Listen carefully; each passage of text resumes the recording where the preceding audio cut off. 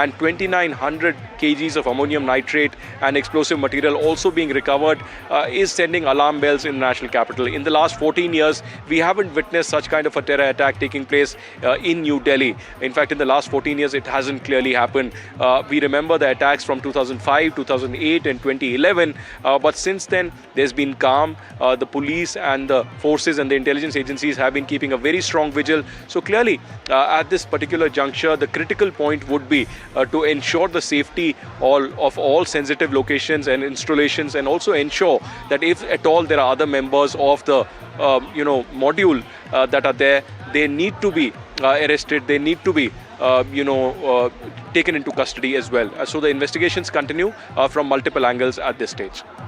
All right, Aditya, do stay with me while we also bring us viewers up to speed on all that's happening on the ground and in terms of the multi-pronged investigation that is taking place. The blast near Red Fort is now officially being treated as a terror attack, and a possible suicide angle is also being probed because the man on your screen, Mohammed Umar, is the man who was last seen inside the car. If you can see there, that's at the parking lot near the Red Fort. He was in the car is what we are assuming at this point. We don't see a co-passenger with him, but that's the last visual from the CCTV camera that has been caught of Mohammed Umar, and he is the man who was last seen in the car. What we also know at this point, viewers, is Mohammed Umar panicked. He panicked after the raids that took place in Faridabad, after which he took this car and then went there near the Red Fort. He waited 3 hours is what we believe. At least that car was parked there for about 3 hours, after which close to 6:55 p.m. is when the blast took place. The DNA samples are being matched with those of what the remains in the car that are there to understand and ascertain if it is Umar who was the man behind behind the wheel, and is he the man who triggered the blast. That angle is very important to this entire case. Now, the first image and video we've brought to you of Dr. Umar Mohammed. He has his links with all the people that we've mentioned from the Faridabad case and the huge arms recovery haul, also explosives haul that we've seen that took place yesterday. Top sources confirmed that the car used in the explosion belonged to Dr. Umar Mohammed from Pulwama, linked to the same Jaish-e-Mohammed module busted in Faridabad. A massive investigation is underway. You have the NIA on the spot, like Aditya pointed out. The NSG teams have also been to the blast site. The Jammu and Kashmir police are also present there. Forensic teams have been carrying out an investigation on the evidence recovered from the site. Security also, of course, has been tightened ever since this blast took place in Delhi. Shreya joining me live. Shreya, we believe you're at the Jain temple, and the explosion, the impact of it was even felt there, if I'm not mistaken. What can you tell us? That's right, Vedika. I'm reporting from inside Jain Temple's office here, and you can see for yourself the wreckage here, the impact that was palpable after the deadly blast that took place last evening. There was a glass wall here that shattered, and the complete wreckage is here for you to see. But of course, this has not been cleaned yet because the entire area here in Chandni Chowk has been sealed. Security has been tightened. I'll show you how there is this eerie silence across this market area, which is one of the most densely populated areas. And I'll show you the visuals. Here you can see police Delhi police have put up the barricades here. That's the iconic Red Fort right across the street where the deadly blast took place, claiming the lives of at least 12 people, injuring over 20 people.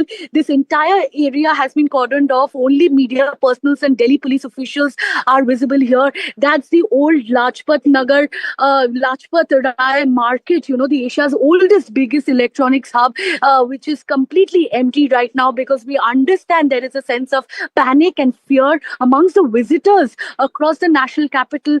You can see the people have crowded there. The curious onlookers who want to take a glimpse of what is going on here. But of course, security has been tightened up, and for investigation purposes, this area remains cordoned off. This is the visual that I'm showing you of the Jain temple, and right next to it is, of course, the Gauri Shankar temple. And this is, and there are several other gurudwaras, mosques, and churches in the vicinity. But this is, as you can see, is closest to the Red Fort area where the explosion took place, and the impact of it is highly visible. The wreckage that continue to be there, and of course.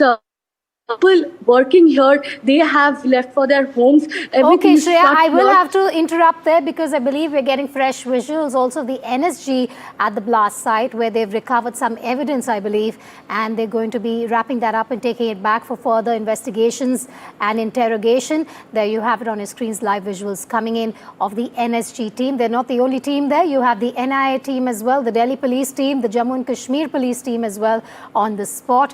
This is a multi-pronged investigation, like I have been harping on, that is taking place on the Delhi blast that took place close to 6:55 p.m. last night. Now, Prime Minister Modi has condoled the victims of the Delhi blast and has vowed to bring the perpetrators to justice. This comes as Home Minister Amit Shah is holding a high-level security review meeting.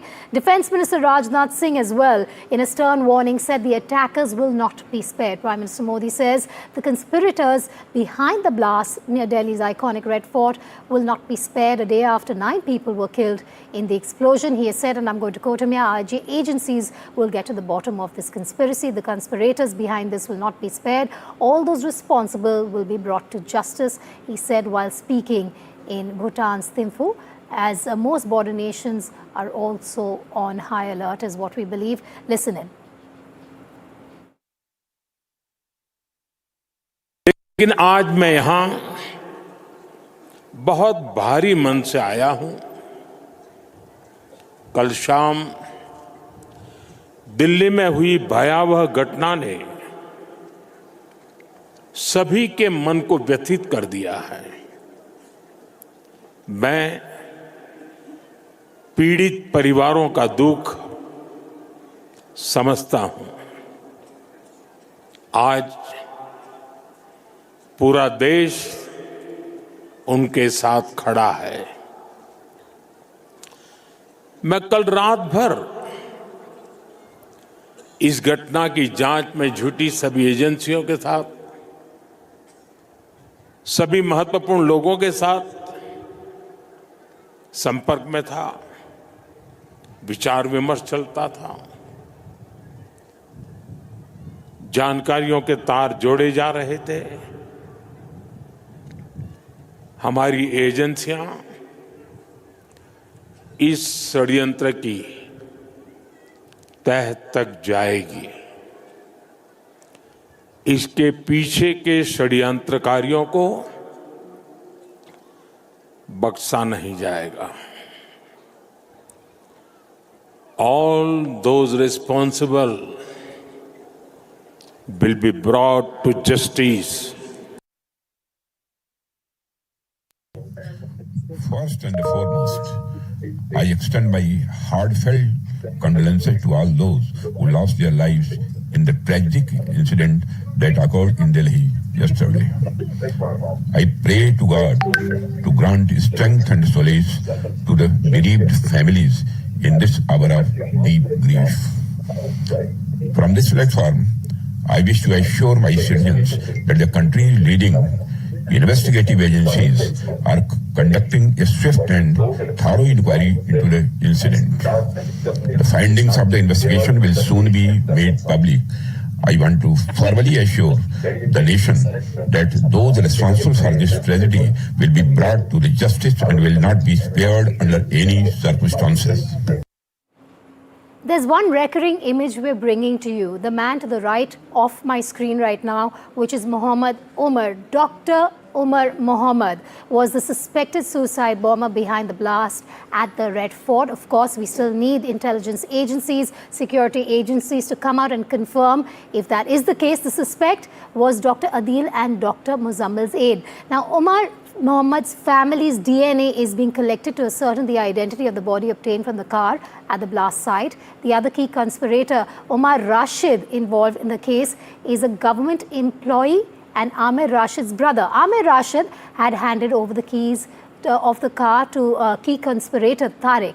According to sources, Omar drove the car from Badarpur border near Faridabad and brought the car to the Red Fort parking lot. Omar allegedly sat for 3 hours at the parking lot after Adil and Muzammil's arrest from Faridabad. Sources say Omar Mohammed panicked and detonated the explosive near the Red Fort metro station. So what you're seeing in terms of the impact is of a panic that ensued after the Faridabad raid that led to the explosion that you're seeing there on your screens.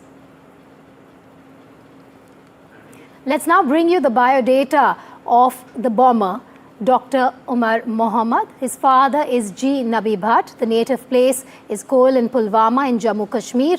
His date of birth is the 24th of February 1989. Current occupation, doctor at Al Falah Medical College, Faridabad. That's where even the others were picked up from. Now, Dr. Umar Mohammed's education and career, let's bring you more on that. MD, he's from GMC Srinagar, former senior resident of GMC Anantnag. Later, he was transferred to Faridabad. Dr. Umar Mohammed reported to be close to Dr. Adil, both associated with the radical doctors group active on Telegram and part of the Jaish-e-Mohammed module. That's what you need to know about that man on your screen. A Faridabad link to the Red Fort blast is now emerging. NDTV has tracked the I-20 car at the center of the explosion. Sources say the vehicle was first spotted entering Delhi through the Badarpur border near Faridabad. The Delhi Police Special Cell has conducted extensive CCTV mapping to trace its movements across the city. We bring you that map now to show you how Omar made his way from the Faridabad border to the Red Fort area. All of that being mapped by the police through CCTV. Investigators say the car traveled toward Old Delhi, where it was ultimately parked near the Red Fort. Critically, CCTV footage shows the driver remained seated inside the car for nearly 3 hours without stepping out even once. Investigators say the Red Fort blast used an ANFO car bomb detonated likely by manual trigger. ANFO is a cheap, easy way to assemble from common materials, a preferred device in past terror attacks. Investigators are now hunting who built, who supplied and who triggered that device. According to the Delhi police sources, the car was sold by Salman to Devinder in March 2025. Subsequently, it exchanged hands from Devinder to Amir on the 29th of October. From Amir, it reached Dr. Umar Mohammed. Tariq was also privy to the exchange of the car. Both Amir and Tariq are now being questioned by the Delhi police team. Sources say the driver may have been awaiting instructions or for someone. Police are now verifying the full route, possible handlers, and whether this was part of a larger terror plan. Investigators are on at top speed. And breaking all of this down for us is Padmaja. This I-20 car that, for all practical purposes, was the murder weapon in the Red Fort blast. How did it change hands? That intricate web that was woven to ensure that the police are not able to track it back to the original owners. Let's tell you who acquired it and how. First up is this man called Amir.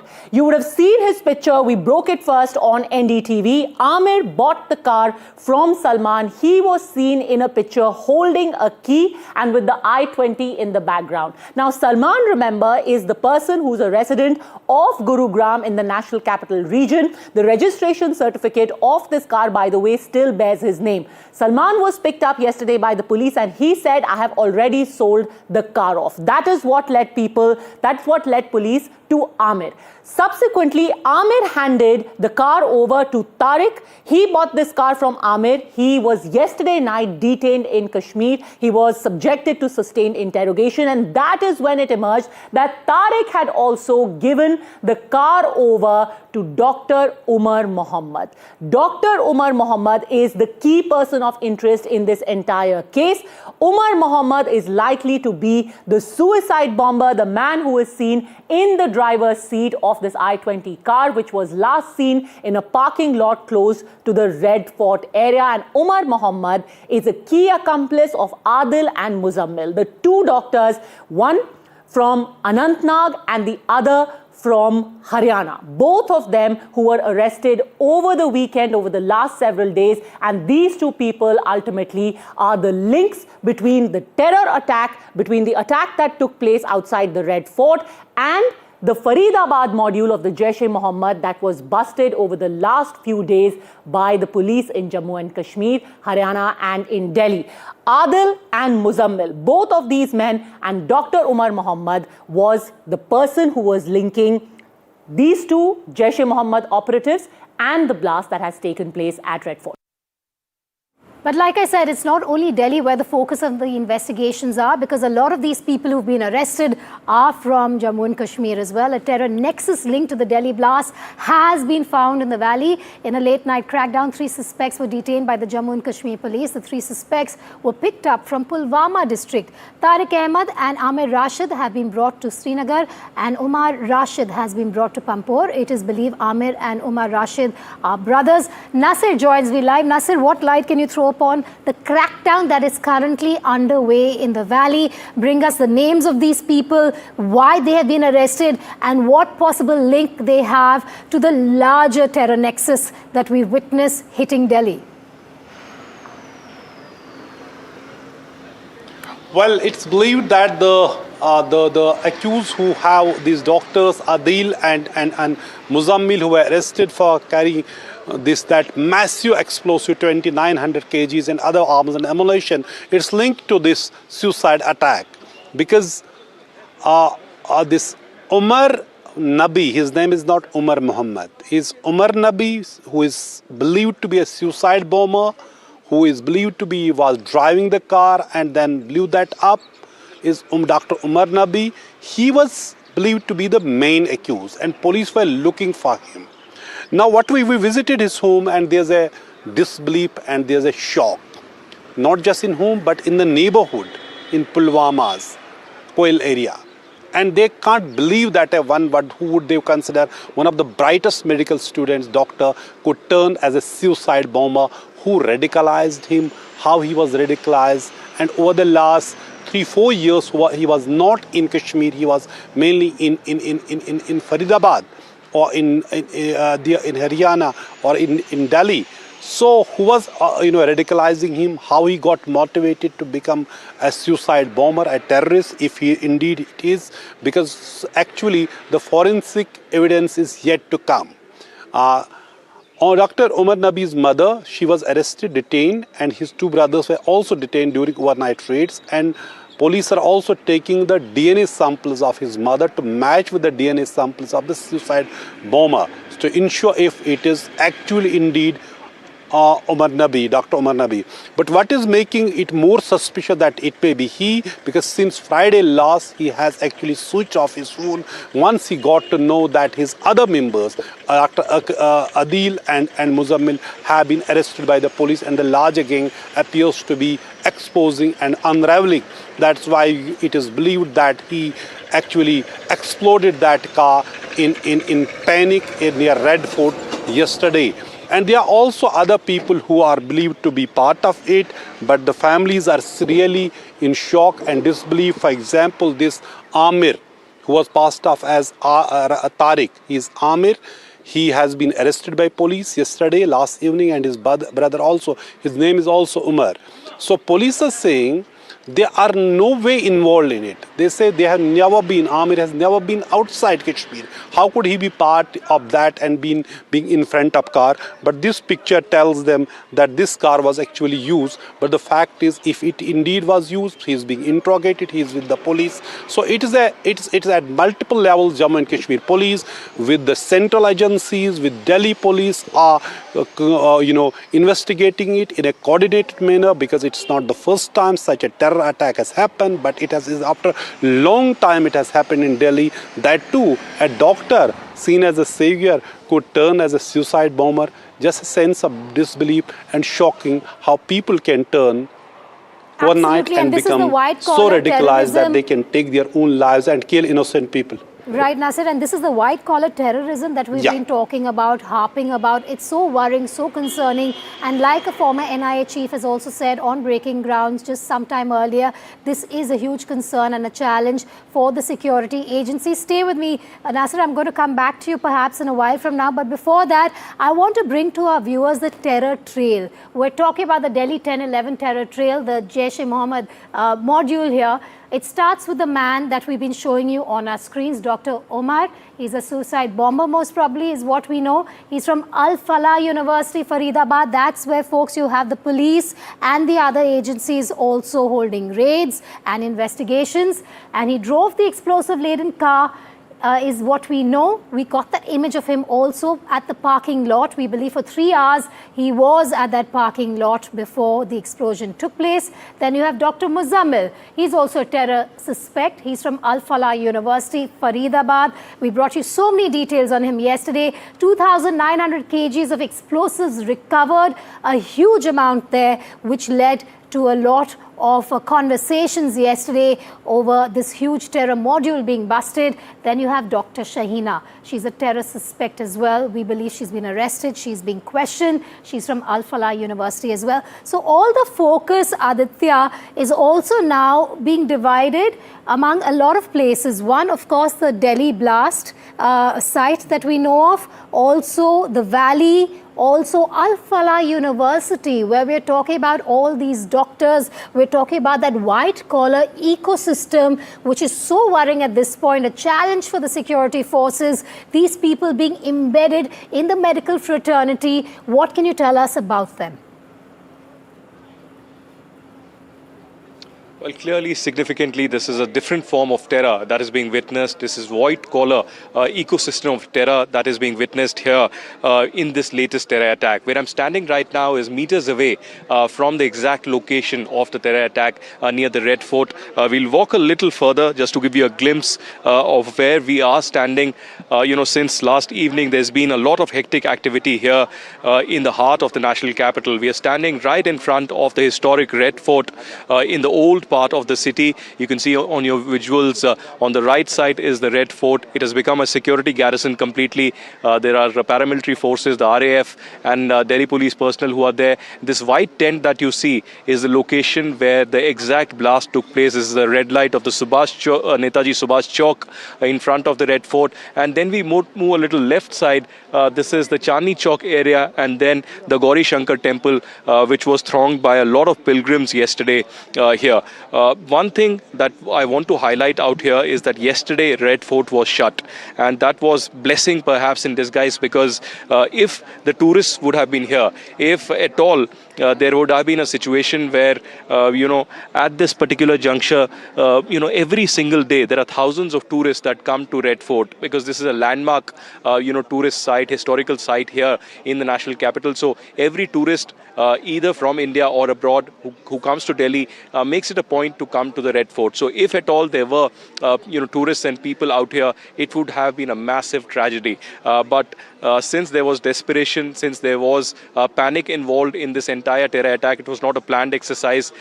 He just rammed his vehicle slowly towards the red light, and that's when the blast took place. There were 22 vehicles that were completely mangled, completely destroyed in this exercise, and there were at least 10 people who died and 20 others were injured. Now, Delhi police simultaneously, along with NIA and the J&K police, are investigating this case in close coordination. It's a national level kind of an emergency investigation that is taking place. Home Minister Amit Shah is being briefed very regularly on the latest developments that are being taking place. Prime Minister Modi is being briefed as well. National Security Advisor Ajit Doval is keeping a very, very close watch on every aspect of the investigation as well. Remember, in New Delhi, such a blast hasn't taken place in the last 14 years. Largely we've had a peaceful national capital over the last 14 years, but suddenly this blast taking place has sent in alarm bells and shockwaves across the country, because it's not just about the blast, it's also about the 2,900 kgs of the ammonium nitrate and the explosives that have been captured by the J&K police in the raid in neighboring Faridabad, merely 50 kilometers from where I am standing. So imagine if that kind of an explosive had reached New Delhi, it would have led to a catastrophic attack, and the magnitude of the tragedy and the casualties would have been very, very high. That has been, ruled out right now, but there could be possibly many other members of the Jaish-e-Mohammed who could be on the run, and that's why the investigative agencies are not taking chances. They're interrogating each and every person associated with this Jaish-e-Mohammed module to ensure that if there are other, key links, they need to be neutralized or arrested as soon as possible. Aditya, do stay with me. I want to take our viewers through some of the key burning questions that we have. The first one being, is this suicide bombing a panic reaction to the Faridabad bust? What we're hearing from our sources at this point is that Muhammad Umar did panic after the huge raids conducted by the Jammu and Kashmir police as well as Faridabad police, because of which he panicked. But we have breaking news coming in. We're getting you the first image of that missing link that we've been talking about. That, folks, is Dr. Shaheen. She is the woman we have been talking about. Aditya Rajkol still with us live. We'll go to him in a moment from now, but I want you to go through that image of the doctor who was part of that white-collar ecosystem, hoodwinking the system in the garb of a doctor, wearing a white coat, but being a part of that huge terror nexus that allegedly is a part of the system, the planning that went into hitting Delhi yesterday. Aditya Rajkol still with me. Aditya, let's just focus on Shaheena for a moment here. We have her image for the first time here on NDTV, a crucial link to this huge puzzle that the investigators are currently trying to solve. Well, yes, this is the first image of Shaheen Shahid that we are breaking on NDTV. This image clearly indicates the lady that was involved in this entire terror conspiracy that was unraveled by the Jammu and Kashmir police. Dr. Shaheen Shahid was also in this particular university in Faridabad, Haryana. She was very close associate of Muzammil, his girlfriend, and closely monitoring the developments as part of this terror conspiracy. Shaheen Shahid was also the owner of the vehicle that was used by Muzammil. In fact, when the raid took place, an AK-47 rifle was also recovered from this particular vehicle owned by Shaheen Shahid. What we also know is that last few years she was in contact with Muzammil and Adil, continuously helping them out. And apart from that, she was part of that Al-Falah University in Faridabad, Haryana. She was also someone who originally hails from Lucknow in Uttar Pradesh, and that's why there could be some help sought from the UP ATS and the UP police as well when it comes to this kind of an investigation. But first on NDTV, the image of Shaheen Shahid being played out, from the very beginning when NDTV first broke in the country that this is a terror conspiracy and this is a terror attack, not merely a terror attack, but possibly a suicide bombing as well. We've tried to, chain together this entire puzzle of how many people are involved in this entire exercise, from Amir to Tariq to all other, people who have been involved in this entire terror conspiracy, and how there were chains that were created, some kind of a barrier for the investigative agencies, the car exchanging hands without any proper documentation, clearly indicating that Jaish-e-Mohammed सरकार का पूरा सहयोग उनके साथ है, पूरी संवेदनाएं भी. Trying to get you Delhi Chief Minister Rekha Gupta's comment there. We'll go back to it. But continue, Aditya. We were talking about Shaheen Shahid. We're bringing our viewers the first image of Shaheen Shahid. Also tell us about the alleged role that she has played in this entire process ahead and in the run-up to the Delhi explosion. Well, yes, for the first time, yet again on NDTV, the image of Shaheen Shahid is being played out. She's a key element, the only woman who was part of this Jaish-e-Mohammed module, helping out these key 3 to 4 doctors who've been involved in this terror conspiracy. It's not just about the Kashmir Valley where it all began, where the handlers have been arrested as well, but there are, the chains and the, roots of this conspiracy going from Faridabad in Haryana to Saharanpur in Uttar Pradesh to, in fact, national capital New Delhi. Imagine around 2,900 kgs of explosive and ammonium nitrate being captured from an area where Shaheen was also involved very closely with Muzammil. In fact, I'm being told that Shaheen has given quite a few details about Muzammil, Adil and the terror conspiracy of the Jaish-e-Mohammed module to the investigative agencies, particularly the J&K police. But as of now, even as the investigations continue and we are keeping a very close watch on that, Shaheen is a very important link in this mystery of a puzzle of the Jaish-e-Mohammed module. While there are 3 to 5 doctors who are in the epicenter of this doctor-led terror module of the Jaish-e-Mohammed, there is possibility that there could be many more doctors or important members of the Jaish-e-Mohammed who could be possibly linked to this in other cities of Haryana, Uttar Pradesh and Delhi. That's why the investigative agencies are not ruling out the possibility of a multi-agency probe, where yesterday we saw not just the NIA, the Delhi Police Special Cell Crime Branch, NSG and FSL probing. We also saw members of the Haryana Police and UP ATS coming at the location here to monitor the situation, help in coordination of the multi-agency probe, because this is an attack on India. This is a terror attack 6 months after the Pahalgam terror attack, yet again in the heart of the national capital. The Prime Minister has spoken, the Home Minister has spoken, but the crucial details of the investigation as to how this happened, who was responsible, who was the main target, and how were they able to actually come together with such huge amounts of explosive material is a question that many people are asking. In fact, there's a lot of fear also among the people as to how such a blast took place in a safe area like New Delhi, which is very close to the parliament of the country and also Prime Minister's office and the residents. So there's a heightened sense of security in the national capital, also in the border areas, a red alert in several other states neighboring New Delhi, and apart from that, several other key states, there is a red alert that has been issued. Vital installations and sensitive areas are being checked regularly. There is increased security by the CISF and other paramilitary forces, including at airports, railway stations, bus stands and other locations. So this particular attack might have been in desperation, but Vedika, there could be possibility of the tentacles of this module spreading wide in other states as well, and that's why they are not ruling out the possibility of other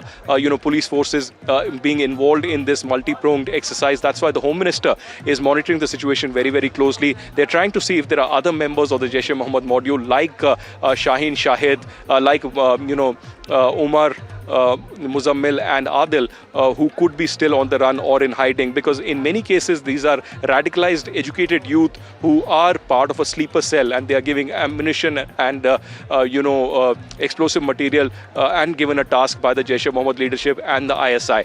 In this particular case, however, a massive tragedy, a massive terror attack has been averted at this particular stage, even though a low-key terror attack did take place outside the Red Fort. And now the priority for the security agencies would be to nab the last perpetrators and also to ensure that the perpetrators come to justice, but to come together for the public and tell us what exactly happened, who were responsible for it, and to frame together the entire sequence of events. Aditya, stay with me. A very quick recap for our viewers. For the first time, you're seeing the image of Dr. Shaheen. To the right of my screen, you can see her there. That is the first image NDTV is bringing to you of a person who was arrested yesterday. Her alleged links with the Jaish-e-Mohammed also being established at this point. Remember, a huge amount of ammunition was seized from Shaheen's car on Monday. We believe she has recruited. She's very important to the Jaish-e-Mohammed, and she's a part of the recruitment that happens for the women's wing. Aditya Raj called there reporting from the blast site for us. Aditya, this is the first female link that we're establishing to the larger conspiracy, to the impact of, to the larger conspiracy, and also the connection that it has with the Delhi blast that took place yesterday. But the focus also intensively at this point on Al Falah University, where you had Shaheen and you had the others being a part of the system at Al Falah. Well, that's right, Vedika. In fact, NDTV was the first news network in the country to tell the viewers that there is a direct link between the Delhi blast and what happened in Faridabad. In fact, yesterday I was reporting from Faridabad in Haryana for NDTV, where we clearly unearthed the mystery behind the doctor syndicate of the Jaish-e-Mohammed module, where not just ammunition of AK-47 Chinese, pistol and other, cartridges were found, but 2,900 kgs of ammonium nitrate and explosive material was also recovered. It's a huge development which would send alarm bells in New Delhi and other capitals across the country as well, because such huge amounts of ammunition being found near the national capital is clearly dangerous, is clearly something that needs to be taken very, very seriously on a very emergency level. So as of now, what we are witnessing clearly is an investigation, a multi-pronged investigation by the agencies, trying to piece together how the Delhi blasts are linked to the Faridabad recovery that happened and the arrest that took place.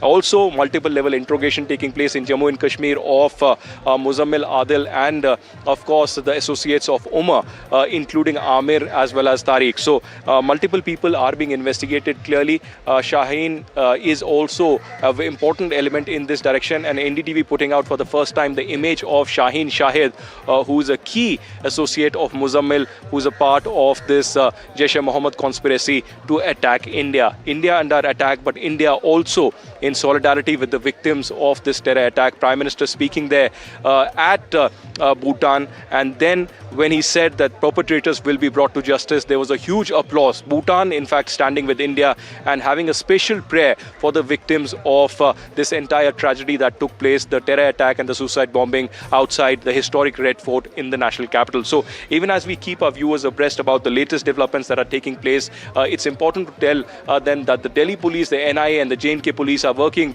jointly, very closely investigating this. The intelligence agencies and other agencies are helping them out. There's a forensic, scientific, evidence-based research and investigation that is happening right behind me here at the Red Fort, where the blast took place. A lot of hectic activity ever since last evening in this particular location, with multiple agencies and police being put out, and the entire area has been cordoned off as of now. And we will, of course, keep our viewers updated about the latest development from the epicenter of the bomb blast here at Red Fort. Aditya Raj call, stay with me. We're going to be slipping into a short break, but not before telling our viewers what you're seeing on your screens is the first image of Dr. Shaheen. We will bring you more on her alleged role and the larger nexus at play and the connection that most of them have with Jaish-e-Mohammed. All of that after a short break.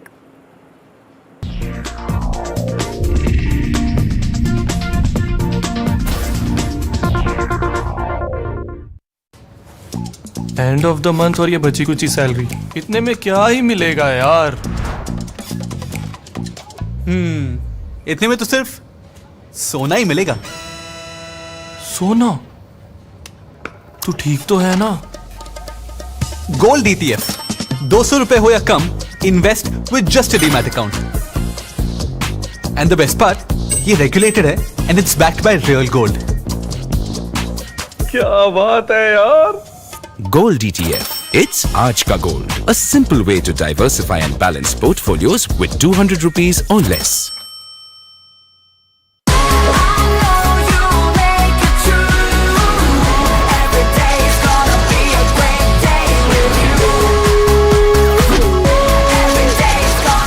Motorola Edge 60 Pro. Hello, Moto. I'm Riya, proper Mumbaikar. But then something called me. And I flew to Hyderabad and had hot biryani on board. Yum! I'm kind of Hyderabadi also. And one weekend with just a backpack, I took off to Phuket. Now, I'm a little bit tired too. I'm from everywhere. That's made me feel something special. Guess I'm a little Air India Express too. Explore more, express more. Air India Express. Shopkeepers and customers both are happy today. The tax burden has decreased and goods have become cheaper. The impact of Prime Minister Narendra Modi's visionary thinking is visible in Uttar Pradesh, which is one of the largest consumer markets through the new Gen GST reform. साल 2017 में जब हम GST लाए, पहले GST में 117 से कम होकर के 50 हो गया।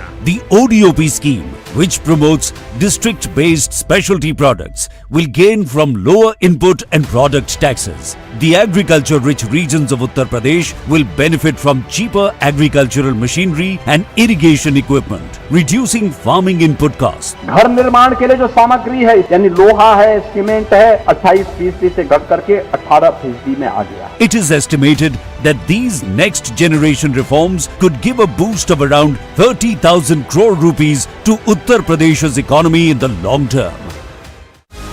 Across India's farmlands, a new generation of farmers are rewriting the story of agriculture with modern technology, innovation and entrepreneurship. The PepsiCo Voices of Harvest Awards 2025 honor India's champions of sustainable progress across 10 distinct categories that reflect the changing face of Indian agriculture. For more details, log on to ndtv.com/Voices of Harvest. I killed my plants. Ah, bummer. Try putting them in the shower. On it. Am I supposed to be in the shower with them? Definitely not. The all-new Motorola Razr 60, dangerously cool. Right here, right now. कितना कुछ नया start हो रहा है. कोई partnership की practice शुरू कर रहा है, तो कोई हेल्थ के नए टारगेट बना रहा है. किसी के बिजनेस का फिर से डे 1 है. और यहाँ कोई अपनी नई सी दुनिया बना रहा है. जनराली और सेंट्रल बैंक ऑफ इंडिया साथ मिलकर बने हैं जनराली सेंट्रल लाइफ इंश्योरेंस, और हम आपकी हर नई शुरुआत के साथ हैं. जनराली सेंट्रल लाइफ इंश्योरेंस, आपका लाइफ टाइम पार्टनर. टीवी पर पहली बार जामकुड़ी नाम की चुड़ैल का साया. इसकी चोटी अब हम पकड़ेंगे. आज की रात जामकुड़ी के प्रकोप की आखिरी रात होगी. देखिए टीवी पर पहली बार जामकुड़ी, शुक्रवार 14 नवंबर शाम 7 बजे शिमारू जोश पर DD free dish channel number 53.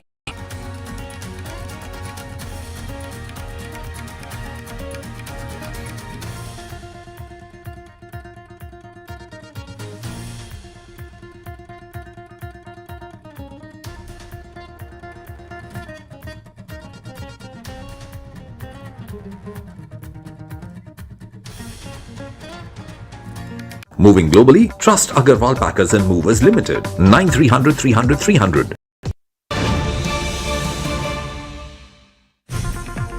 We're now bringing you the Lucknow angle to the Delhi blast probe. There have been raids at a doctor's house at his Lucknow home.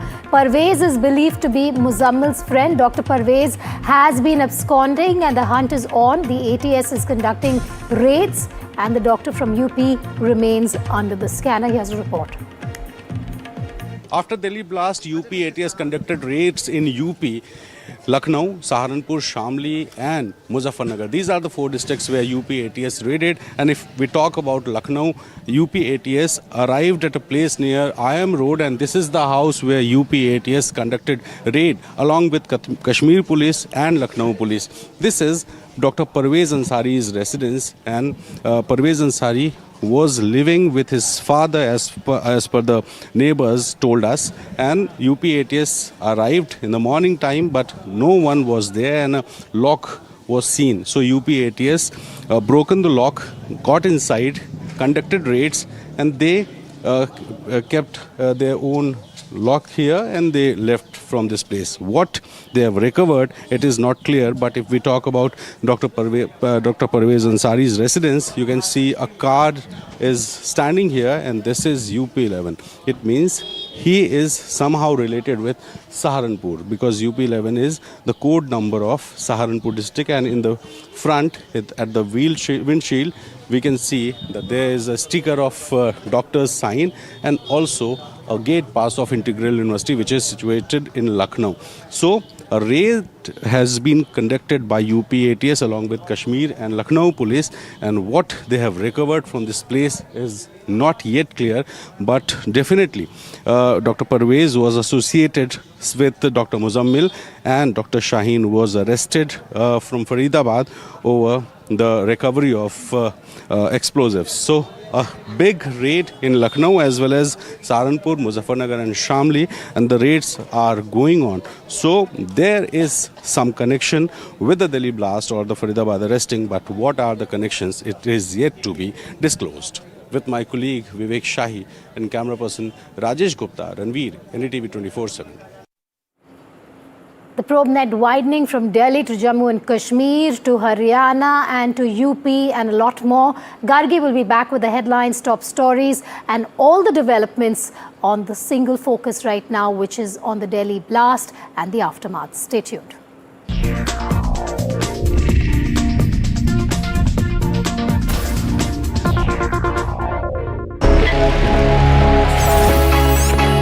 Long night? You have no idea. I got you.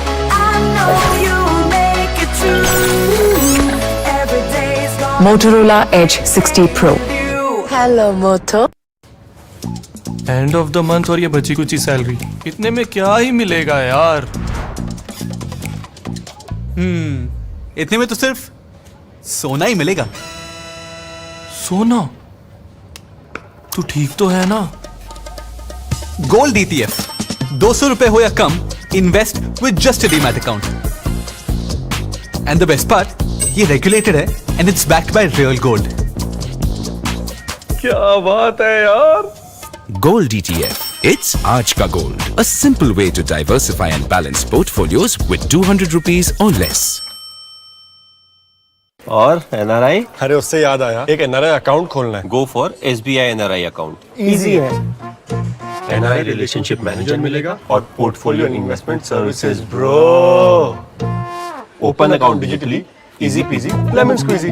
सबको पता है SBI NRI services easy है, सबको पता है। एक तरफ winter sports का रोमांच, दूसरी तरफ चार धाम यात्रा का आनंद। एक ओर बर्फ से ढके पहाड़ तो दूसरी ओर बाबा केदार और बद्रीनाथ, देवभूमि उत्तराखंड इस बार कुछ इसी अंदाज में पर्यटकों का स्वागत करेगी।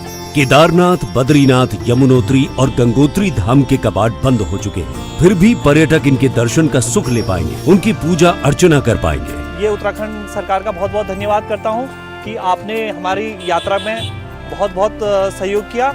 उत्तराखंड में पूरे साल पर्यटन को बढ़ावा देने के लिए मुख्यमंत्री पुष्कर सिंह धामी के नेतृत्व में प्रदेश सरकार शीतकालीन चार धाम यात्रा करा रही है। यात्रा में देवताओं के शीतकालीन गद्दी स्थल जोड़े गए। ऊखी मठ में भगवान केदारनाथ, ज्योतिर्मठ में बद्रीनाथ, मुखबा में मां गंगा और खरसाली में मां यमुना के दर्शन किए जा सकेंगे। शीतकाल में चार धामों के कपाट बंद होने के बाद सभी लोगों के व्यवसाय पर गहरा प्रभाव पड़ता है, जिसे देखते हुए आदरणीय प्रधानमंत्री जी से मार्गदर्शन प्राप्त कर हमने इस वर्ष शीतकालीन यात्रा की ऐतिहासिक शुरुआत की है। शीतकालीन यात्रा में सरकार इन स्थानों को मिलाकर एक धार्मिक और पर्यटन सर्किट तैयार कर रही है। इसे एडवेंचर टूरिज्म से भी जोड़ा जाएगा ताकि सर्दियों में भी राज्य में पर्यटकों की संख्या बढ़े। पिछले 100 साल में जितने यात्री यहाँ आए हैं ना, आने वाले 10 साल में उससे भी ज्यादा आने वाले हैं। Wow, so you use this trading app too? Yes, because it promises guaranteed returns. Guaranteed returns. Your trading app is authentic, right? Here's the catch. First, they promise guaranteed high returns with a grin, then trick you to download a fake app and pull you in. Well said, well said. SEBI and NSE advice. Download apps only from the verified apps list on SEBI's investor site. An investor awareness initiative by SEBI and NSE. Under the leadership of Honorable Chief Minister Yogi Adityanath, Uttar Pradesh is today contributing to the nation's development story with new energy and a new vision, and will continue to do so. The nation has resolved that now it will neither stop nor tire, as Prime Minister Modi said at the NDTV World Summit. हम न रुकेंगे न हम थमेंगे। हम 140 करोड़ देशवासी मिलकर तेजी से आगे बढ़ेंगे। In the past few years, Uttar Pradesh has made remarkable progress in the fields of infrastructure, education, health, industry and tourism. The construction of expressways and airports has enhanced connectivity, while initiatives like Invest UP have accelerated industrial growth by creating an investor-friendly environment. जो लोग कहते थे उत्तर प्रदेश बीमारू है, आज कोई उत्तर प्रदेश को बीमारू नहीं कह सकता। आज उत्तर प्रदेश भारत की अर्थव्यवस्था का एक ग्रोथ इंजन बना हुआ है। पढ़ता है, खेलता है, झूलता उछलता है, दौड़ता कभी कभी दौड़ कर आता है, आगे आगे बढ़ता है इंडिया, अमूल दूध पीता है India. Right here right now कितना कुछ नया स्टार्ट हो रहा है। जनराली और सेंट्रल बैंक ऑफ इंडिया मिलकर बने हैं जनराली सेंट्रल इंश्योरेंस, और हम आपकी हर नई शुरुआत के साथ हैं to protect everything you love. Generali central insurance, आपका lifetime partner. The most coveted invitation in the Indian corporate golf calendar, where top corporates go head-to-head with the finest professional golfers. An exclusive circuit across multiple cities, aspirational, unforgettable. NDTV Golf Pro-Am, India's #1 golf Pro-Am, is here. The course of champions, the conversation of leaders. NDTV Golf Pro-Am, coming soon, stay tuned.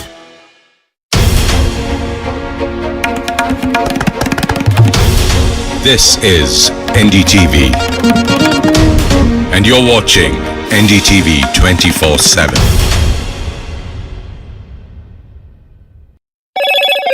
Hello, Moto.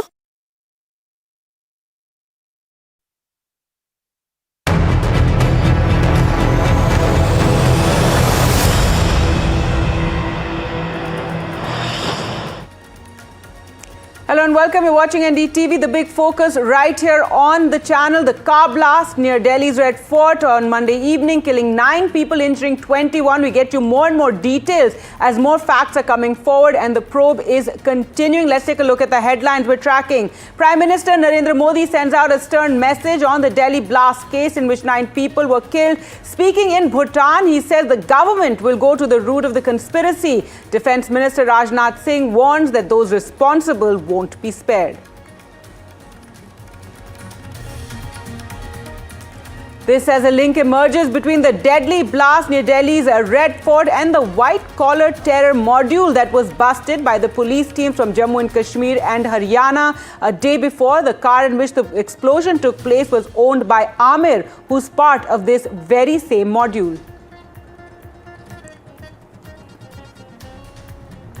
And the first pictures of the Delhi blast suspect surfaced. Dr. Umar, who is suspected to have been inside the car during the blast yesterday evening, emerges as a key face of the 10/11 blast case. A possible Jaish link is also under the scanner. And the first image also of Dr. Shaheen, who was arrested in Lucknow, also part of this same module. Ammunition was seized from her car, and she's accused of heading the Jaish women's wing in India. Meanwhile, searches also underway in the Al Falah University in Faridabad, where several of these doctors studied. It's also the second and final day of polling in Bihar, and brisk polling is underway in the Bihar elections. Phase 2, over 47% turnout has been recorded in 122 seats till 1 p.m. So quite a turnout there.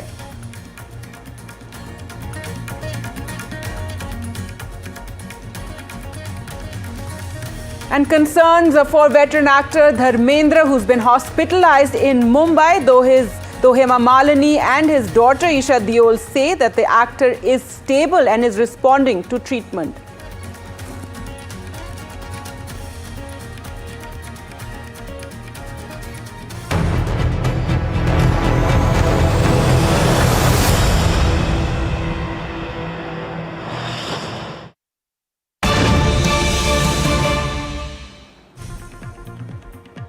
All right, some breaking news now coming in, and another doctor, Dr. Sajad, has been detained in Kashmir. Remember this, as more and more people have been detained and more information emerges about the possible module behind the 10/11 blast that took place outside of Delhi's Red Fort. So one more doctor has been detained in Kashmir. Dr. Sajad has been detained by agencies there. Remember, all those who are linked to the doctors who are connected to this possible terror module are all being traced now by the agencies. Let's go across to Nazir now for more. Nazir, what can you tell us? And is Dr. Sajad also in Pulwama? Well, his location is still unknown, whether he belongs to Pulwama or some other place. But what our sources say, one more doctor has been detained for questioning. It's not necessary he's involved, but everyone who knows these accused, including the suspected suicide bomber, Umar Nabi, not Umar Muhammad. So Umar Nabi, Dr. Umar Nabi, are being questioned. They are being called by police. Their antecedents are being checked to see if there's a much larger conspiracy which already beyond what already police know. Since last 24 hours, we know first it was 2,900 kgs of explosive material that was recovered at the behest of the two doctors, Dr. Adil and Dr. Muzammil, who were arrested by Jammu and Kashmir police, and then in a joint operation with the Haryana police from Faridabad, besides other arms and ammunition. Now after the blast, it was known that it is Umar Nabi, who was actually, police was searching for him for last several days. And in fact, his phone has been switched off since Friday.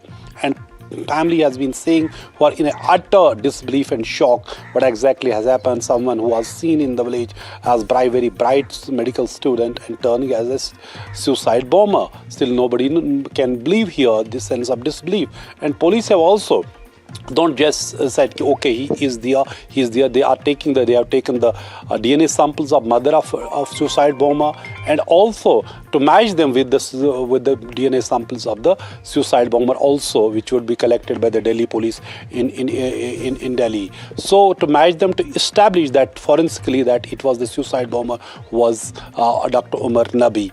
And there are so many other things. So many people have been detained. There are two brothers, Amir and another Umar. They have been detained during overnight raids again in Pulwama.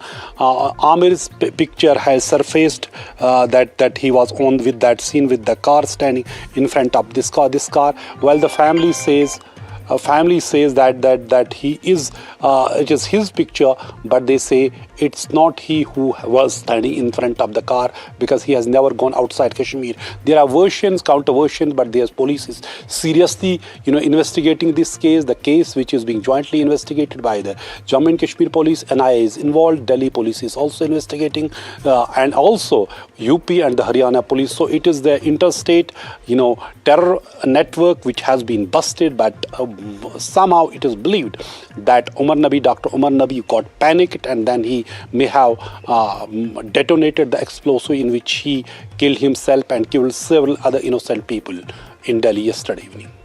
That's right, Nazir. So for the moment, investigating agencies really probing all who are connected with what is now being described as this white-collar terror module. All these doctors who are involved. There's a Dr. Shaheen who was arrested in Lucknow as well. And now a big crackdown. And one can imagine all those who, at this point it is after, this horrific blast yesterday in which 9 people died. Right now, the priority is really to track anyone who may have any information, who may be connected with them, and therefore you're saying this one more Dr. Sajid has been detained. Yes, one more doctor has been detained. Beside the family, for example, of two brothers of Dr. Umar Nabi, they have been arrested yesterday besides his mother. And there are other people who have been detained for the questioning. It was a long night, and in fact going to be another long day and another long night for the Jammu and Kashmir police to investigate this case. They had thought they had actually preempted and prevented this massive terror plot, but something slipped out of their hands because Dr. Umar Nabi could not be tracked down in time, and he somehow then he detonated, or he is believed to be the suicide bomber. That is something that is missing, and it is now investigated if it is a bigger terror plot, and those you would never suspect. Also to clarify, Dr. Sajid, who is he connected to? Do we know exactly what the connection is? Who was he friends with? Well, so far police have not said anything except they are, investigating the case. Yes, Dr. Sajid has been detained.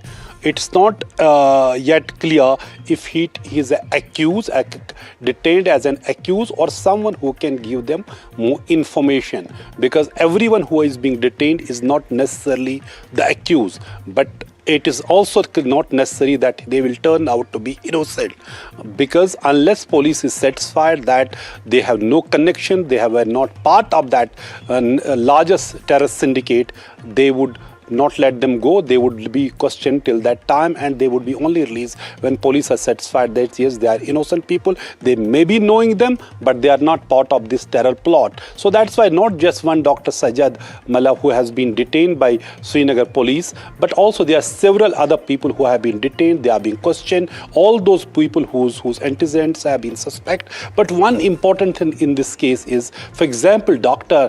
Adil or Dr. Muzammil, no past terror links. No past terror links. Right. But who have been outside and who has been radicalizing them. It's not just they have carried out these terror attacks, but also who has been behind them and radicalizing them and making them to do this most horrific terror attacks and plan all these. If it was not prevented, if all this explosive haul was not recovered by the police, imagine how many places they would have wreaked havoc and created mayhem in the country, particularly in the national capital.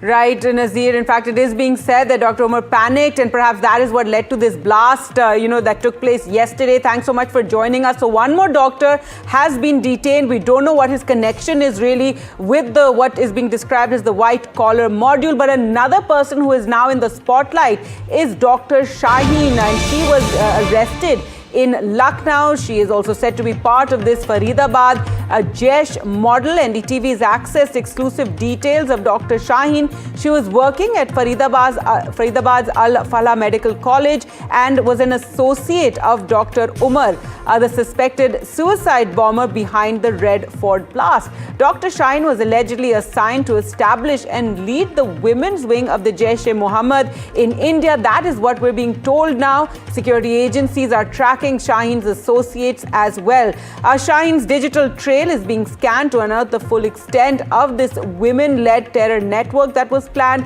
Investigators believe that Dr. Shaheen was in contact with handlers across the border in Pakistan. That's what sources are telling NDTV. So this is the image of Dr. Shaheen that has been accessed by NDTV. She's also part of the white collar module, and she was arrested from Lucknow. In fact, ammunition was also seized from her car, and the investigative agencies are now scanning her digital trail and also the extent of the women-led terror network that was being planned in India. It is being said that she was assigned to establish and lead this women's wing of the Jaish-e-Mohammed in India. So that is Dr. Shaheen. And this as we bring you all the very latest since the blast that took place yesterday evening outside of Red Fort, where 9 people were killed, over 20 people have been injured. So the probe is continuing in the 10/11 blast, and more connections are emerging. Umar there on your screens is said to have been driving the car and is the suicide bomber. Did he panic after the police had unearthed this white collar module from Faridabad? Is that what led to Umar driving around his car with all these explosives and finally leading to the blast that took place? Remember, we are waiting for more details on the exact explosives that were used in this blast, in which 9 people were killed. A horrific blast really yesterday evening in Delhi. And so let's take you through these details once again regarding Dr. Shaheen, who has that photograph of hers now with NDTV. Now remember, she was arrested in Lucknow, and her car was found with ammunition as well, and she's said to be a part of the Faridabad Jaish model. She also worked at the Al-Falah Medical College in Faridabad that has now been probed by the Delhi police. She was also she was an associate of Dr. Umar, who is the suspected suicide bomber. She was arrested from Lucknow and is said to be part of the Jaish module. In fact, she had been charged with or assigned to establish and lead the women's wing of the Jaish-e-Mohammed in India. That is what probe agencies are now saying. And she's likely to be in contact with Pak handlers. Remember, her digital trail is all being closely monitored and scanned now. It's being looked at to really unearth the full extent of this terror network that was planned with her in charge. Ammunition was recovered from her car as well, her Swift car, as she was arrested in Lucknow. Investigators believe that she was in contact with handlers across the border, and the women's wing, the Pak Jaish-e-Mohammed Pak women's wing, is headed by Masood Azhar's sister. And now the investigators believe that Dr. Shaheen had been tasked to create a similar wing here in India. Well, let's go across to Shubhang now for more on all the very latest. And Shubhang, give us more details of where the investigations are at, as more and more people, it's emerging connected to this white-collar module that is now suspected to be behind the blast that took place yesterday.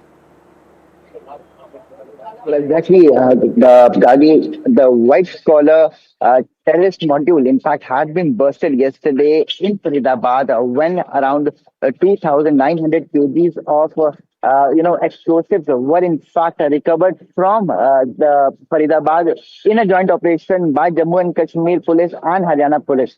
Well, currently I'm still outside the Al-Falah University where this particular Dr. Shaheen and Dr. Mujammil used to in fact work, and they were also trying to make this module of Jaish-e-Mohammed work, because they both were the active members of Jaish-e-Mohammed, which is the terrorist organization. And in fact, now what we are also learning from the agencies is that Dr. Shaheen was also, in fact, head of the women module for the Jaish-e-Mohammed in this particular area, and also for the Jaish-e-Mohammed terrorist organization as well.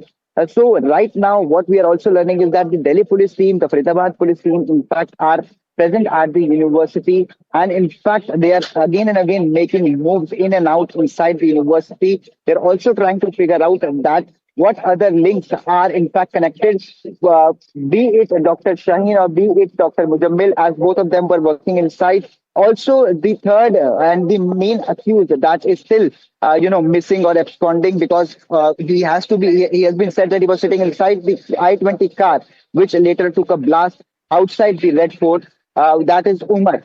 So all three of them were part of this specific university. That is why now the police is somehow paying more emphasis on investigating the university premises. CCTV footage are also being scanned. In fact, they're also talking to the people, the students that they used to interact on a daily basis. Was Dr. Shaheen trying to, in fact, gather more females from this particular university into the Jaish-e-Mohammed module or not? That is what the agencies right now and the Delhi police right now is trying to figure out. Though I'm still outside the particular university, Delhi police, be it Faridabad police, all the agencies, they have been making in and out movements since morning outside this university. Though this is a very serious claim, because Dr. Shaheen was, as we are saying that this is a white-collar terrorism. Because all of these people were in fact educated people, and still they were doing such things. They were part of a terrorist organization. So now all the information that the police and the agencies are trying to find and figure out is from this particular university. Back to you. That's right, Shubhang. They're joining us from outside the Al-Falah University, which is connected to many of the doctors who are part of this Faridabad module. Vishnu joining us from outside the Red Fort area with all the very latest. So let's just quickly take you through the investigation so far. The National Investigation Agency officials are at the blast site near Red Fort. Yesterday evening was the powerful blast that ripped through a slow-moving car at a traffic signal, killing 9 people, leaving over 20 others injured. Meanwhile, this link that we've been talking about to a group of doctors is also being probed by the Delhi Crime Branch, and as Shubhang was telling us there, the police teams have entered inside the campus of the Al-Falah University. So there's the I-20 car where the blast took place, and then all these doctors who are connected, Dr. Shaheen, who we were just telling you about, and this is officially this blast, the 10/11 blast as we're calling it, is being treated as a terror attack, and suicide angle is being investigated. The first image image and video also has emerged of Dr. Umar Muhammad, the suspected suicide bomber. Well, let's go across to Vishnu now for all the very latest. Vishnu, lots is taking place in Delhi, in Lucknow, in Kashmir as well, where, connections are being found to all these doctors and all those who are associated with them. What is the latest you can share with us? The NIA is now probing the Delhi blast. What is exactly taking place? I'm at the Red Fort now, and just to the side over here is this very famous Gauri Shankar Mandir. I'm saying this because I want to give you an idea of the location where this is all happening. The blast site is behind me. It's approximately 200 meters or less than that behind me. To the right, you see the Red Fort. And, we've been saying this repeatedly to our viewers, and that's just to sort of bring to your attention. Imagine this. At about after 6 p.m. yesterday, after 6:30 p.m., when this particular road is chock-a-block with people, this entire area, and Chandni Chowk is just about 50 meters away from me, right next to the mandir. It was at that stage, then right in the middle of an intersection over here, is when this blast was triggered. What I can tell you today is that less than 24 hours later, there is incredible amounts of information which has arisen. And I think it is worthwhile to talk about the 4 or 5 primary suspects in this particular case. Firstly, Dr. Adil Ahmed Rathar. He's somebody from Anantnag. He's been a senior resident at the government medical college over there. There was an AK-47 rifle which was found in his locker at that government medical hospital, government medical center. He's been charged under the Arms Act and under UAPA as well. Dr. Muzammil Shakil, we've been speaking a great deal about him. The house which exists in Faridabad has been associated with him. Nearly 3 tons of high explosives, believed to be to a large extent ammonium nitrate, is something which has been found, which has been located and has been retrieved now. He's been under investigation for quite some time. There's, of course, Dr. Shaheen Shahid, who you've been referring to now for a while. She's been in Lucknow, where she's been questioned and detained. There was a rifle and live cartridges which were found from her vehicle. She is seen to be somebody who's quite close to Dr. Muzammil Shakil. And I think as significant as all of these is Dr. Ahmed Mohiuddin. He was arrested a couple of weeks back in Gujarat. He was somebody who was allegedly preparing ricin. Now, what exactly is ricin? Ricin is an extremely poisonous gas. It is dispersible in the air and it is manufactured using castor oil. And there was a significant quantity of castor oil which actually took place. Now, add all of this together, highly educated doctors who have actually vowed to save lives, now planning to end lives, coming together, acquiring copious quantities of ammonium nitrate and other explosives, working together, splitting up in different parts of the country, getting access to very high-powered, sidearms and rifles, including an AK-56, timers and other equipment, bring that all together, and you know just what the extent of this plot was. Had it not been for the work of the Jammu and Kashmir police and other investigators, then I dare say the loss of life here, 10 people dead, as tragic as it is, could have been much, much more. That's right, Vishnu, and it is said that possibly Dr. Omar, panicked because the module got busted by the probe agencies. But let's go across to Tanushka as well, and over 20 people were injured in that blast yesterday evening. Tanushka, you're outside the LNJP hospital. What is the latest you can share with us? Precisely, yes. I'm right now outside the Maulana Azad mortuary present here, wherein bodies have been identified of those deceased, and some families are still here trying to identify and take the bodies of their loved ones back home. We do understand that 9 people have died, and these bodies have been were kept in this mortuary right here, and 6 bodies have been identified. Mohsin, a resident of Meerut, and Ashok Kumar and Lokesh Gupta, residents of Amroha, Dinesh Kumar Mishra from Shavasti, and Pankaj Saini from Kanjwala and Noman from Shamli. We also know that, we also spoke to the families, bereaved families of the deceased here. Pankaj Saini's father I spoke to, and he was obviously, in no state to talk about this. Pankaj Saini was a cab driver based in Delhi, and he had just finished his ride at Chandni Chowk, dropped off a passenger, wherein, he's right beside the I-20 car that blew up. So we spoke to Pankaj Saini's kin as well, and their family members said that he was the sole earner of their family. So definitely dire times for this family as well. Even Noman, when we spoke to Noman's family, Noman used to run a cosmetic shop, and he had come to Chandni Chowk to get to buy some cosmetic goods. What we also understand that Noman was only 22 years old, and he was again, one of the major earning members of his family, and very, sad state of affairs here at LNJP Hospital and the mortuary present here. Definitely, such sort of incident is not as much of the material or the devastation of the blast, is really in terms of the loss of lives of people. That is what matters the most. And what we've also been given to understand is that the Delhi Health Minister Pankaj Singh has been present at the LNJP hospital,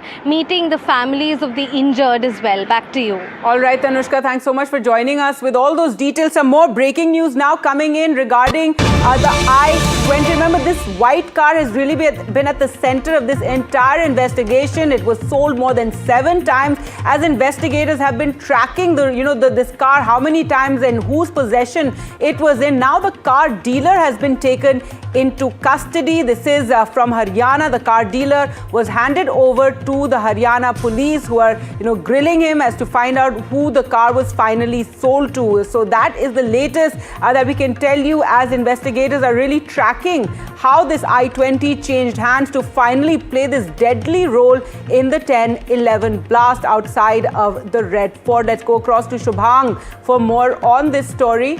All right, we will try and go across to our reporters, but remember, this car really has been at the center of this entire probe, and it was Dr. Umar who was driving this car, is what we're told. And when the blast took place, remember, it was driving slowly, about to take a U-turn just outside the Red Fort. It had been parked there for several hours, and we've actually traced it from when it entered Delhi in the morning from Haryana side. It has been seen on CCTV, and that was in the morning time, the blast finally taking place near 7 p.m. This car was also parked at that parking lot outside of the Red Fort for several hours, and then finally it was driven, and then finally when it exploded at around 7. So really, this I-20 is at the center of this entire investigation, really to trace who was the owner and the ownership of this car, how it changed hands. And now a dealer has also been taken into custody by the Haryana cops, and they are grilling him to find out exactly who this car was sold to. And the I-20 really at the center of this entire investigation. In fact, this was the car that had the explosives in it, and investigators have been really tracking this to unravel this entire plot, which is linked also to the Faridabad module or the white collar module. These doctors who were all connected to one another, who all studied at the same college and were in different parts of the country, in Kashmir, in Delhi, Faridabad, also in Lucknow, where Dr. Shaheen too was arrested. So now the car dealer has been taken into custody, as this I-20 is really in the focus, it's really at the center of this entire investigation, and its movements too have been tracked of where exactly it traveled yesterday, and it had entered Delhi from the Haryana border. The NI officials are also at the blast site, and yesterday evening is when this powerful blast took place. Remember, now videos have also emerged of the exact time when the blast took place, killing 9 people, 20 others have been injured. Now the investigation really focusing on these doctors connected to the Al Falha University. Many of them were from the Al Falha University. They all knew each other, and that really is the center of this entire investigation. Dr. Umar Muhammad, who was driving the car, and in whose possession it was at the time that the blast took place. So the I-20 really at the center of this entire investigation. The vehicle was first spotted, and remember, CCTV has now been gone through very thoroughly, and it's been found that this car entered through the Badarpur border near Faridabad. That has been revealed, and finally in the evening at around 7 is when that explosion took place. So the investigators are telling NDTV that it first traveled from the Badarpur border. It was purchased and to the Red Fort. Now more details about how it has changed hands. It was purchased last on October 29th, and it was pollution tested at that time. These are this is more information that I'm just sharing with you as and when we're getting it. 3 people were present with the car at the time, and and really it's at the center of this entire investigation. The dealer has been taken into custody to really find out who it was who he sold the car to. So now this video has emerged from October 29th, which is when the pollution check of this car took place. And the I-20 that's really at the center of this entire investigation. That's the big breaking news. The I-20 car, this was purchased on the 29th of October and was pollution tested. 3 people were present with the car at the time. There's a video that has now emerged, and it's with NDTV, that it is from 4:20 p.m. on the 29th of October. Now, it is suspected that one of the individuals in the video is Tariq, in whose name Dr. Umar purchased this I-20. Remember, the entire investigation really centers around this car and linking it back to the Faridabad module, to the doctors, the white collar module that is being talked about, the links to the Jaish-e-Mohammed. There you can see that video of this car that has now emerged from the 29th of October, when the pollution testing of the car was being done. Clearly they did not want it held up in any manner, because remember, there's a lot of checking around Delhi as well. So the owners and whoever's hand the car was in were getting the pollution done, no hiccups there. And it is suspected that one of the individuals who is seen in the video is a bearded man, is Tariq, in whose name Dr. Umar purchased this car. Well, let's go across to Shubhang for all the very latest. And Shubhang, really this I-20 is at the center of this entire investigation, and more information emerging. We do know it entered Delhi from Badarpur yesterday morning. Now this video of the pollution test being done, give us more details. Basically, Gaji, because the I-20 car, in fact, is the main object, which, in fact, yesterday we had seen that outside the Red Fort, which took a blast. This is the I-20 car in which it is said that the accused, Umar Mohammed, in fact, had left from Faridabad, and in fact, he has taken a route from Badarpur toll. In fact, he was also captured in a CCTV footage from Badarpur toll, and also, in fact, he went towards the Red Fort. Later on, he, in fact, also waited for 3 long hours inside the car at the parking spot of Red Fort. Well, it is said that the person in Faridabad from where that car was purchased, the owner of that particular shop is Sonu. Now he has been also, detained by the police, by the Faridabad police, and they are handing over him to the Delhi police, because this car, in fact, had went to a series of people. It was not just Umar, but before him, 7 times in total, this car was sold, that too by this particular owner, Sonu, who knew that. So now the Delhi police will now inspect and try to figure out that was Sonu somehow involved in this entire module of Jaish-e-Mohammed or not. And on the other hand side, I'm still outside the Al-Falah University, and in this university also 3 more people have in fact been taken have been in fact detained for the rounds of questioning by the Faridabad police and the Delhi team. Now, they will also try to figure out, because 3 of the people, 3 of the senior doctors, one was Umar Mohammed, who was also an associate professor. All 3 of them were part of this particular university, and that is why the searches since morning have been conducting inside this university premises. And now, the information that we're getting from the Faridabad police is that 3 more people have been detained for the rounds of questioning, and when if there's any solid proof against them, they will also be taken into the custody. But for now, they have only been detained for the rounds of questioning. Shubhang there bringing us all those latest details from outside the Al Falah University. More breaking news now coming in. In focus is this I-20 car there on your screens, but also in focus is the Al Falah University, to which many of these doctors, many of the individuals, the core characters that are now emerging in this entire plot, in this blast case. And now 3 more people have been detained from Al Falah University. Shubhang, of course, pointing out that we don't know the reasons for them being detained and some sort of connection. But obviously, at this point, the priority for the probe agencies is to get as much information as they can to quickly track all the people who may be connected to the main individuals who have been, and we've been reporting since the morning, who played the key role in this entire plot, the Faridabad module, the white collar module, these doctors who it seems were plotting some sort of massive attack. Remember, they were busted on Sunday and arrests were made. However, it is being said that possibly Dr. Umar, who is said to have been behind the wheel of that I-20 car, that perhaps he panicked when the rest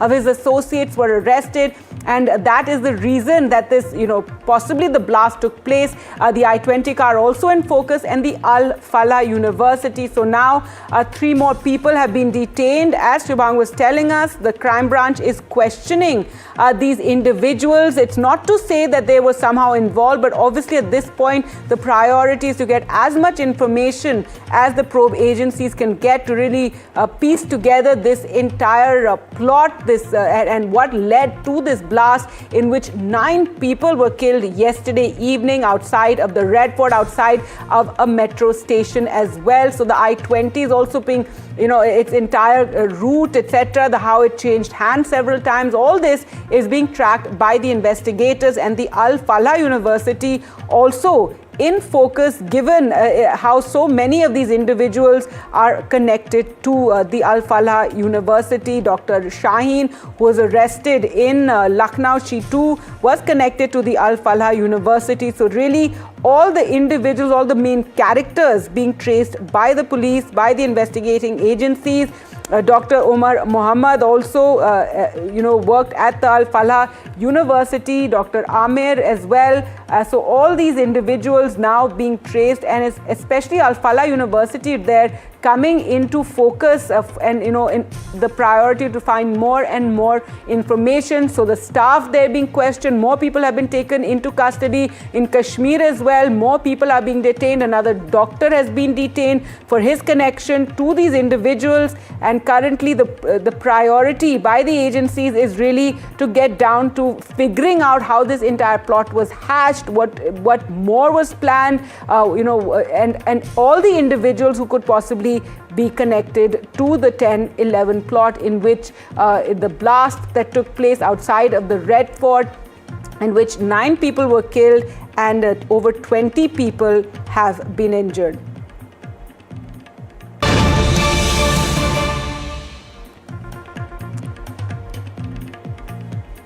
And more meetings also taking place. Home Minister Amit Shah, who has already held a meeting today, will be holding another meeting, will take place at the Home Ministry, which will be chaired by Home Minister Amit Shah. This will be at 3 o'clock, and the previous meeting was held earlier today morning at around 11 a.m. Remember, Home Minister Amit Shah, in fact, visited the hospital yesterday evening as well as the blast site. This blast took place at around 7 p.m. yesterday evening, just before 7 p.m. yesterday evening, outside of the Red Fort and the metro station. And Home Minister Amit Shah, as most of those injured were taken to the LNJP hospital, he first visited the hospital, and then he also visited the blast site, where now probe agencies really have taken over. The NIA is there at the spot as well, and Home Minister Amit Shah to chair a security meeting at 3 p.m. This is, after a series of meetings this morning as well. At 11 a.m., a meeting was chaired by the Home Minister Amit Shah, and now at 3 p.m. a fresh meeting will be held at the Home Ministry, chaired by Amit Shah. This is a massive the blast that took place. 9 people killed right here in Delhi, in the national capital. And now the Home Minister and investigative agencies, it's their top priority, really trying to get to the bottom of how this entire plot took place. Let's go across to Aditya Raj call for more. And Aditya, what is the latest you can share with us? A meeting was held earlier today in the morning at 11, and now a fresh meeting will be chaired by the Home Minister. Well, that's right. That's what we're picking up. This is the second important and crucial meeting at the Ministry of Home Affairs that will be held at 3 p.m. To discuss and deliberate in detail about the forensic investigation and also the overall investigation by the Delhi police, the J&K police and the NIA into this entire terror attack and the terror plot that happened in New Delhi, in the heart of India's national capital. Right behind me, just meters away, the investigations continue, even as the forensics teams are trying to ascertain what kind of a chemical was used in this particular bomb blast. And apart from that, also the tentacles of this new Jaish-e-Mohammed module that was using doctors for terrorism, doctors for terror plots in the country, where several doctors have been arrested. One among them, Umar Nabi, perhaps was also the suicide bomber that led to the carnage that happened on the streets of New Delhi last evening at around 6:55, when at least 9 to 10 people were killed and there were 20 others who were injured as well. There's a lot of activity that's been happening here since early morning. Earlier in the day, we saw Home Minister Amit Shah chairing a meeting along with the Director of the Intelligence Bureau, the DG of the NIA, the Delhi Police Commissioner, Home Secretary and other senior officials of the MHA, trying to get a brief about what's happening when it comes to investigation, when it comes to the Jaish-e-Mohammed module, and also the kind of blast that was used by Jaish-e-Mohammed, and whether there are other members of the module that could be on the run, and whether it is required that there's a national kind of an approach towards this particular case, so that there is not just a vigil maintained at important sensitive installations, but also there is counter-terror activities that are increased in several parts of the country, particularly in northern India. I'm giving you a glimpse of where I am right now. My video journalist Arun is trying to show you this blast location. You can see entire white sheet that has been kept, a tent-like structure that has been created out here. This is the exact blast location at the Netaji Subhash Chowk red light area, bang in front of the historic Red Fort. This is where the Prime Minister on every 15th August, Independence Day, gives his speech, and this is where the blast has taken place, meters away from where I am standing. Since last evening, this entire area has been barricaded. There's massive presence of Delhi police, paramilitary forces in this area, apart from the forensics team and the specialized units of the NSG, the NIA, FSL and other important agencies, including the Intelligence Bureau as well, which is keeping a very close vigil and keeping the multitask agency approach to this particular crime. So an important critical meeting will be taking place at 3 p.m. Home Minister will be briefed again on the latest development. The Prime Minister has been kept abreast about the latest developments as well. The NSA Ajit Doval is also monitoring the situation very, very closely. So it's a very critical, important investigation when it comes to the forensic examination of the blast site. Several tests and examinations are taking place. On the other side, interrogation also taking place of several people who have been arrested in New Delhi as well as in Jammu and Kashmir.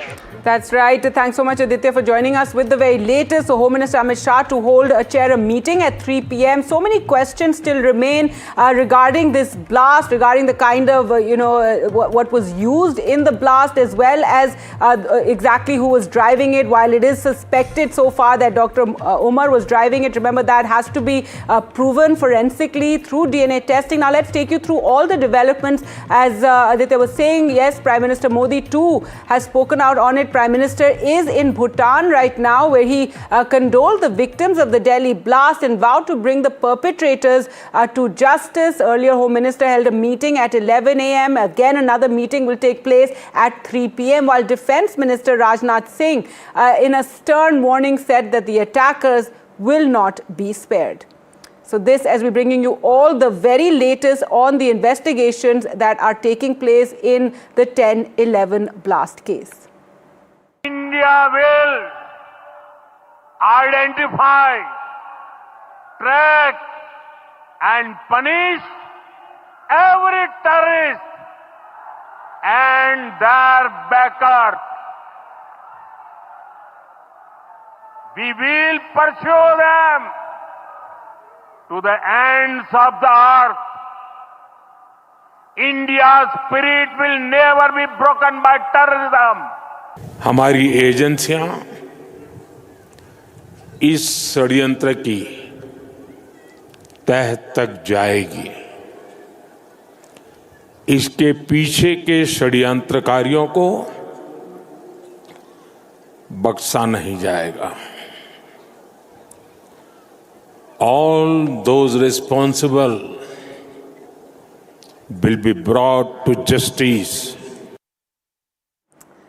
And with that, we'll slip into a short break, but we'll continue to track all the developments in this story. Home Minister Amit Shah to hold a meeting at 3 p.m. We'll slip into a short break, more on the other side.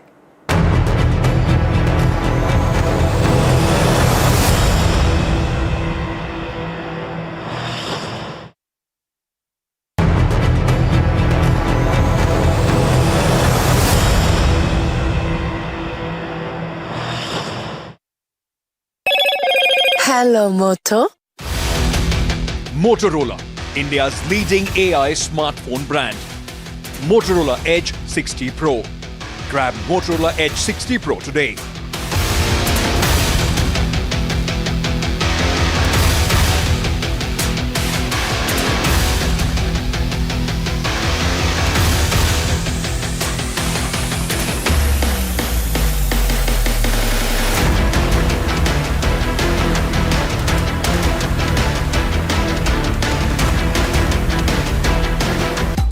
I killed my plants. Ah, bummer. Try putting them in the shower. On it. Am I supposed to be in the shower with them? Definitely not. The all-new Motorola Razr 60, dangerously cool. 2047 में कैसा होगा विकसित भारत का विकसित उत्तर प्रदेश? क्या आप चाहते हैं कि कृषि क्षेत्र में नवाचार और पशुधन की समृद्धि से बढ़े अन्नदाता की आमदनी? गांव-गांव तक पहुंचे चौड़ी सड़कें, हवाई यात्रा के लिए किसान की जेब में हो पैसे, विश्व स्तरीय शिक्षा और वर्ल्ड क्लास इलाज, बढ़े उद्योग, रोजगार, नौकरी और अपना व्यापार, रिन्यूएबल और ग्रीन एनर्जी हो यूपी में फुल, ताकि कभी न हो बत्ती गुल।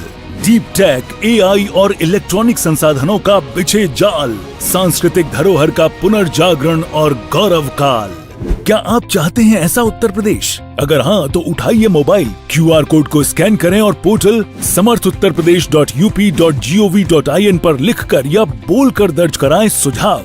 आपके सुझाव से बनेगा विकसित यूपी का रोड मैप और मूल्यवान सुझाव देने वाले किए जाएंगे सम्मानित, क्योंकि आपकी राय विकसित यूपी बनाए।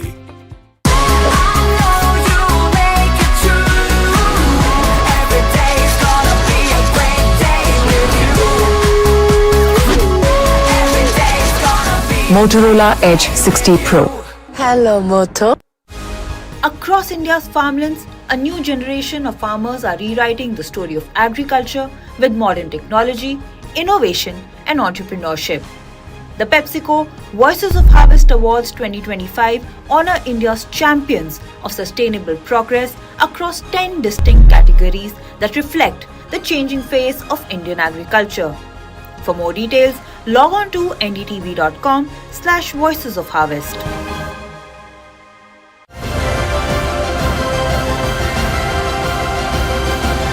हम 4 प्रमुख राजनीतिक दलों के प्रतिनिधियों से पूछेंगे कि बिहार में बाल विवाह को समाप्त करने के लिए उनकी क्या ठोस योजनाएं हैं।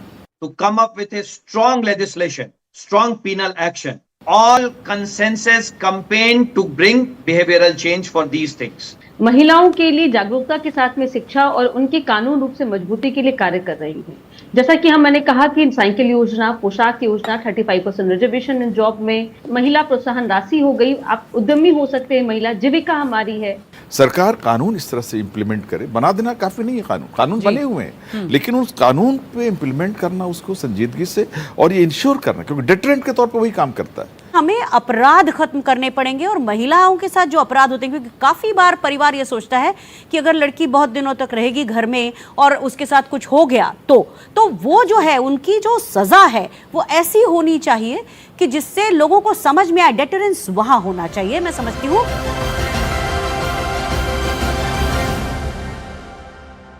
एसिडिटी, हार्टबर्न और गैस को खत्म करें कम से कम समय में और पेट को रखें कूल लंबे समय तक। प्रोटैक्स, ईट हैप्पीली, लिव हैप्पीली। एक तरफ विंटर स्पोर्ट्स का रोमांच, दूसरी तरफ चार धाम यात्रा का आनंद। एक ओर बर्फ से ढके पहाड़ तो दूसरी ओर बाबा केदार और बद्रीनाथ। देवभूमि उत्तराखंड इस बार कुछ इसी अंदाज में पर्यटकों का स्वागत करेगी। केदारनाथ, बद्रीनाथ, यमुनोत्री और गंगोत्री धाम के कपाट बंद हो चुके हैं, फिर भी पर्यटक इनके दर्शन का सुख ले पाएंगे, उनकी पूजा अर्चना कर पाएंगे। ये उत्तराखंड सरकार का बहुत बहुत धन्यवाद करता हूँ कि आपने हमारी यात्रा में बहुत बहुत सहयोग किया। उत्तराखंड में पूरे साल पर्यटन को बढ़ावा देने के लिए मुख्यमंत्री पुष्कर सिंह धामी के नेतृत्व में प्रदेश सरकार शीतकालीन चार धाम यात्रा करा रही है। यात्रा में देवताओं के शीतकालीन गद्दी स्थल जोड़े गए। ऊखी मठ में भगवान केदारनाथ, ज्योतिर्मठ में बद्रीनाथ, मुखबा में मां गंगा और खरसाली में मां यमुना के दर्शन किए जा सकेंगे। शीतकाल में चार धामों के कपाट बंद होने के बाद सभी लोगों के व्यवसाय पर गहरा प्रभाव पड़ता है, जिसे देखते हुए आदरणीय प्रधानमंत्री जी से मार्गदर्शन प्राप्त कर हमने इस वर्ष शीतकालीन यात्रा की ऐतिहासिक शुरुआत की है। शीतकालीन यात्रा में सरकार इन स्थानों को मिलाकर एक धार्मिक और पर्यटन सर्किट तैयार कर रही है। इसे एडवेंचर टूरिज्म से भी जोड़ा जाएगा ताकि सर्दियों में भी राज्य में पर्यटकों की संख्या बढ़े। पिछले 100 साल में जितने यात्री यहाँ आए हैं ना, आने वाले 10 साल में उससे भी ज्यादा आने वाले। I killed my plants. Ah, bummer. Try putting them in the shower. On it. Am I supposed to be in the shower with them? Definitely not. The all-new Motorola Razr 60, dangerously cool. I don't sugarcoat. I shoot straight and tell you stories the way they need to be told. Unfiltered, unafraid, unmissable. That's how I roll. Watch me, Priyanka Deo, on NDTV World. Namaste.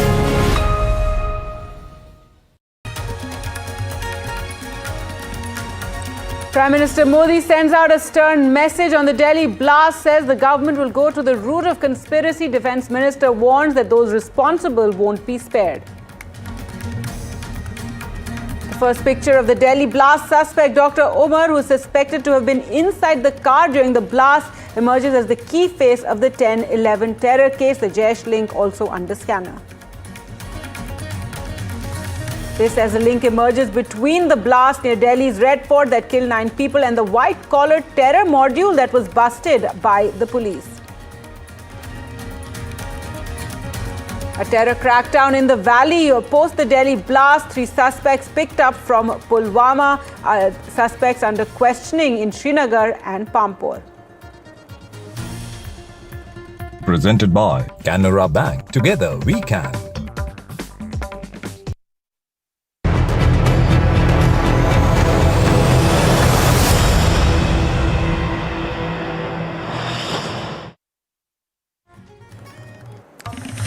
Welcome back. Some more breaking news coming in on the 10/11 blast probe. And the NI will be probing the Delhi blast. This is something that was, of course, known, but the blast case has been handed over to the NI. Let's go across to Aditya Raj Call for more. Aditya, if you can give us more details. The NI team at the spot investigating the blast as well. This is after the deadly 10/11 blast yesterday evening outside of the Red Fort in an I-20 car, then near the metro station as well, in which 9 people were killed, over 20 people were injured. Investigations taking place and connections found from this blast to the terror module that was busted, the Faridabad terror module, or the white-collar terror module involving at least 7 doctors who were connected to the a university, in fact, the Al Falah University in Faridabad. Remember, this is what took place on Sunday. That's when this information came out that 7 people had been arrested, all with links to Jammu and Kashmir, and all, including students, all connected to Al Falah University, where ammonium nitrate was also seized. AK-47 rifle was found from the room of one of those arrested, Dr. Muzammil Shakil. Now, Dr. Umar, who was driving the I-20 car, it is being suspected that perhaps he panicked as others in his module were all arrested, and possibly that is what led to the blast. All right, we will try and get you more, but that's the latest news coming in. The NIA takes over the blast case. The case has been handed over to the National Investigative Agency. More coming up on the other side of this short break.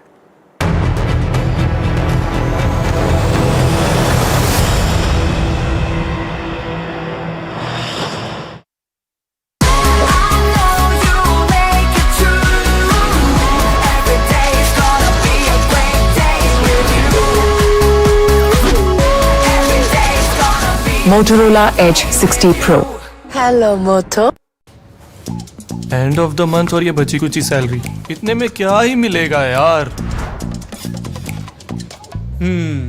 इतने में तो सिर्फ सोना ही मिलेगा। सोना? तू ठीक तो है ना? गोल्ड ETF, 200 रुपए हो या कम, invest with just a demat account. And the best part, ये रेगुलेटेड है and it's backed by real gold. क्या बात है यार। Gold ETF. It's Aaj Ka Gold. A simple way to diversify and balance portfolios with 200 rupees or less. और NRI? अरे उससे याद आया, एक NRI अकाउंट खोलना है। Go for SBI NRI account. Easy है।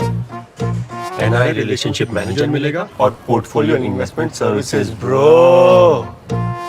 Open account digitally, easy PG, lemon squeezy, सबको पता है। SBI NRI सर्विसेज इजी है, सबको पता है।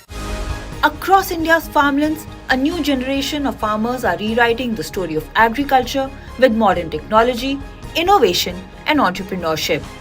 The PepsiCo Voices of Harvest Awards 2025 honor India's champions of sustainable progress across 10 distinct categories that reflect the changing face of Indian agriculture. For more details, log on to ndtv.com/Voices of Harvest. Shopkeepers and customers both are happy today. The tax burden has decreased and goods have become cheaper. The impact of Prime Minister Narendra Modi's visionary thinking is visible in Uttar Pradesh, which is one of the largest consumer markets through the new Gen GST reform. साल 2017 में जब हम GST लाए, पहले GST में 117 से कम होकर के 50 हो गया। The ODOP scheme, which promotes district-based specialty products, will gain from lower input and product taxes. The agriculture-rich regions of Uttar Pradesh will benefit from cheaper agricultural machinery and irrigation equipment, reducing farming input costs. घर निर्माण के लिए जो सामग्री है, यानी लोहा है, सीमेंट है, 28% से घट करके 18% में आ गया। It is estimated that these next generation reforms could give a boost of around 30,000 crore rupees to Uttar Pradesh's economy in the long term. TV पर पहली बार झामकुड़ी नाम की चुड़ैल का साया। इसकी चोटी अब हम पकड़ेंगे। आज की रात जमकुड़ी के प्रकोप की आखिरी रात होगी। देखिए टीवी पर पहली बार जमकुड़ी, शुक्रवार 14 नवंबर शाम 7 बजे शिमारू जोश पर DD free dish channel number 53। I don't sugarcoat. I shoot straight and tell you stories the way they need to be told. Unfiltered, unafraid, unmissable. That's how I roll. Watch me, Priyanka Deo, on NDTV World. Namaste. Hello, Moto. Motorola, India's leading AI smartphone brand. Motorola Edge 60 Pro. Grab Motorola Edge 60 Pro today.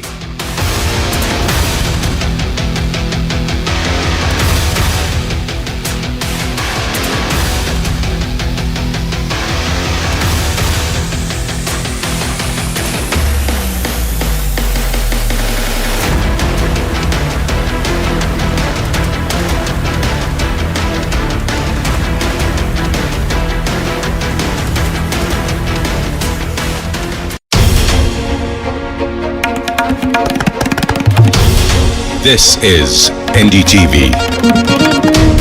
and you're watching NDTV 24/7.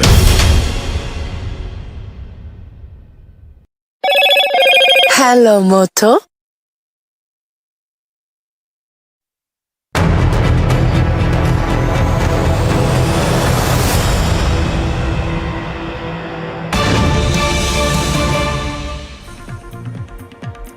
Hello and welcome. You're watching NDTV. Some big breaking news now coming on the 10/11 blast probe, and the crime branch has conducted a major operation in Faridabad where 50 to 60 kilos of explosives have been recovered. These are more explosives that have been found. Remember earlier a terror module was busted here in Faridabad which consisted of doctors related to the Al Falah University. At that time as well explosives were recovered, but now as further investigations are taking place, more explosives have been found in Faridabad. This is a day after the blast that took place outside of the Red Fort in Delhi, in which 9 people were killed, over 20 people were injured. And as investigations take place and more people connected to the Faridabad module of around 7 doctors who were arrested. Now more information coming out, and 2 more suspects have been arrested from Faridabad, where more explosives have been found. 50 to 60 kilos of explosives have been recovered in this latest operation in Faridabad, where 2 more suspects have been arrested. So that is the big breaking news that we're bringing you. Faridabad really in focus ever since this terror module was busted from here, which consisted of around 7 doctors who had links to Jammu and Kashmir and also the Al Falah University. But let's go across to Tanushka for the very latest now. Anushka, in fact, joining us with more. Anushka, what are these? All right, Tanushka joining us with the very latest now. Tanushka, what can you share with us? 50 to 60 kilos of explosives now recovered from Faridabad. Right, precisely. We do understand that as of this point, 50 to 6 kilos of these explosives have been found in Faridabad and have been handed over as well. We do understand that 2 more people have also been detained. Now, what still remains to be understood from all of this is whether or not these are, they are being detained in the particular blast case that we're talking about or not at this point. And we also know that these detains that are being done are of course primarily suspects, and also that at this point the Delhi blast case has been handed over to the NIA. So the NIA has completely taken over the investigation at this point, and this is the latest that we're getting right now. But I am standing at the Maulana Azad mortuary present here, wherein the victims of the blast were brought in last night, and the bodies of the victims have been present here at the mortuary. The families of the deceased have also come in to of course take their loved ones' bodies back home, and we've spoken to some of their families as well. There have been 7 bodies that have been identified. One of Mohsin, who is a resident of Meerut, Ashok Kumar, who was a DTC conductor in the area of Chandni Chowk, Lokesh Gupta, a resident of Amroha, Dinesh Kumar Mishra from Chavasti, Pankaj Saini from Kanjwala. Noman used to run a cosmetic shop, and he had gone to Chandni Chowk yesterday to buy some cosmetic goods. We also just spoke to Juman Mohammad's uncle here, Juman Mohammad is an e-rickshaw driver in the Chandni Chowk area, and we understand that a lot of these people were the sole breadwinners for their families. So definitely, what this sort of an incident.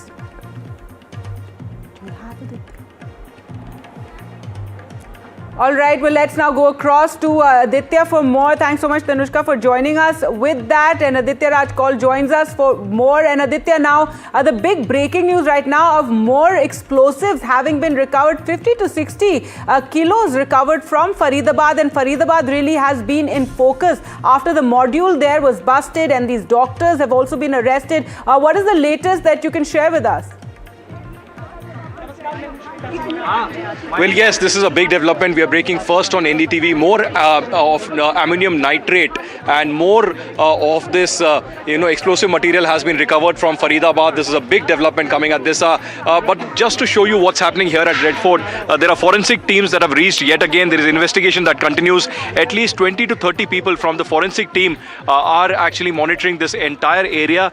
They are trying to collect evidence in this entire area. You can see the members of the forensic forensic team, along with the police and the paramilitary, are monitoring this entire area, trying to see if there are any last pieces of evidence that need to be tracked down. You can see members of the forensic team, the MHA, now coming from this location. These are also places where some elements of the blast were actually scattered, including body parts. And now members of the Ministry of Home Affairs, the FSL team and the police and the paramilitary are keeping a close vigil of this entire area. All these members are coming here. These are first visuals coming here on NDTV, where you can see the members of the forensic team and of course the laboratory actually monitoring this entire area, trying to see what really happened. They're also trying to recreate this entire area and monitoring this entire area, because this is in the range of the blast. Yesterday while we were reporting in this entire area, we had seen that they many parts of the vehicles that were destroyed and even body parts were flung in this particular location. Also, even as we report here on NDTV First, that there are more raids by the Delhi Police Crime Branch in which more ammunition has been recovered. There are some arrests also that have been made in Faridabad. But right behind me, members of the forensic team keeping a watch. They are trying to locate more details and more things out here. This area perhaps can be sanitized also, and we can see in these visuals as of now the forensic team keeping a very close watch and trying to again determine. Live visuals on your screen of the forensic team, at least 20 to 30 members of the forensic team sanitizing this entire location once again, because this is crucial to the entire investigation. Every small detail, every small chemical, every small component that will be taken by these people will be crucial to the entire investigation. So as of now, that is the big development coming at this hour. Live visuals on your screen of this sanitization exercise by the members of the forensic team out here outside the Red Fort. All right, so Ditya bringing us the forensic team there outside the Red Fort. The NI has taken over the case. If we take you through all the big developments, the Home Minister Amit Shah will be chairing a meeting just now, and also more explosives have been recovered in Faridabad. Remember, the Faridabad module has been in focus and said to be behind the blast that took place outside of the Red Fort, the 10/11 blast in which 9 people were killed. Well, let's go across to NDTV's Shubhang, who joins us from Faridabad. And Shubhang, even as you know, the focus also on the probe at the Red Fort, where the NIA team and the forensics team is, but also this is the other big breaking news coming in at this hour, is that more explosives have been recovered. Give us the details. Well, Gargi, we need to remember that Faridabad, in fact, was the first place where these explosives were found, and later on, the attack outside the Red Fort had in fact happened yesterday night. Though the amount of ammonium nitrate that is being, again and again recovered from Faridabad, this clearly tells that more and more stock of such explosives were in fact kept in Faridabad. Maybe there was a larger plan, because they were somehow going to in fact send all of this to other states as well. That could have been a larger plan, but this plan has in fact flopped, because Jammu Kashmir police and Haryana police in a joint operation had in fact recovered yesterday around 2,900 kilograms of these explosives, and now around 50 to 60 kgs of more explosives have been recovered from Faridabad. That is when we also are learning that few more people have also been detained from Al Falah University. Right now I'm currently standing just outside that very university, showing you the visuals. Though few people have also been detained for the rounds of questioning, though the police is trying to ascertain do they have any links with with the other doctors that have been arrested from the who were also working in this particular university, or is there any other clue that they are trying to establish? That is why the Delhi police and the Faridabad police have been making in and out movements in this university premises. Well, on the other hand side, we're also learning that now all the detained people by the Faridabad police somehow will also be handed over to the Delhi police also for the rounds of questioning. But if they do not get any proof, they will have to release them before 24 hours, or else file an FIR and arrest them. That is what now we'll be waiting for. We will be waiting for more proofs to come out in this particular case. But what we are learning latest is that 50 to 60 kgs of more explosives have been recovered from Faridabad. Back to you. That's right, Shubhang. So as this investigation, several aspects of the investigation, if we talk about right now, you do have the forensics team at the spot at Red Fort. You have the NI that has taken over the investigation into this entire case. You have these various arrests that are being made. The Al Falah University is also in focus, where more people are being questioned, have been taken into custody, and in Kashmir as well, because remember, in this Faridabad module, this white collar module that we are describing, which possibly has links to the Jaish-e-Mohammed, that the focus has been on these doctors from Kashmir who are linked to the blast that took place in Delhi. And as you were saying, Shubhang, that possibly a lot more was being planned by this module, given the extent of explosives that have been recovered. If you could, for our viewers, talk about this entire investigation. Earlier, this module was busted, and that information emerged on Sunday. Then on Monday evening is when this blast took place, Dr. Omar, and it's being considered that possibly he panicked, and that's what led, he carried out this blast at the Red Fort, and now more and more revelations coming out. Well, exactly, Gargi. That is what this theory has been coming out, though the police also is suspicious that this is the only theory, because we see that the three people that are, connected with this Jaish-e-Mohammed terrorist organization module, in fact, they were part of this particular university, which is the Al Falah University. And now we are also learning that, yesterday, in fact, from Faridabad, around 2,900 kgs of explosives were recovered, and then later in night there was an attack. This has happened in a very during a rush period, because as we know that the Umar Muhammad, when he found that two of his aide have been arrested, he simply just left from Faridabad. He straight away went from Faridabad, crossing the Badrpur border, and in fact went towards the Red Fort. And in fact, he also waited inside the parking lot, sitting inside the car for almost 3 hours. He did not get outside of the car. In fact, that is what the police investigations have told us during the whole investigation that the probe agencies are doing. On the other hand, also later on, when he in fact left his car, it was after the 3 hours complete. He was sitting inside the car. Later on, he in fact went towards the market area. Just outside the Red Fort, there was also Chandni Chowk market on the left-hand side. That is a very rush area. And when car was moving slowly, there was a loud blast. People, in fact, were in fact very scared. Some eyewitnesses said that the loud noise was so huge that some people, in fact, fell, and the windows were in fact shattering. And that is when the agencies and the police came into this particular probe and have started probing. But now we are also learning that more and more explosives are being recovered from Faridabad.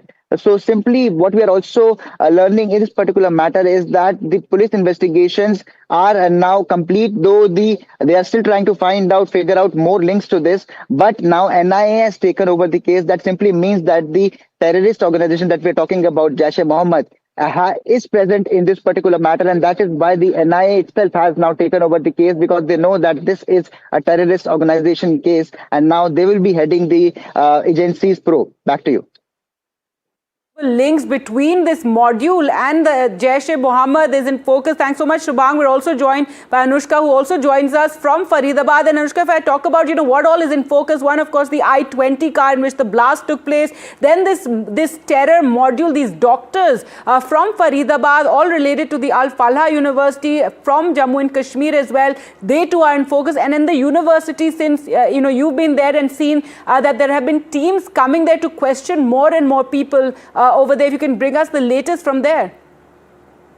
That's right, Gargi. Over 800 police officials have been, in fact, sent to different nooks and corners of Faridabad so that they can verify whether or not there are more explosives that can be found in Faridabad, because we did see that this is the outskirts of Delhi NCR, and right now the Faridabad police and also several of the investigative agencies are trying to locate all the explosives that were, in fact, found at the residence of Muzammil Shakil, who's arrested and is right now being questioned. We're at the pollution center in Faridabad, from where Muzammil Shakil and his accomplices were here at on 29th of October. They had come here to get the pollution of their cars checked. This is the very pollution center from where we are reporting live. We have also accessed the CCTV footage of this particular center from the same number plate of the I-20 car which came here and which was involved in the blast. They took the car here. They they got the PUC done of the car, and after that they went to from few meters from here. We do know that there is a Royal Car Trade center from where they have bought the car second-handed. And after that, yesterday we saw after they got to learn that Muzammil Shakil was in fact detained by the police and was being questioned in panic. All of the groups were in fact the white-collar crime syndicate, as we'll call them, because those are doctors, highly qualified professionals who are good at the job that they did. Muzammil Shakil was in fact teaching in the Al-Falah University from the past 3.5 years. Now we are getting to know that his accomplice, a female colleague, is also detained. Shaheena is her name. She is also being questioned by the investigating agencies. She is said to be the one who provided her Swift card from which the police had recovered huge amount of arms and ammunition. And after that, she's also under police custody. She is being interrogated. What we do know by now that all of these people have a Jaish link connected to them. And they have, in fact, orchestrated this plan. This was a very thought after and thought out, carefully planned thing that was, in fact, being taken place in Faridabad. This is one big question is that how come they amassed such massive amount of explosives so close to Delhi NCR, and they moved all of those without being detected. This is the pollution center from where we have been reporting. We are showing you the live visuals of this place on 29th of October. Here is where the people came to get the PUC of the car done, and after that, we did see yesterday the blast that took place in Chandni Chowk, which took the life of 9 people, and also 20 people are said to be injured in this whole blast. Over to you. That's right, Anushka. Thanks so much for joining us with all those details. So several, areas in focus. Anushka telling us about Faridabad, where more explosives have been recovered and more people have been held at the Al-Falah University. But also on your screen, the NIA team is at the Red Fort at the site of the blast yesterday, and glad to see that a lot more of the area there has been cordoned off. Not like yesterday. This is a very crowded area, so there were challenges there, but the area has been cordoned off. The NIA team is at the explosion site collecting forensics there. The forensics team is combing the area for all sorts of clues and whatever they can find. Of course, a lot of time has now gone by. A lot of the public too were in that particular area, but the NIA team is at the explosion site and looking for more evidence, collecting whatever they can find, any sort of clues regarding the blast that took place yesterday in that I-20 car. But more breaking news coming in. Home Minister Amit Shah has arrived at the ministry for another huddle, another key meeting that he is chairing. Amit Shah has already held a meeting today morning at 11. Remember, there's so many unanswered questions. There needs to be more details of forensics, though of course we know it won't all be shared with the media immediately. But yes, a lot of questions there regarding the nature of explosives as well. Let's go across to Vishal now. And Vishal, we can see that visual of the Home Minister chairing this meeting. This is the second meeting that he is chairing today. Give us more details. Who all are present there? Well, in the last 4 hours, Gargi, there have been 2 meetings, as you rightly mentioned. The second meeting has just started about a few minutes ago, and it is being headed by Home Minister Amit Shah. And we can safely assume that some of the top names in the security apparatus of India are present there, because in the morning we had the IB chief, the NIA chief, the JNK police chief joining in virtually, and also the Delhi police chief. So the 5-6 top security officials of the country have been meeting since the morning. There was at least a 90-minute meeting in the morning. What was decided in the meeting, that we heard a few moments ago, that the probe has been handed over to NIA, the National Investigation Agency, officially. So that means this case has gone from, a blast incident to, we can safely assume that this is now a totally terror-related incident, because NIA is now handling the case. And the official announcement from the Home Ministry or the PMO, that is remaining to be seen. When that comes, that would probably be after the meeting. I am right outside the Ministry of Home Affairs building. You can see in the distance There is the India Gate compound. People are, going about their duties, daily duties, like they do every day. The everyday lives of people doesn't seem to be affected in this road per se.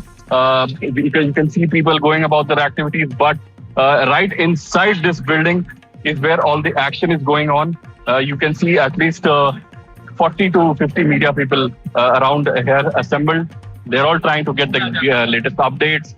We've seen a lot of VVIP cars out. The update is that the high level meeting is still going on. It has just started. Last time it lasted around 90 minutes or so. It remains to be seen how long it will last. Now, top officials of the country, security officials of the country are inside that building meeting as we speak. We've covered almost all angles of the story. It has, the 5 doctors who, perpetrated this ghastly attack, who, went through this whole procedure to execute this cowardly attack on innocent people that claimed lives of at least 9 innocent people. I was there at the Red Fort site as well. You could see that NIA people were investigating all the angles of the story. I at least personally saw at least 30 to 40 NIA people investigating the site, and they have increased the radius of the investigation. The media people, as Aditya was rightly mentioning, they have been moved further back. So these are some of the latest pictures that we are getting you. We'll have to wait for more confirmation on what happened inside the meeting. All right, thanks so much, Vishal. So that is the big breaking news. If I really sum up all the big developments that have taken place, the Home Minister chairing that meeting currently, this is the second meeting that he is holding since today. In the last 4 hours at 11 a.m. he held a meeting, and now again chairing a meeting at the Ministry of Home Affairs. A lot of unanswered questions. We still don't know what sort of chemical was used in the blast yesterday in which 9 people were killed. But in focus, the I-20 car, the case has been handed over to the NIA, so it is a terror investigation now, and the links that this terror module, this white collar, module of doctors from Faridabad, the links that they had with the Jaish-e-Mohammed, that too is something that is being focused on as well by the investigators. More and more people are also being held who are connected to these doctors. Another doctor has been held in Jammu and Kashmir simply because he was connected to the doctors. We don't know if there's any role. More people have been held at the Al-Falah University where these doctors had all studied, where they worked as well. So let's take you through, this module that we are talking about, in which these doctors are all involved, doctors who are meant to save lives, who are in fact planning something clearly a lot more sinister given the sheer volume of explosives that have been recovered. So let's take you through, the main the terror ecosystem that has emerged. There's Dr. Muhammad Umar, who is the suicide bomber. He was the person in that I-20 car. Of course, they still need to, tell us that with absolute certainty. DNA testing will take place. Samples have been taken from his relatives. He was employed at the Al-Falah Medical College, and that too is in the center of this probe. Investigators really centering on the Al-Falah University. Since the morning, several agencies and several policemen have arrived at the Al-Falah University. So Dr. Umar, who was in that ill-fated car, was in fact employed at the Al-Falah Medical College. He was 36 years old and born in Pulwama. Pulwama is also come into focus as many of the doctors are connected to it. Then there is Dr. Muzammil Ahmed or Mujammil Shakil, a medical professional also at the Al-Falah Hospital, and it was with him that a lot of these explosives were recovered. 2,900 kilos of explosives, also weapons, AK-47 recovered from his rented house, and he too is a resident of Pulwama, which is why agencies are really focusing on Pulwama in Jammu and Kashmir. Then you have Dr. Adil Radha working at the GMC Anantnag. A rifle was found in his locker as well, and he too has been arrested. It was in fact he that led to the unraveling of this entire module, because he was caught on CCTV posting Jaish-e-Mohammed posters, because it was being investigated as to how these posters came up at the GMC Anantnag, and it was him who was first found on camera posting those posters, putting up those posters, and on questioning him is how this entire module actually unraveled. And then there was Dr. Shaheen, who was arrested from Lucknow, and it is being said by probe agencies that she was tasked with building the Jaish-e-Mohammed India Women's Wing. She was arrested and she too was found with explosives in her car, and in fact, rifles and explosives were found in her car. She too is connected to the Al-Falha University and arrested from Lucknow. Dr. Muzaffar Radar, Dr. Adil Radar's brother, is currently absconding. We're told he fled to Dubai 2 months ago. Then there's Dr. Ahmed Moinuddin Saeed, who was arrested by the Gujarat ATS from Hyderabad. And this, we're told, he was preparing for a ricin attack. This is a poisonous gas, and he had in fact surveyed the Azadpur Mandi, is what is being told at this point by the investigating agency. So clearly this module has been busted. In fact, as we were bringing you, there was more information coming that more explosives have been recovered now from Faridabad. So Faridabad in focus, this module of doctors in focus, all from Jammu and Kashmir, all connected to the Al-Falha University. Now, more breaking news coming in on this terror doctor network. Dr. Shaheen and Dr. Parvez are siblings. So that is the new information that's now coming in. The Lucknow home of Dr. Parvez, whose house was raided, is actually Dr. Shaheen's he's Dr. Shaheen's brother. They are siblings, and Dr. Shaheen, remember, was arrested from Lucknow, and explosives were also found in her car. Their father's name is Dr. Saeed Ansari, and Shaheen was selected through the Public Service Commission and became an assistant professor at the Ganesh Shankar Vidyarthi Medical College in Kanpur. Then in 2013, she left the college without informing anyone. She was married to an individual called Zafar Hayat. They divorced in 2015. And then in 2021, the institute dismissed Dr. Shaheen, and she was then connected to the Al-Falha University and finally arrested in Lucknow. And it's being said that she was tasked with creating a Jaish-e-Mohammed women's cell. Let's go across to Ranveer now for more. And Ranveer, more and more information really emerging on this entire, terror module and all the individuals connected to it.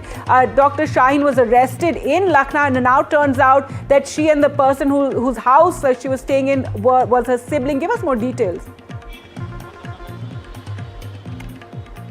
Dr. Shaheen was arrested yesterday, is under interrogation. But if we talk about the updates, Dr. Shaheen is sister of Dr. Parvez, and Dr. Parvez, who is an assistant professor in Integral University, Lucknow.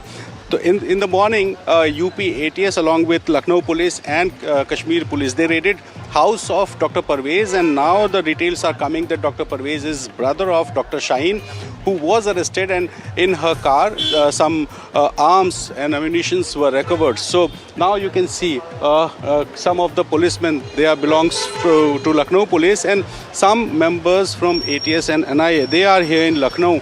So the raids are going on. Today morning the raids was conducted near IM Road, and now the raids is in Hazratganj area. So this is Lal Bagh, and here you can see the member of NIA and UP ATS, they are here for raids. And what we got to know that Dr. Shaheen and Dr. Parvez, they both are siblings, and Dr. Shaheen, who was selected through UPSC, and she was assistant professor in Ganesh Shankar Vidyarthi Medical College, Kanpur. She left the college in 2013 without any information, without any intimation, without resignation, and in 2015 she was divorced with Zafar Hayat. So after 2015, no one knows where Dr. Shaheen was, and now the news is coming that in 2021 Ganesh Shankar University Medical College terminated her, and yesterday she was arrested, who has connection with Dr. Muzammil. Muzammil is also in ATS custody, NIA custody, and some arms were recovered in Dr. Shaheen's car. So this is the raid going on in Lucknow, and not only in Lucknow but Saharanpur, Shamli and Muzaffarnagar. These are other 3 districts where UP ATS is conducting raids since morning. So a big update from Lucknow and from UP that UP police is on alert, and each and every districts have witnessed a security beef up. Along with the top officials, they are monitoring the situation, and UP ATS along with some members of the NIA and Kashmir police, they are conducting raids at several locations including Lucknow, Saharanpur, Shamli and Muzaffarnagar. So Dr. Shaheen is one of the key member of this doctor network, doctor module, and Dr. Parvez, who is assistant professor in Integral University Lucknow. He is where is no one knows, but he is also under a scanner because the raid was conducted by UP ATS at his residence near IM Road, and now the raids are here in Lal Bagh area. So Dr. Shaheen's connection is under a scanner. She is the member of the doctor module, and now her residence has been interrogated and raided by UP ATS and NIA. So the things are going on, but no of the officials, not even Lucknow police, not even NIA or ATS officials, they are keeping mum. They are not ready to utter a single word over this update because the interrogation is going on, and they are keeping mum, and the interrogation is going on.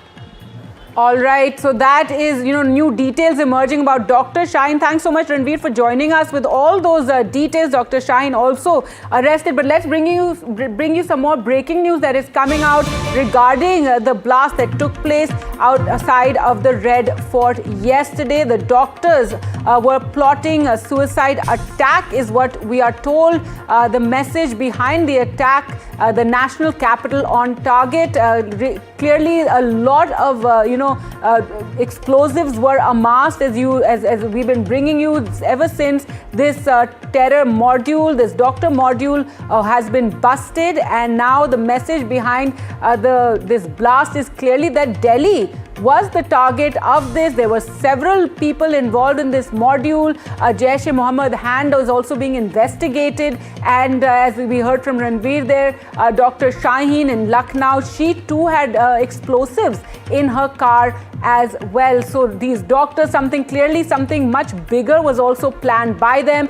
Did Dr. Umar, who was in that I-20, did he panic, and did he just set off that blast because all his other contemporaries, all his other members of the module had been arrested? And we have been bringing you since the morning the journey taken by that I-20. It entered Delhi in the morning from Haryana side, and then it was in the parking lot outside of the Red Fort for several hours till it finally made its way towards the metro station and then exploded. Let's go across to Aditya for more. He joins us from outside the Red Fort, where the NIA team, which is currently investigating, has taken over the investigation, and they are present there. But Aditya, clearly, given the amount of explosives that were recovered Sunday and are still being recovered from Faridabad, and then the blast that took place yesterday, clearly the national capital was the target.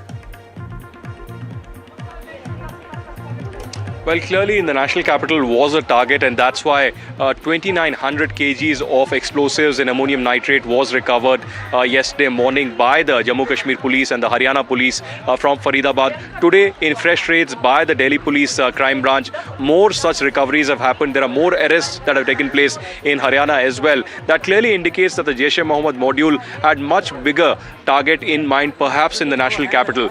There are 20 timers that were recovered also. That indicates that it was not one or two locations, but multiple locations that were in mind by the Jaish-e-Mohammed and the Pakistani deep state that wanted to strike in the heart of India's national capital.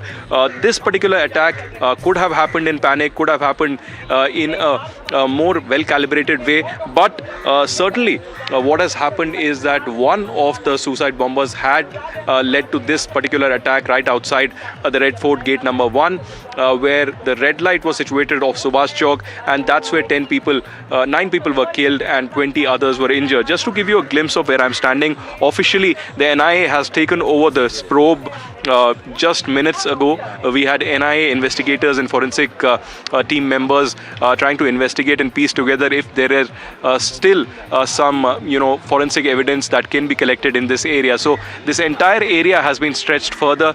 That means that the media has been asked to go further away, and the entire radius of the investigation area has been increased further by the NIA. Earlier, of course, the Delhi police was investigating this, but now the NIA senior officers have also come on the scene. There are senior officers of the Delhi police special cell also on the scene out here. So the investigation will continue. Some of the important elements that they are trying to ascertain is what kind of explosive was really used. Was there ammonium nitrate or some other kind of chemical that was used in this entire exercise? But as of now, no official details on how this blast really occurred, and at the same time how with the how much amount of ammunition and ammonium nitrate was used in this, or whether there was more other chemicals that were used in this bomb blast. That's right, Aditya. And who else was, perhaps connected to that module? So that investigation taking place, as we see, across the country, in Kashmir, in Delhi, in Lucknow as well. We'll continue to bring you all the very latest. For the moment, slipping into a short break.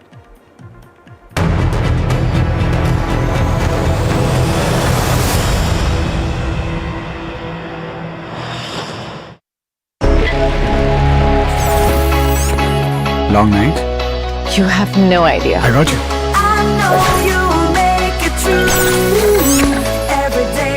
Motorola Edge 60 Pro. Hello, Moto. I'm Riya, proper Mumbaikar. But then something called me. And I flew to Hyderabad and had hot biryani on board. Yum! I'm kind of Hyderabadi also. And one weekend with just a backpack, I took off to Phuket. Now I'm a little bit tired too. I'm from everywhere. That's made me feel something special. Guess I'm a little Air India Express too. Explore more, express more. Air India Express.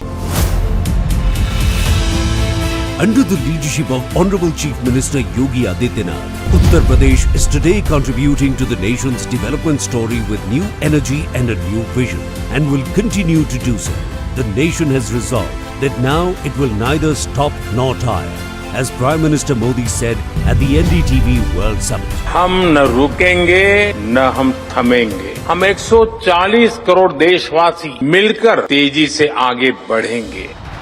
In the past few years, Uttar Pradesh has made remarkable progress in the fields of infrastructure, education, health, industry and tourism. The construction of expressways and airports has enhanced connectivity, while initiatives like Invest UP have accelerated industrial growth by creating an investor-friendly environment.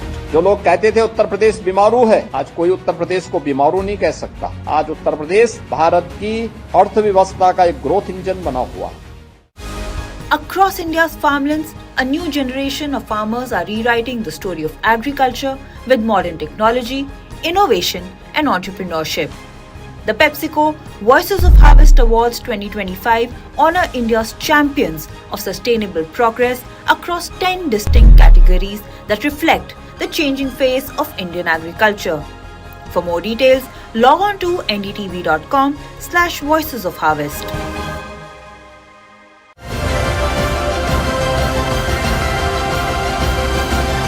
हम 4 प्रमुख राजनीतिक दलों के प्रतिनिधियों से पूछेंगे कि बिहार में बाल विवाह को समाप्त करने के लिए उनकी क्या ठोस योजनाएं हैं. To come up with a strong legislation, strong penal action, all consensus campaign to bring behavioral change for these things. महिलाओं के लिए जागरूकता के साथ में शिक्षा और उनकी कानून रूप से मजबूती के लिए कार्य कर रही है. जैसा कि मैंने कहा कि साइकिल योजना, पोशाक योजना, 35% रिजर्वेशन इन जॉब में, महिला प्रोत्साहन राशि हो गई. आप उद्यमी हो सकते हैं, महिला जीविका हमारी है. सरकार कानून इस तरह से इम्प्लीमेंट करे. बना देना काफी नहीं है. कानून बने हुए हैं, लेकिन उस कानून पे इम्प्लीमेंट करना, उसको संजीदगी से और ये इंश्योर करना, क्योंकि डिटरेंट के तौर पर वही काम करता है. हमें अपराध खत्म करने पड़ेंगे और महिलाओं के साथ जो अपराध होते हैं, क्योंकि काफ़ी बार परिवार ये सोचता है कि अगर लड़की बहुत दिनों तक रहेगी घर में और उसके साथ कुछ हो गया तो वो जो है उनकी जो सज़ा है वो ऐसी होनी चाहिए कि जिससे लोगों को समझ में आए. डेटरेंस वहाँ होना चाहिए, मैं समझती हूँ.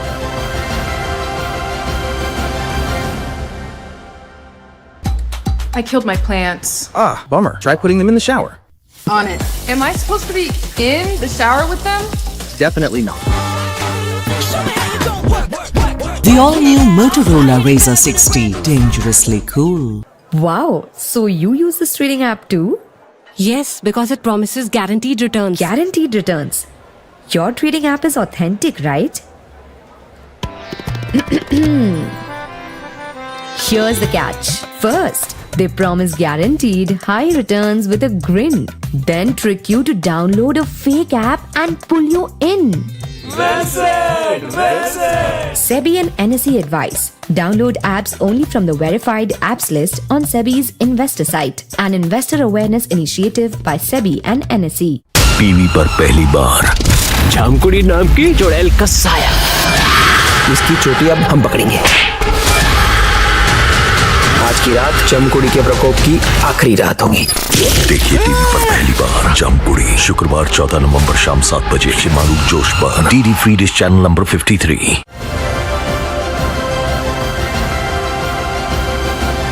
हम 4 प्रमुख राजनीतिक दलों के प्रतिनिधियों से पूछेंगे कि बिहार में बाल विवाह को समाप्त करने के लिए उनकी क्या ठोस योजनाएं हैं।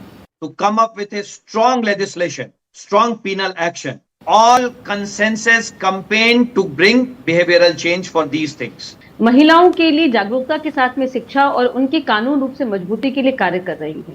जैसा कि मैंने कहा कि साइकिल योजना, पोशाक योजना, 35% रिजर्वेशन इन जॉब में, महिला प्रोत्साहन राशि हो गई, आप उद्यमी हो सकते हैं, महिला जीविका हमारी है।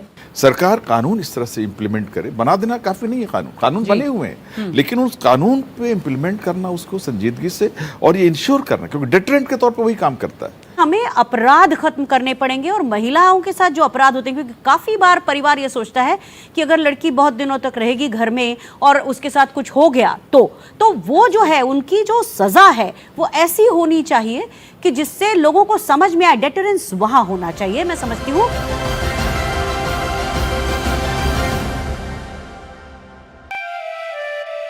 एक तरफ विंटर स्पोर्ट्स का रोमांच, दूसरी तरफ 4 धाम यात्रा का आनंद। एक ओर बर्फ से ढके पहाड़ तो दूसरी ओर बाबा केदार और बद्रीनाथ, देवभूमि उत्तराखंड इस बार कुछ इसी अंदाज में पर्यटकों का स्वागत करेगी। केदारनाथ, बद्रीनाथ, यमुनोत्री और गंगोत्री धाम के कपाट बंद हो चुके हैं, फिर भी पर्यटक इनके दर्शन का सुख ले पाएंगे, उनकी पूजा अर्चना कर पाएंगे। ये उत्तराखंड सरकार का बहुत बहुत धन्यवाद करता हूँ कि आपने हमारी यात्रा में बहुत बहुत सहयोग किया। उत्तराखंड में पूरे साल पर्यटन को बढ़ावा देने के लिए मुख्यमंत्री पुष्कर सिंह धामी के नेतृत्व में प्रदेश सरकार शीतकालीन 4 धाम यात्रा करा रही है। यात्रा में देवताओं के शीतकालीन गद्दी स्थल जोड़े गए। ऊखी मठ में भगवान केदारनाथ, ज्योतिर्मठ में बद्रीनाथ, मुखबा में मां गंगा और खरसाली में मां यमुना के दर्शन किए जा सकेंगे। शीतकाल में 4 धामों के कपाट बंद होने के बाद सभी लोगों के व्यवसाय पर गहरा प्रभाव पड़ता है, जिसे देखते हुए आदरणीय प्रधानमंत्री जी से मार्गदर्शन प्राप्त कर हमने इस वर्ष शीतकालीन यात्रा की ऐतिहासिक शुरुआत की है।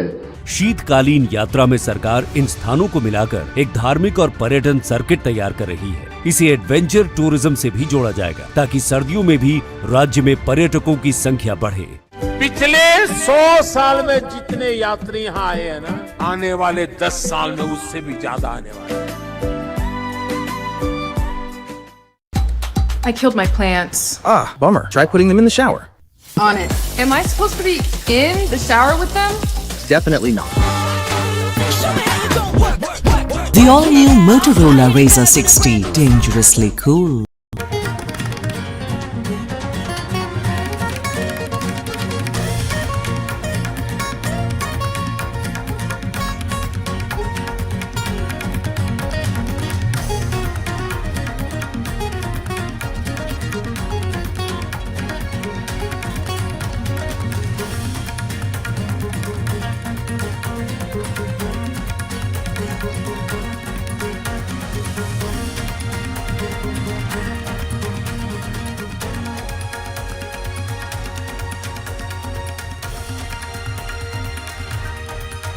Moving globally, trust Agarwal Packers and Movers Limited. 9300 300 300.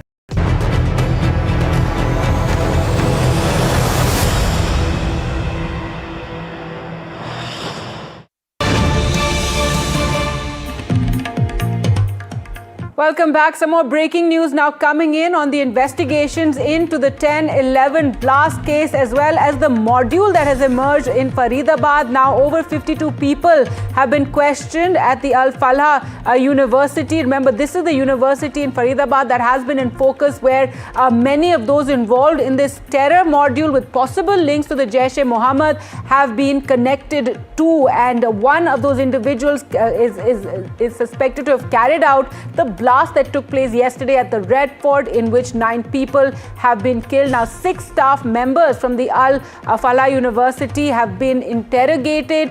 More than 52 individuals were told, especially those who worked with Dr. Muzammil Shakil at the Al Falah University, are being questioned. It was his residence where hundreds of kilos of explosives were found, as well as weaponry. Let's go across to Shubhang now for more on this story. Shubhang, Al Falah University has been in focus since this blast took place, and in fact before that, since this terror module was busted. Give us more details of the investigations there today. Well, exactly. That is what we have been, in fact, reporting since morning from this particular place. Well, we are still standing outside the Al Falah University over here, showing you the visuals. Though the Delhi police team is still inside, other officers have been leaving, though few, in fact, have also been detained. Till now, what we're getting to know is that 6 more people from the university have been detained for the rounds of questioning. They will be taking similarly rounds of questioning from the Faridabad police and also the Delhi police as well. Now that the NIA has also taken over the case, so they will also be, interrogating all these people similarly. So we are also learning in this particular case is that till now 52 people have been questioned by the Faridabad police and the Delhi police in this matter, because as we know, yesterday in fact around 2,900 kgs of ammonium nitrate was in fact recovered from Haryana by the Jammu Kashmir and Haryana police in a joint operation. Well, today we are also learning that now, since after these findings have been taken place, the Delhi police in fact was searching for the CCTV footage inside. They have also been talking to the principal of the university, because this university has been linked to 3 most important people that are in fact active members of Jaish-e-Mohammed module, that is a terrorist organization. That is why these investigations are taking place from the university as well, because still they are also trying to link the attack that was taken place yesterday, in fact in the night outside the Red Fort. So similarly, more people will also be detained in some time. That is what we are learning. But similarly, the rounds of questioning is still on. Back to you. That's right. Thanks so much, Shubhang, for joining us with all those details. And Dr. Omar, who was suspected to have been in that car which was blown up outside the Red Fort, was also connected to the Al Falah University. So let's take you through these details of this university, and how is it that this university is now in focus as a terror den. This is the Al Falah University in Faridabad, in which 3 of the doctors who are a part of this module that has now been busted were connected to. This university was set up in 2014 by the Al Falah Trust and recognized by the UGC in 2015. It's a 70-acre campus in Dhauj, just outside of Faridabad, and it received accreditation from the NAAC as well. It has a 650-bed charitable hospital is what, all these details now emerging regarding Al Falah University, given that it is now in focus ever since this terror module was busted there on Sunday, in which, around 7 people were involved. 3 of the doctors connected to the Al Falah University, 3 of the doctors actually working there. That's Dr. Umar, who we were speaking about, who was in that I-20 car that blew up outside of the Red Fort near the metro station. He was parked at the parking lot outside the Red Fort for several hours, and finally, the car blast took place. Was he in panic? That is what is now being probed. Was he in panic because all his other, connections had all been arrested, all of them who were part of this module? Dr. Muzammil he's really the one who's in focus, given that these 2,900 kilos of explosives were seized at his residence. In his room it was found. Also ammunition was seized from his room. Then there's Dr. Shaheen, who was arrested in Lucknow, and ammunition was found in her car as well. Explosives were found in her car is what investigators are telling us, and the link to these individuals to the Jaish-e-Mohammed in Pakistan. And so how did this university turn out to have these 3 doctors who were possibly a part of this, who were a part of this entire module, this terror module that possibly had links to the Jaish-e-Mohammed, is what investigators are saying. Well, we'll slip into a short break and return with all the very latest. Do remember, Home Minister Amit Shah is currently holding a meeting on this terror blast as well.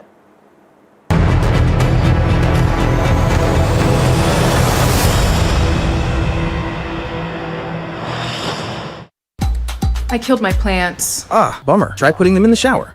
On it. Am I supposed to be in the shower with them? Definitely not. The all-new Motorola Razr 60, dangerously cool. Right here, right now, कितना कुछ नया start हो रहा है। Generally और central bank of India मिलकर बने हैं जनराली सेंट्रल इंश्योरेंस, और हम आपकी हर नई शुरुआत के साथ हैं to protect everything you love. Generali central insurance, आपका lifetime partner. Across India's farmlands, a new generation of farmers are rewriting the story of agriculture with modern technology, innovation, and entrepreneurship. The PepsiCo Voices of Harvest Awards 2025 honor India's champions of sustainable progress across 10 distinct categories that reflect the changing face of Indian agriculture. For more details, log on to ndtv.com/Voices of Harvest.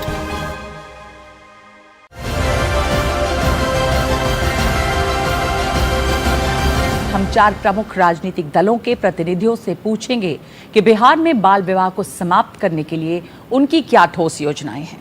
To come up with a strong legislation, strong penal action, all consensus campaign to bring behavioral change for these things. महिलाओं के लिए जागरूकता के साथ में शिक्षा और उनकी कानून रूप से मजबूती के लिए कार्य कर रही है। जैसा कि मैंने कहा कि साइकिल योजना, पोशाक योजना, 35% रिजर्वेशन इन जॉब में, महिला प्रोत्साहन राशि हो गई, आप उद्यमी हो सकते हैं, महिला जीविका हमारी है। सरकार कानून इस तरह से इम्प्लीमेंट करे, बना देना काफी नहीं है, कानून बने हुए हैं, लेकिन उस कानून पे इम्प्लीमेंट करना, उसको संजीदगी से और ये इंश्योर करना, क्योंकि डिटरेंट के तौर पर वही काम करता है। हमें अपराध खत्म करने पड़ेंगे और महिलाओं के साथ जो अपराध होते हैं, क्योंकि काफी बार परिवार ये सोचता है कि अगर लड़की बहुत दिनों तक रहेगी घर में और उसके साथ कुछ हो गया तो वो जो है उनकी जो सजा है वो ऐसी होनी चाहिए कि जिससे लोगों को समझ में आए। डेटरेंस वहां होना चाहिए, मैं समझती हूँ।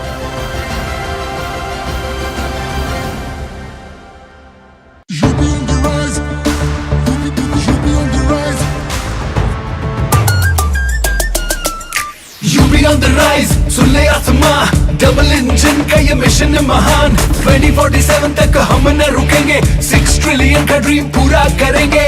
मथुरा की गलियों में गूंजे है राधा, अयोध्या में दूर हुई मंदिर की बाधा, काशी प्रयागराज की गोल्डन चमक, यूपी सरकार की गूंजे धमक। सड़कों पर फर्राटा फिक्रलेस बिल्कुल बिंदास, एक्सप्रेस वे पर साए पूरा विश्वास। विकसित यूपी की बढ़ गई प्यास, 2047 का ये विजन बहुत खास। माफिया का दी एंड, फियर गॉन, योगी राज में लॉ एंड ऑर्डर हुआ स्ट्रॉन्ग। बेखौफ घूमे जनता, गुंडों पर मार, नया यूपी तोड़ रहा पुरानी दीवार। यूपी ऑन द राइज, सुन ले आसमां, डबल इंजन का ये मिशन है महान। 2047 तक हम न रुकेंगे, 6 ट्रिलियन का ड्रीम पूरा करेंगे। टीवी पर पहली बार जामकुड़ी नाम की चुड़ैल का साया, इसकी चोटी अब हम पकड़ेंगे।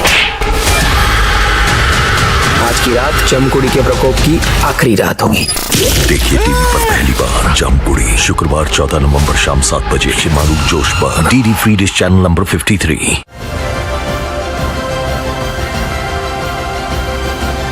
हम 4 प्रमुख राजनीतिक दलों के प्रतिनिधियों से पूछेंगे कि बिहार में बाल विवाह को समाप्त करने के लिए उनकी क्या ठोस योजनाएं हैं। To come up with a strong legislation, strong penal action, all consensus campaign to bring behavioral change for these things. महिलाओं के लिए जागरूकता के साथ में शिक्षा और उनकी कानून रूप से मजबूती के लिए कार्य कर रही है। जैसा कि मैंने कहा कि साइकिल योजना, पोशाक योजना, 35% रिजर्वेशन इन जॉब में, महिला प्रोत्साहन राशि हो गई, आप उद्यमी हो सकते हैं, महिला जीविका हमारी है।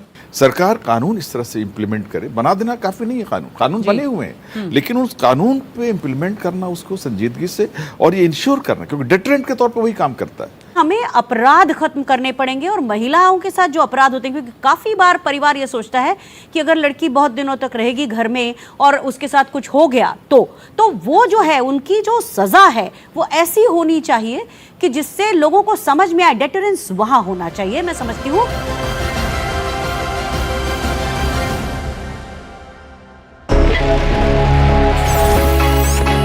Long night?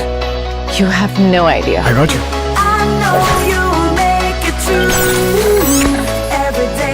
Motorola Edge 60 Pro. Hello, Moto.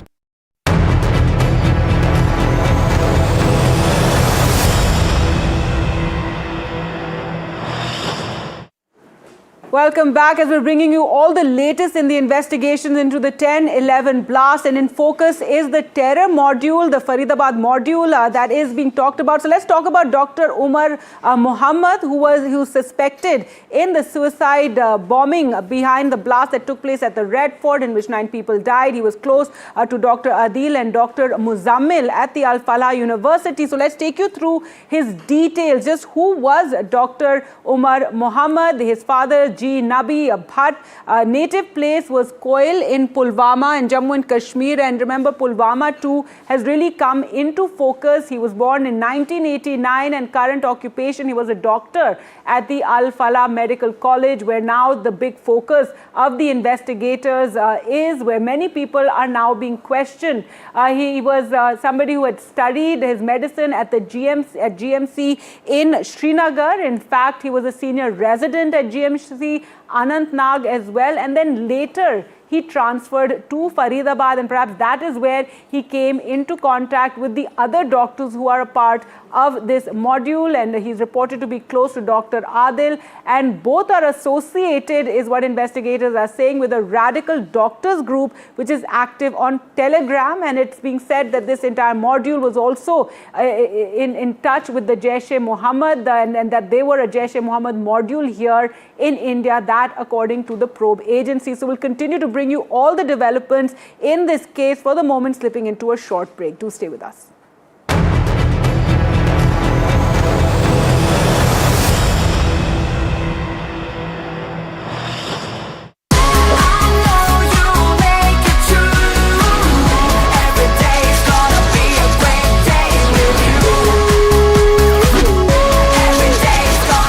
Motorola Edge 60 Pro. Hello, Moto. एक तरफ विंटर स्पोर्ट्स का रोमांच, दूसरी तरफ 4 धाम यात्रा का आनंद। एक ओर बर्फ से ढके पहाड़ तो दूसरी ओर बाबा केदार और बद्रीनाथ, देवभूमि उत्तराखंड इस बार कुछ इसी अंदाज में पर्यटकों का स्वागत करेगी। केदारनाथ, बद्रीनाथ, यमुनोत्री और गंगोत्री धाम के कपाट बंद हो चुके हैं, फिर भी पर्यटक इनके दर्शन का सुख ले पाएंगे, उनकी पूजा अर्चना कर पाएंगे। ये उत्तराखंड सरकार का बहुत बहुत धन्यवाद करता हूँ कि आपने हमारी यात्रा में बहुत बहुत सहयोग किया। उत्तराखंड में पूरे साल पर्यटन को बढ़ावा देने के लिए मुख्यमंत्री पुष्कर सिंह धामी के नेतृत्व में प्रदेश सरकार शीतकालीन 4 धाम यात्रा करा रही है। यात्रा में देवताओं के शीतकालीन गद्दी स्थल जोड़े गए हैं। ऊखी मठ में भगवान केदारनाथ, ज्योतिर्मठ में बद्रीनाथ, मुखबा में माँ गंगा और खरसाली में माँ यमुना के दर्शन किए जा सकेंगे। शीतकाल में 4 धामों के कपाट बंद होने के बाद सभी लोगों के व्यवसाय पर गहरा प्रभाव पड़ता है, जिसे देखते हुए आदरणीय प्रधानमंत्री जी से मार्गदर्शन प्राप्त कर हमने इस वर्ष शीतकालीन यात्रा की ऐतिहासिक शुरुआत की है। शीतकालीन यात्रा में सरकार इन स्थानों को मिलाकर एक धार्मिक और पर्यटन सर्किट तैयार कर रही है। इसे एडवेंचर टूरिज्म से भी जोड़ा जाएगा, ताकि सर्दियों में भी राज्य में पर्यटकों की संख्या बढ़े। पिछले 100 साल में जितने यात्री यहाँ आए हैं ना, आने वाले 10 साल में उससे भी ज्यादा आने वाले हैं। Across India's farmlands, a new generation of farmers are rewriting the story of agriculture with modern technology, innovation, and entrepreneurship. The PepsiCo Voices of Harvest Awards 2025 honor India's champions of sustainable progress across 10 distinct categories that reflect the changing face of Indian agriculture. For more details, log on to ndtv.com/Voices of Harvest.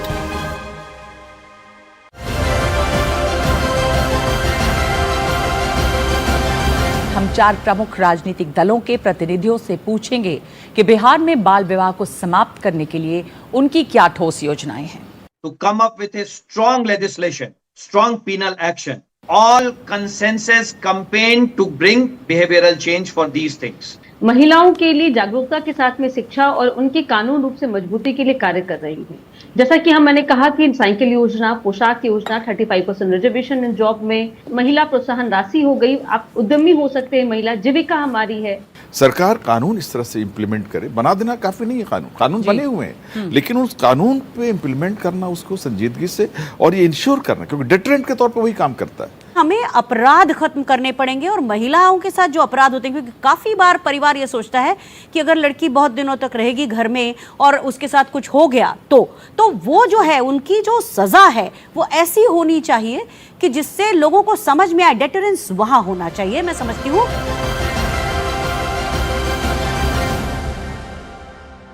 Acidity, heartburn और gas को खत्म करें कम से कम समय में और पेट को रखें कूल लंबे समय तक। प्रोटैंस, eat happily, live happily. I killed my plants. Ah, bummer. Try putting them in the shower. On it. Am I supposed to be in the shower with them?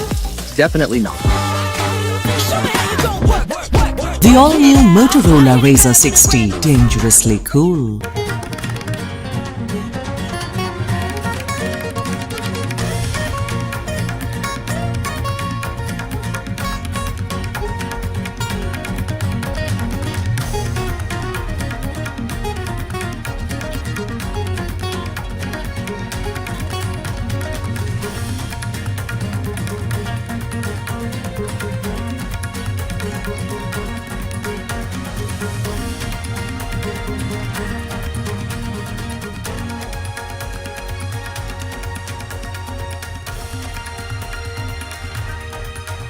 Moving globally, trust Agarwal Packers and Movers Limited. 9300 300 300. This is NDTV. And you're watching NDTV 24/7.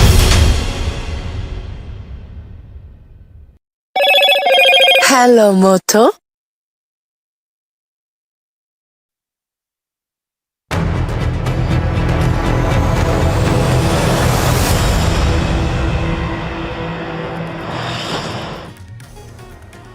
Hello everybody, you're watching NDTV. Probe deepens in the blast near Red Fort case. Investigating agencies have made more arrests today. Every angle is being investigated is what we've been told.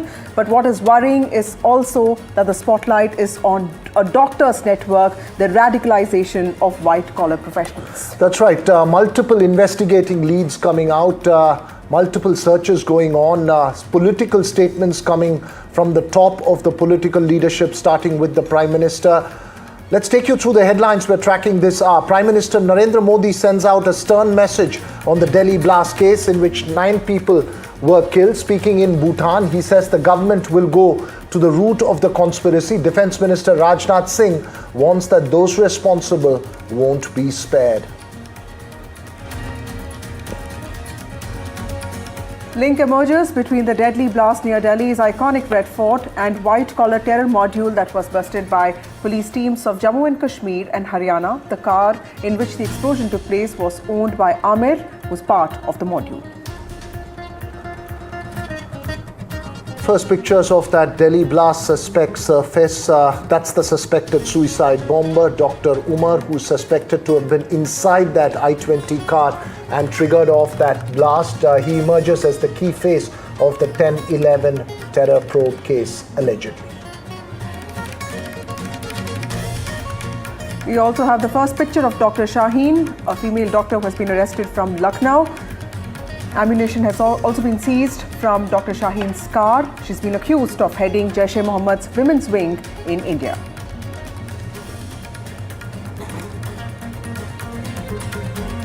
And all those investigations and that political statements coming even as voting underway in Bihar phase 2, over 60.4% turnout recorded in the 122 seats till 3 p.m. That itself is remarkably higher than what it was last time, of course, partly attributed to the special intensive revision of the electoral rolls, bringing the overall number lesser.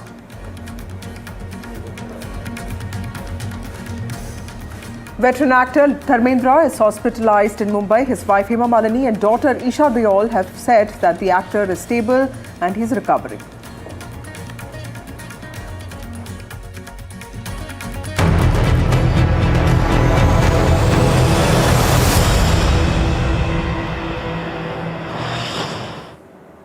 Well, our live and continuing coverage of the events that have unfolded since the tragic explosion last evening outside Delhi's Red Fort, which has left multiple injuries and multiple questions as far as investigators are concerned. Strong reactions coming in, starting with the Prime Minister. Prime Minister Modi has condoled, Vasudha, the victims of the Delhi blast and has vowed to bring the perpetrators to justice. Home Minister Amit Shah, meanwhile, held a high-level security meeting today. Defence Minister Rajnath Singh as well, in a stern warning, has said that the attackers will not be spared. Prime Minister Modi has said the conspirators behind this blast near Delhi's Red Fort won't be spared, and this is just a day after 9 people have been killed in the explosion.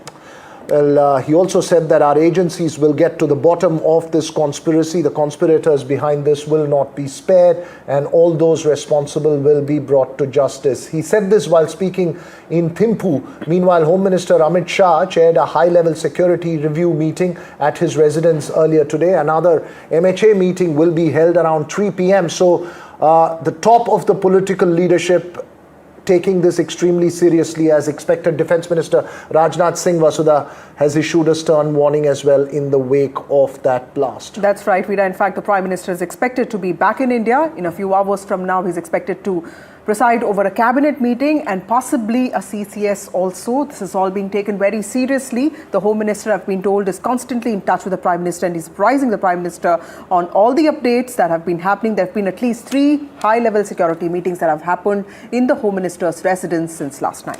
That's right. Let's listen into those reactions. Remember, Vasudha, there have been multiple updates coming in from investigators as well, which we'll bring to you in just a bit. But first, let's listen into the Prime Minister and the other reactions that came in. India will identify, track and punish every terrorist and their backers. We will pursue them to the ends of the earth. India's spirit will never be broken by terrorism. हमारी एजेंसियां इस षड्यंत्र की तह तक जाएगी।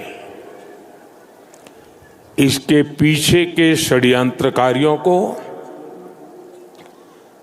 बख्शा नहीं जाएगा। All those responsible will be brought to justice. First and foremost, I extend my heartfelt condolences to all those who lost their lives in the tragic incident that occurred in Delhi yesterday. I pray to God to grant strength and solace to the bereaved families in this hour of deep grief. From this platform, I wish to assure my citizens that the country's leading investigative agencies are conducting a swift and thorough inquiry into the incident. The findings of the investigation will soon be made public. I want to formally assure the nation that those responsible for this tragedy will be brought to the justice and will not be spared under any circumstances. That was Defence Minister Rajnath Singh there, Vasudha. Earlier, we juxtaposed the reaction from Prime Minister Modi soon after Pahalgam vis-a-vis the reaction that we got from him from Thimphu there. So, multiple confabulations going on in the national capital over the investigations and the fallout of that deadly terror attack as we were calling it right now, Vasudha. That's right, Veera. This is the first time that a terror attack was targeted at civilians, and this is happening under Narendra Modi's regime. So clearly, this is something that the government will want to take very seriously, which is why several high-level security meetings are taking place. The CCS is expected to take place tomorrow after, of course, the cabinet meeting. So clearly, the spotlight is on what the government will do with regarding to this particular attack. And Home Minister Amit Shah has clarified yesterday that every angle will be probed into this attack, which means that terror attack remains the primary focus, but also every possible angle and everyone who's involved in this is going to be brought to justice, is what the Home Minister has said. That's right. Several questions also being raised over how such large quantity of explosives, remember, before this attack was found in Faridabad. So those questions will be raised. There's a huge network of doctors that are being probed at the moment. To say the least, quite a few disturbing details coming out as the probe into that blast near the Red Fort deepens, Vasudha. Investigators today took 3 more doctors from Faridabad's Al-Falah University into custody. And that's right. This university, Veera, has made headlines after 3 doctors linked to it came under the spotlight for their alleged involvement in terrorist activities. And this includes Dr. Shaheen, a doctor from Lucknow who was also associated with Dr. Mujammil, who was also in police custody. And remember, all of this happens after a huge amount of RDX and also ammunition was recovered in Faridabad and several places in Haryana yesterday. Now, this blast has claimed almost 11 lives, but the NIA, which is the National Investigation Agency, has now taken over this investigation of this blast that has really shaken the country. That's right, Vasudha. There have also been reports categorically from sources, as we've been reporting here, saying categorically that they suspect that,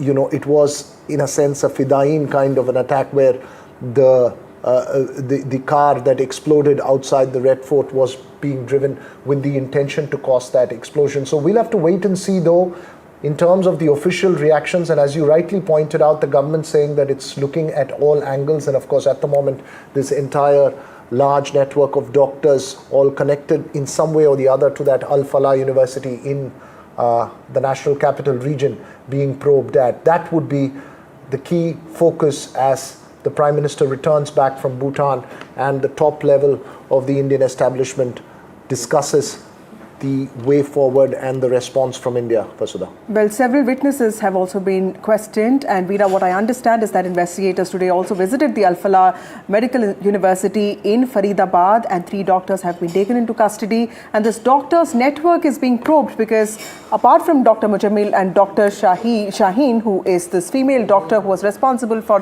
Jaish-e-Mohammed's recruitment amongst women, there are also other doctors who are in police custody. Their family members have also been detained by investigation agencies, but clearly what needs to be done right now is a little more investigation before the police and the investigation agencies come up with some official statement on what really caused this blast and who really are responsible for this. That's right. If we can play some of the reactions that we've picked up from earlier in the day, as far as the investigations are concerned, the sound bites and the reactions that have come in earlier in the day all through, because it's been rapidly changing in terms of information that we've been flowing in as far as the investigations are concerned into that blast last evening.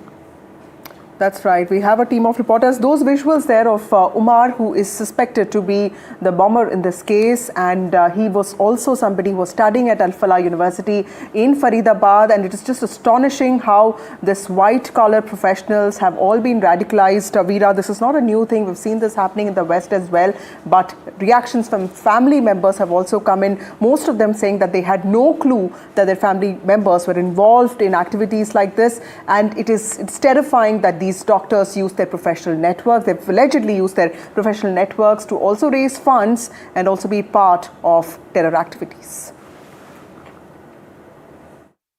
मेरे सामने हुआ है, 10 कदम की दूरी पे car खड़ी थी, car में ब्लास्ट हुआ, कार उड़ गया, वही लगा। इतना तेज धुआं था कि और हम कुछ नहीं देख पाए, लेकिन 2 आदमी घायल तड़प रहा था मेरे आगे में। मैं कंडीशन में नहीं था जो उसको बचाता, मैं खुद गिर गया था। एक आवाज़ें आई, उसके बाद मुझे चोट लग गया, और चोट लगने के बाद मैं भाग खड़ा हुआ अपने इलाज के लिए। प्राइवेट में पट्टी कराया हूँ रात को, उसके बाद घर चला गया। अब आया हूँ लोकनाथ अस्पताल अपने इलाज के लिए, लेकिन मुझे जो है अंदर जाने नहीं दिया गया है।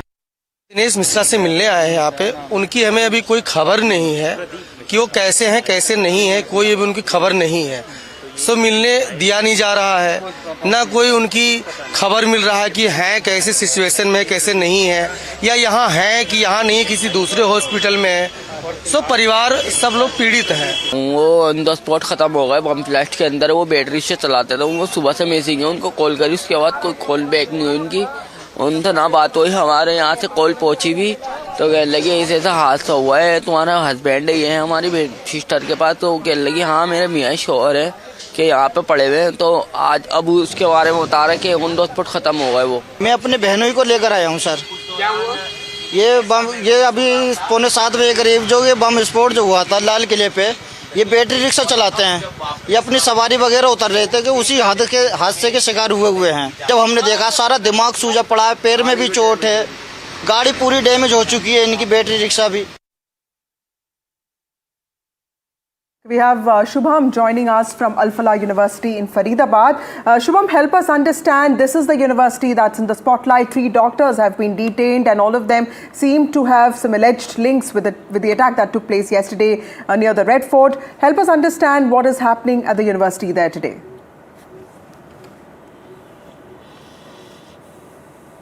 Well, currently showing you the visual just outside the Al Falah University. I'm standing right side. There were, in fact, so many movements since morning, be it the Delhi police, be it the Faridabad. There were movements in and out. The investigation in this particular matter is very important at this particular university because the 3 main accused in this particular case of, recovering the ammunition and also the arms that were, in fact, recovered from Dr. Shaheen's car. And also the recovery that has been done in terms of the ammunition nitrate that was recovered yesterday, in fact, which was around 2,900 kilograms of ammunition nitrate. Now, in this particular case, 3 more people, in fact, let me update, 6 more people have been, in fact, taken into custody, and now they will be also taking up some rounds of questions, and that is when the police and the NI, because now NI has also taken over the case in this particular matter, so they will also be, in fact, taking rounds of questioning from these particular detained people, though they have to release them before 24 hours if they do not get any proof against them, or they will have to file an FIR to arrest those who have been detained till now. But in this particular matter, this university definitely plays a very crucial role because till now, the 3 main accused in this particular matter are from this university. They were the part of the university, from the faculty members. In fact, they were. That is what the students have been told. Till now, 52 people have been investigated inside the premises of this university by the Faridabad police and the Delhi police. Now, the same rounds of questioning will be also conducted by the NI in this particular matter. Back to you. Shubhang, any sense of a way in which you could describe the mood or conversation that you may have had with others in the university? Because this is, from what we gather, a widely known university that's been there. What's the sense that you're picking up from the rest of them out there? I mean, is there a sense of shock? Is there a sense of suspicion? Are they waiting to find out what the investigators have actually in terms of hard evidence?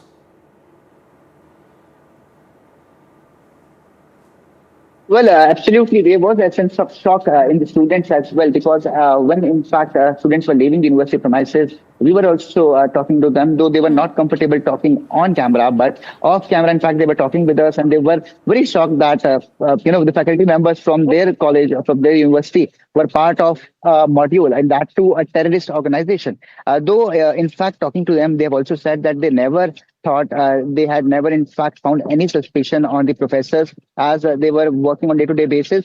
But what we are also learning about Dr. Shaheen, they have said, some of the professors that inside the university have said that she was very moody. She did not listen to anyone. She used to do what she felt like, and no strict action was taken against her during this particular period. But now what they are learning is that they are part of Jaish-e-Mohammed, which is a terrorist organization. So definitely this is alarming for them as well, shocking for them as well. Though they have said that the university administration have also said that they will follow all the procedures, and in fact, they will also help the police in the investigation.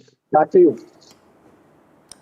Right. Thank you, Shubhang, for joining us with those details. We'll keep coming back to you. Al Falah University in Faridabad is in the spotlight after 3 doctors working in that university have been detained and they are in police custody. And of course, Dr. Shaheen, who's a female doctor from Lucknow, is also in the spotlight, and she was closely working with Dr. Mujammil, who has also been allegedly involved in the terror attack that took place yesterday.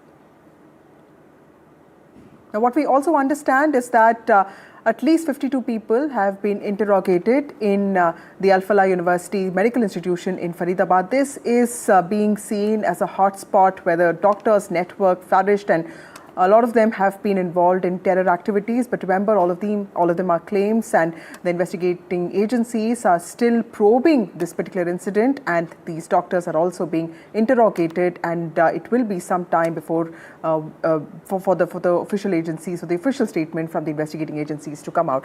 My colleague Veera also has more details on what really happened yesterday, how did this blast take place, and what more do we know from the site so far.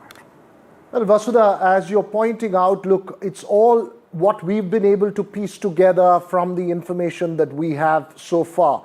A Faridabad link, as we've been mentioning all along, to that blast has been emerging since last evening. It was, in fact, as soon as the blast went off, most reporters who were covering the Faridabad seizure of around 2,900 kilograms of explosives have been speaking about it. But there you have it on your screens, is that I-20 car, a white Hyundai I-20 car that was the one which set off that explosion at the Red Fort. Let's just look at the journey that I-20 car took from Faridabad. There it crosses the Badarpur border, that comes into Delhi, comes into Saraikale Khan, and then goes to the ITO and Red Fort. And as we know, that it was being driven slowly.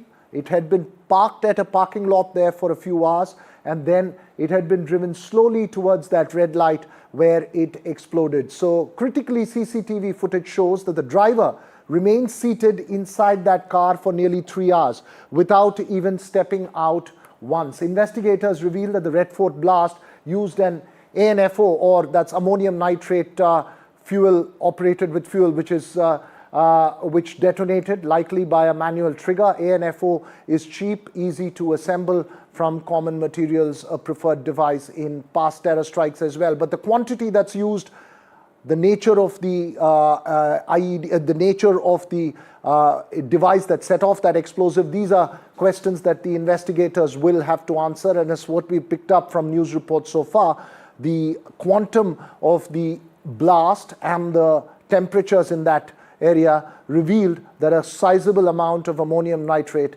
or ANFO as we call it, as far as the explosive is concerned, was used in that blast.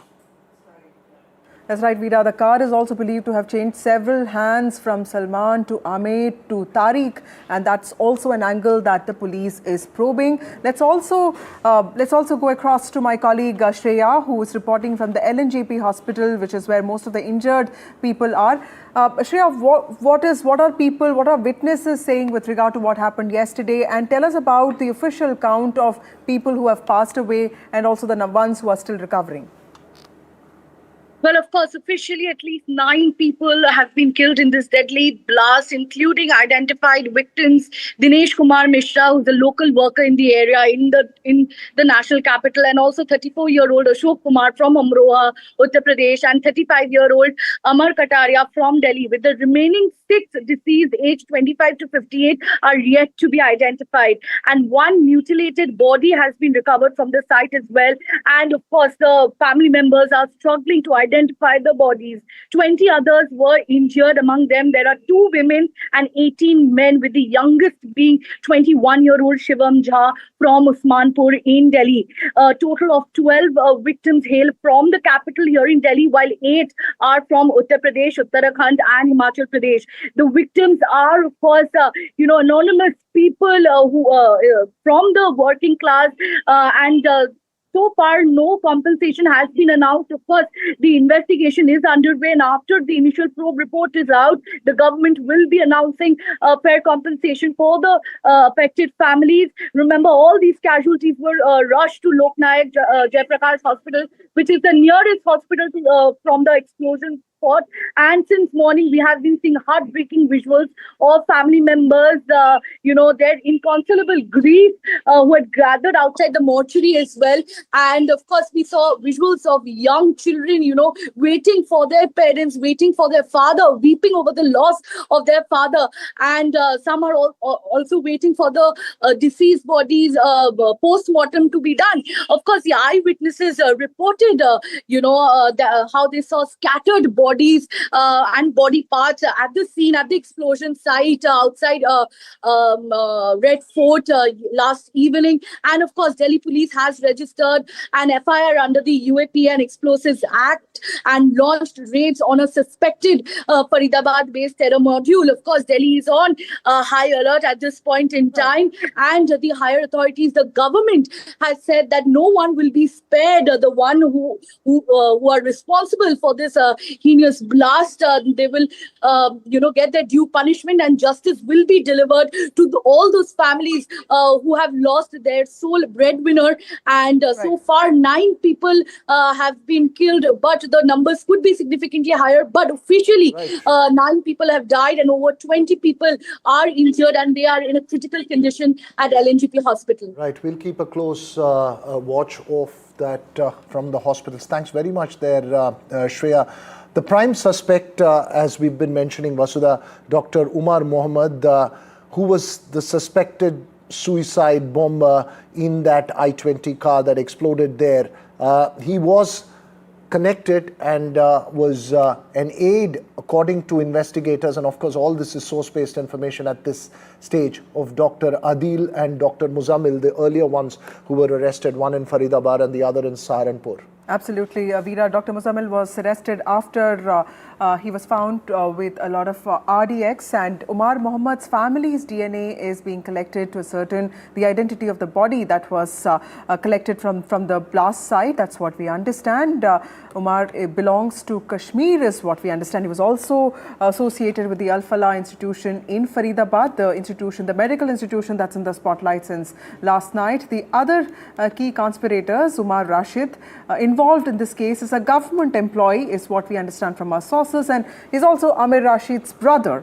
Amir Rashid had handed over the keys of another key conspirator, Tariq, who is believed to also have been one of those people who bought the car from Salman. Remember, the car that exploded, the I-20 car that exploded had also changed multiple hands, according to sources. Umar drove the car from Badarpur border near Faridabad, and he brought the car to the Red Fort parking lot. My colleague Veera has more details on this. That's right. Let's just take you through what we know from authorities, from other sources, as far as those involved in that, the suspects are concerned. Dr. Umar Mohammed was the suspected suicide bomber that we just mentioned behind the Red Fort blast. The other suspect was also Dr. Adil and Dr. Muzammil's aide at the Al-Falah universities. That's Dr.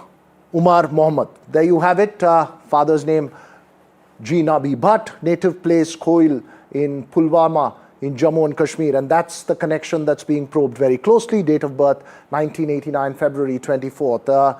The current occupation, he was a doctor at the Al-Falah Medical College in Faridabad. And that's the key place where the multiple connections are seemingly evolving. He's a former resident, senior resident at the GMC in Anantnag as well. So he's had time in the valley as well. So these are the connections that's being closely looked at. He was later transferred to Faridabad. So that's pretty much what we've been able to piece together as far as this Dr. Umar Mohammed is concerned, who is suspectably the man who was driving that I-20 car that exploded outside the Red Fort, both associated with a radical doctors group active on Telegram as well. These are the information that the investigators have been able to piece out. Part of a Jaish-e-Mohammed module, according to sources, of course, that's a suspected aspect.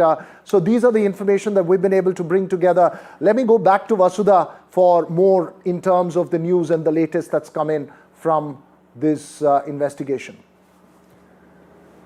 That's so.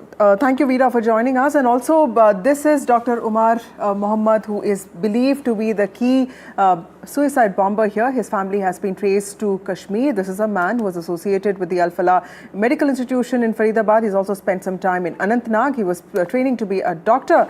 We'll get you more on all of that in just a bit. It's time for a short break.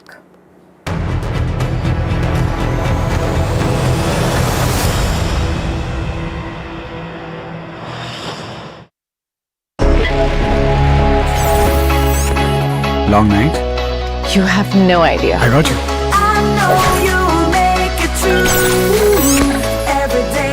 Motorola Edge 60 Pro. Hello, Moto. I'm Riya, proper Mumbaikar. But then something called me. And I flew to Hyderabad and had hot biryani on board. Yum! I'm kind of Hyderabadi also. And one weekend with just a backpack, I took off to Phuket. Now, I'm a little bit tired too. I'm from everywhere. That's made me feel something special. Guess I'm a little Air India Express too. Explore more, express more. Air India Express.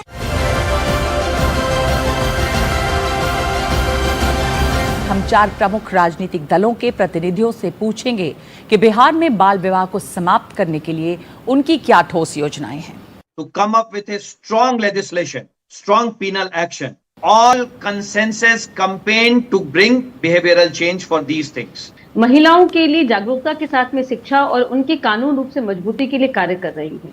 जैसा कि मैंने कहा कि cycle योजना, पोशाक योजना, 35% reservation इन job में, महिला प्रोत्साहन राशि हो गई, आप उद्यमी हो सकते हैं, महिला जीविका हमारी है। सरकार कानून इस तरह से इम्प्लीमेंट करे, बना देना काफी नहीं है, कानून बने हुए हैं, लेकिन उस कानून पे इम्प्लीमेंट करना उसको संजीदगी से और ये इंश्योर करना, क्योंकि डिटरेंट के तौर पे वही काम करता है। हमें अपराध खत्म करने पड़ेंगे और महिलाओं के साथ जो अपराध होते हैं, क्योंकि काफी बार परिवार ये सोचता है कि अगर लड़की बहुत दिनों तक रहेगी घर में और उसके साथ कुछ हो गया तो वो जो है उनकी जो सजा है वो ऐसी होनी चाहिए कि जिससे लोगों को समझ में आए। डेटरेंस वहां होना चाहिए, मैं समझती हूँ।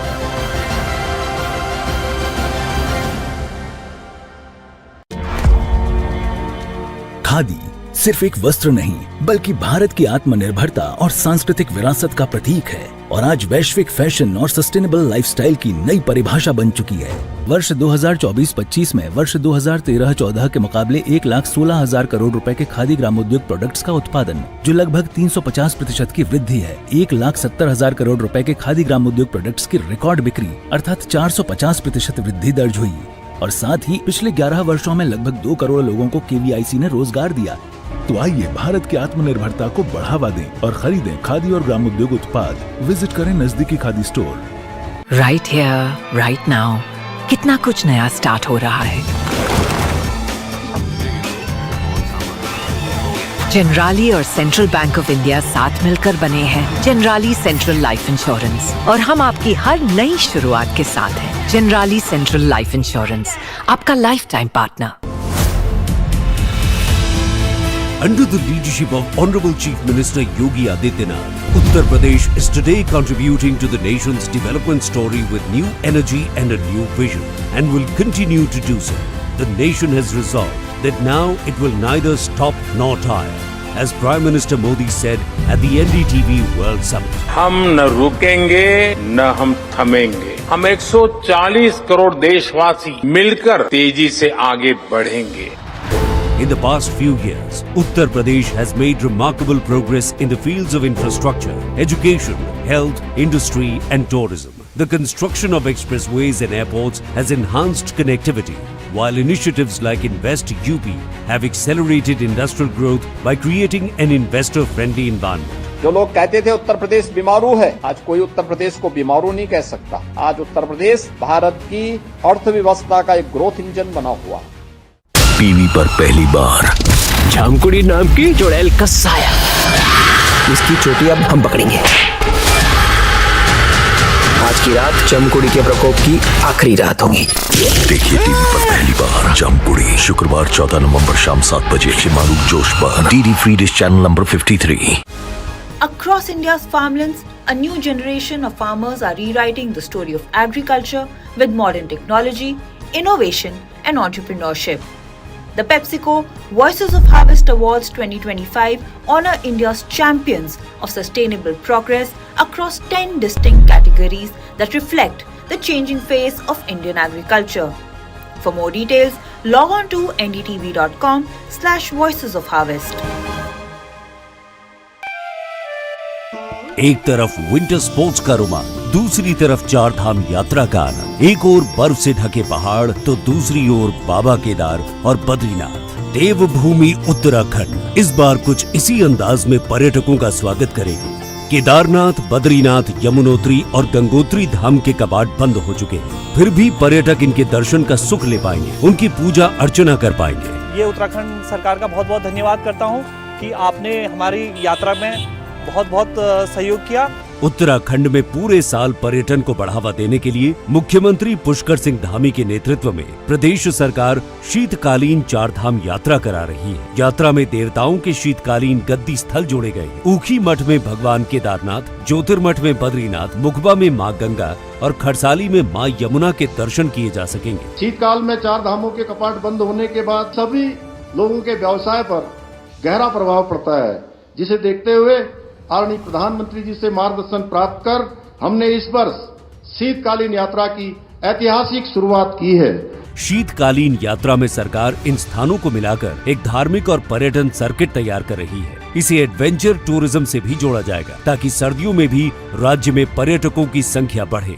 पिछले 100 साल में जितने यात्री यहाँ आए हैं ना, आने वाले 10 साल में उससे भी ज्यादा आने वाले हैं।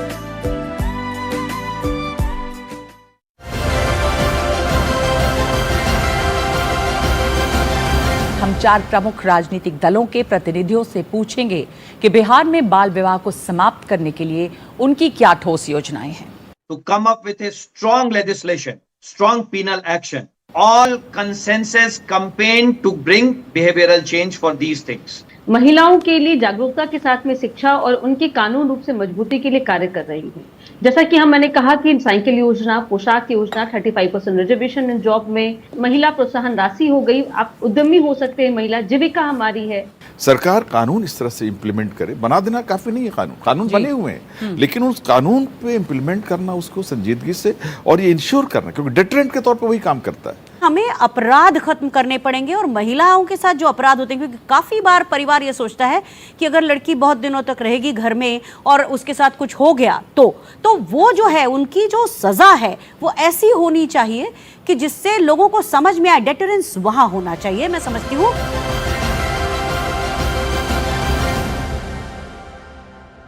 पढ़ता है, खेलता है, झूलता उछलता है, दौड़ता कभी कभी दौड़ कराता है, आगे आगे बढ़ता है इंडिया, अमूल दूध पीता है India.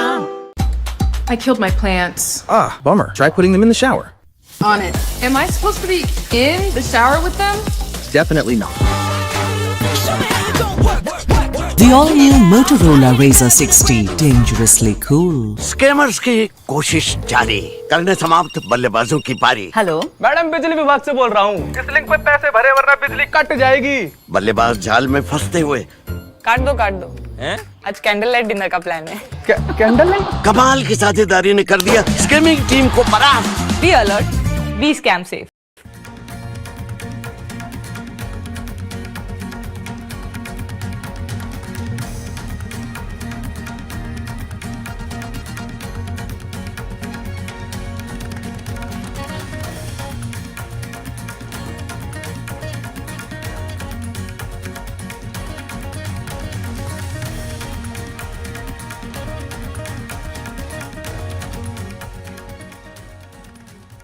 Moving globally, trust Agarwal Packers and Movers Limited. 9300 300 300.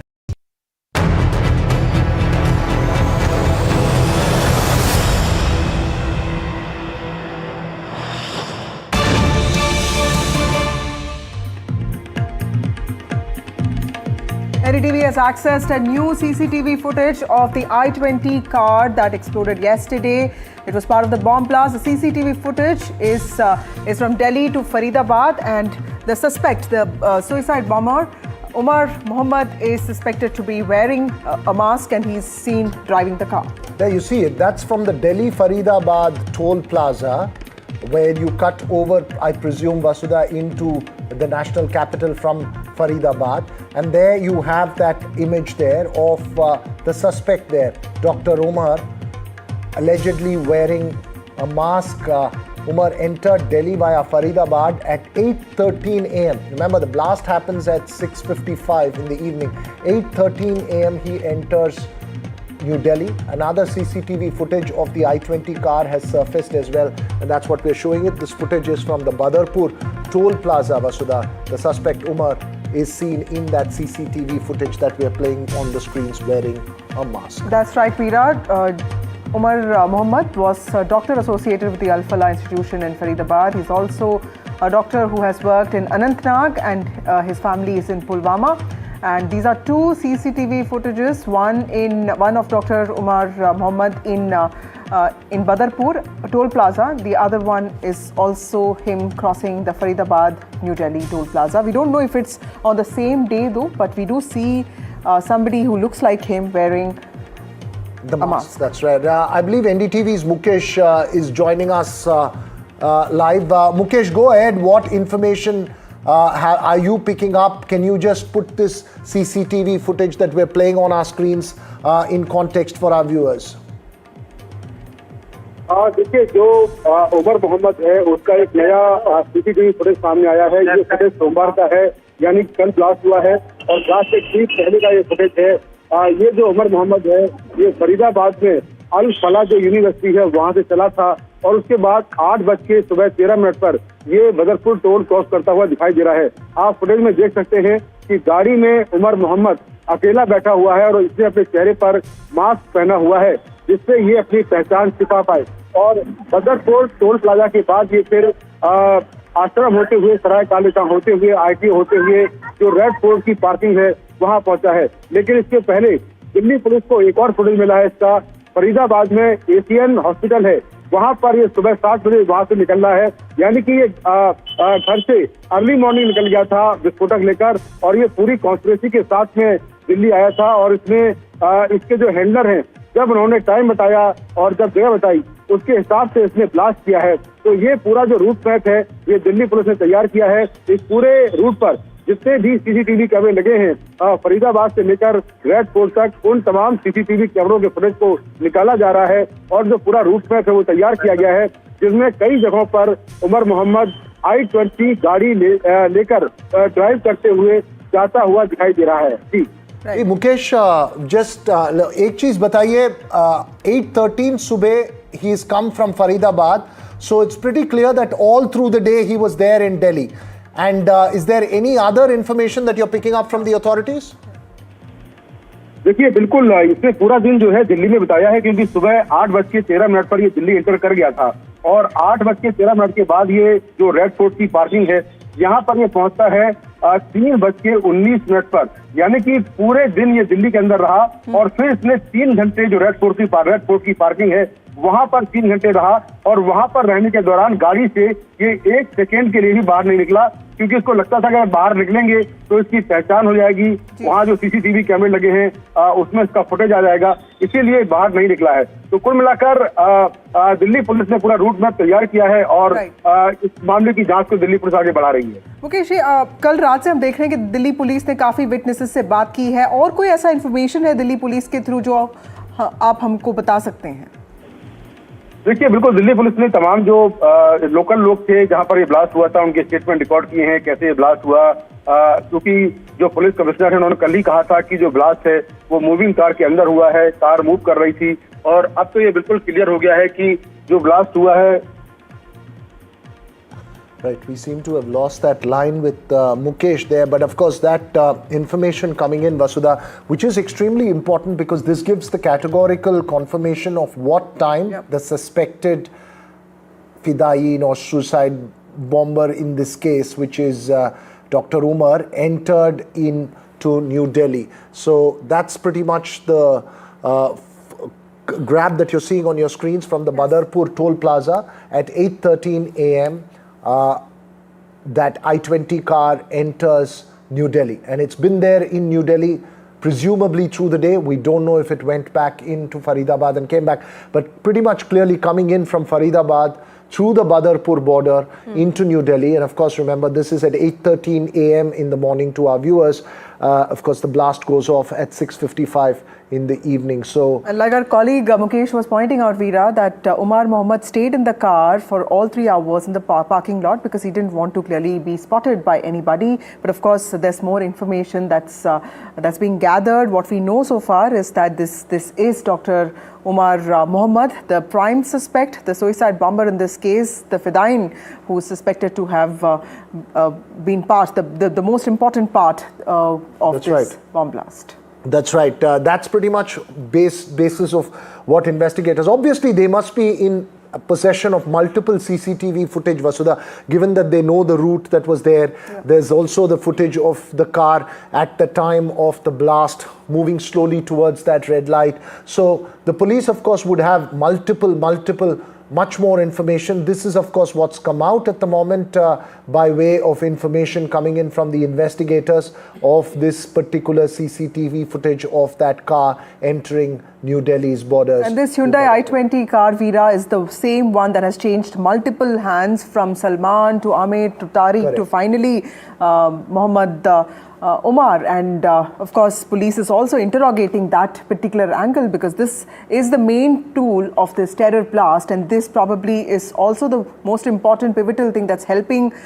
investigating agencies understand the whole trail to this terror attack. That's right, Vasudha. A couple of other things as well which you pick up from investigators from the other parts of the world as well. When you see that footage, they do have technology to decipher how much of payload was there in the car, how much of explosives were there in the car because of the compression on the suspensions and how far it is from the ground. So multiple angles will be probed by investigators. But Vasudha, it's also, as you rightly point out, NDTV will be bringing out this special report as well in a bit from now on, what you should be careful about when you sell a car to a person that you don't know, the kind of documentation that's needed to make sure that you know who you are selling your car to. In this case, as Vasudha rightly pointed out, this car seems to have changed multiple hands, and there is the last person who's used it, who's suspected suicide bomber.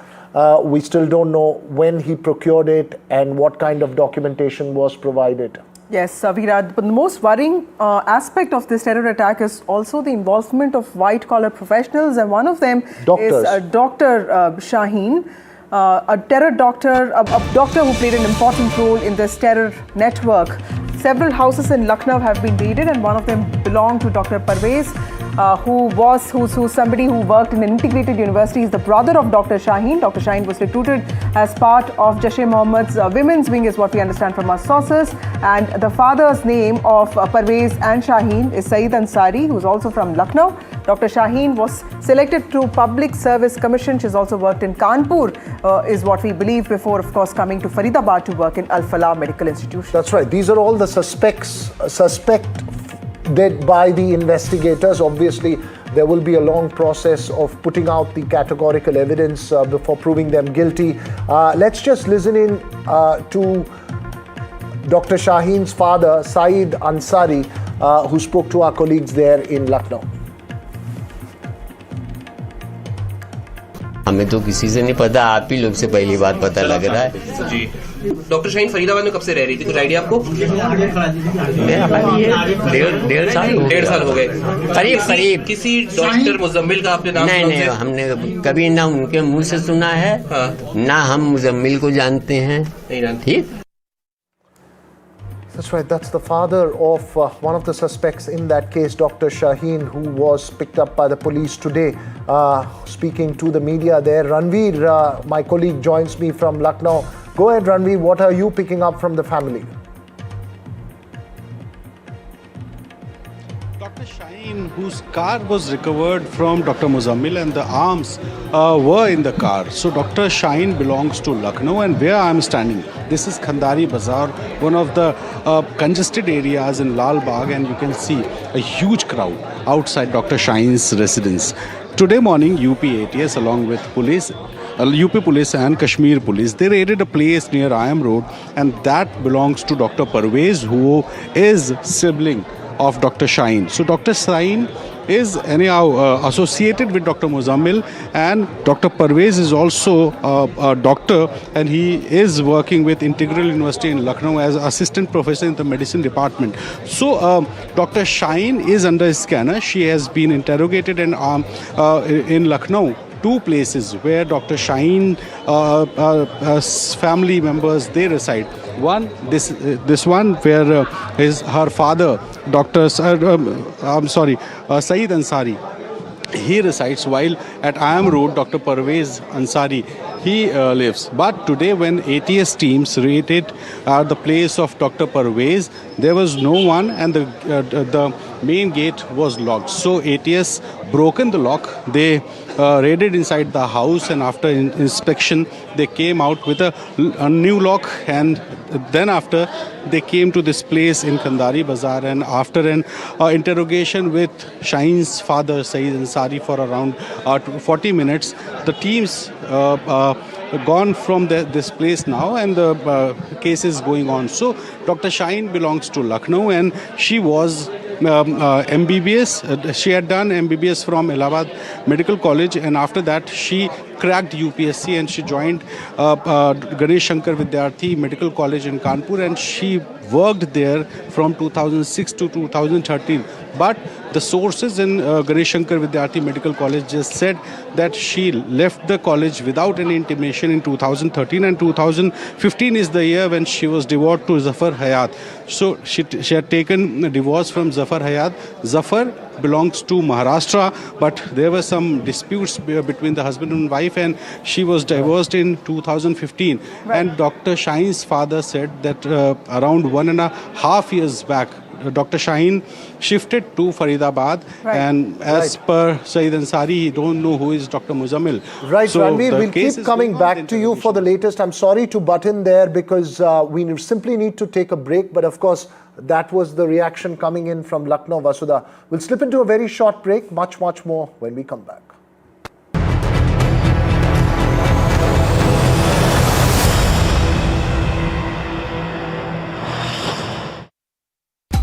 I killed my plants. Ah, bummer. Try putting them in the shower.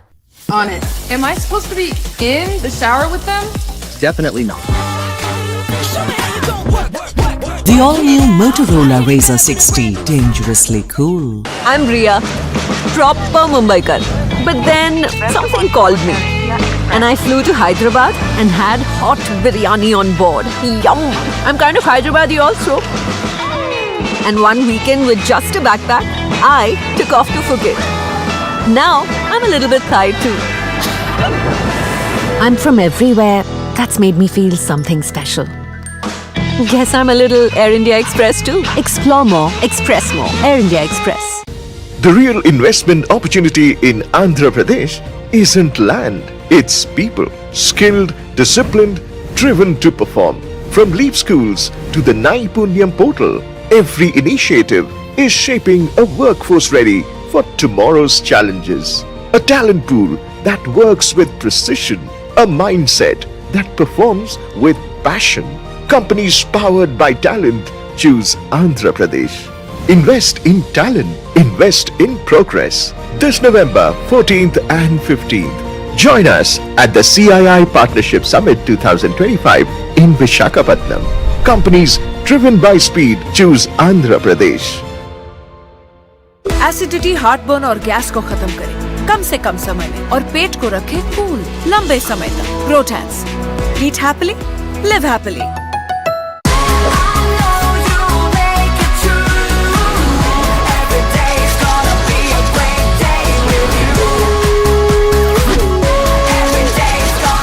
Motorola Edge 60 Pro. Hello, Moto. Across India's farmlands, a new generation of farmers are rewriting the story of agriculture with modern technology, innovation, and entrepreneurship. The PepsiCo Voices of Harvest Awards 2025 honor India's champions of sustainable progress across 10 distinct categories that reflect the changing face of Indian agriculture. For more details, log on to ndtv.com/Voices of Harvest. Right here, right now. कितना कुछ नया start हो रहा है. Generally और central bank of India मिलकर बने हैं जनराली सेंट्रल इंश्योरेंस और हम आपकी हर नई शुरुआत के साथ हैं to protect everything you love. Generali central insurance, आपका लाइफ टाइम पार्टनर.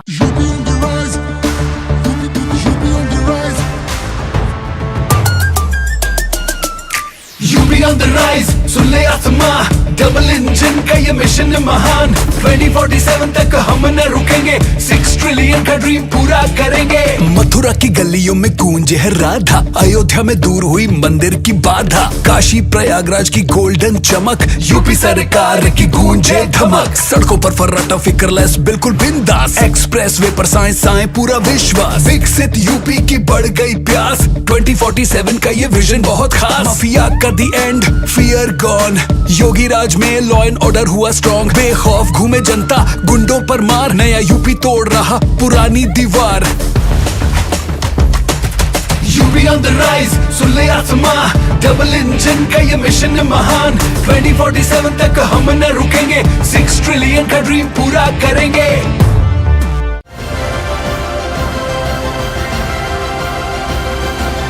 हम 4 प्रमुख राजनीतिक दलों के प्रतिनिधियों से पूछेंगे कि बिहार में बाल विवाह को समाप्त करने के लिए उनकी क्या ठोस योजनाएं हैं.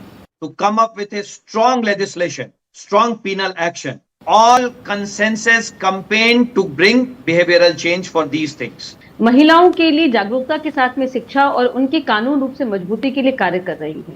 जैसा कि मैंने कहा कि साइकिल योजना, पोशाक योजना, 35% रिजर्वेशन इन जॉब में, महिला प्रोत्साहन राशि हो गई, आप उद्यमी हो सकते हैं, महिला जीविका हमारी है. सरकार कानून इस तरह से इम्प्लीमेंट करे. बना देना काफी नहीं है, कानून बने हुए हैं, लेकिन उस कानून पे इम्प्लीमेंट करना, उसको संजीदगी से और ये इंश्योर करना, क्योंकि डिटरेंट के तौर पे वही काम करता है. हमें अपराध खत्म करने पड़ेंगे और महिलाओं के साथ जो अपराध होते हैं, क्योंकि काफी बार परिवार ये सोचता है कि अगर लड़की बहुत दिनों तक रहेगी घर में और उसके साथ कुछ हो गया तो वो जो है उनकी जो सजा है वो ऐसी होनी चाहिए कि जिससे लोगों को समझ में आए. डेटरेंस वहां होना चाहिए, मैं समझती हूँ.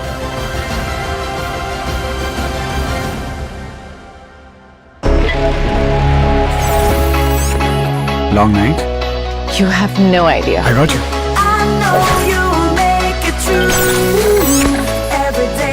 Motorola Edge 60 Pro. Hello, Moto.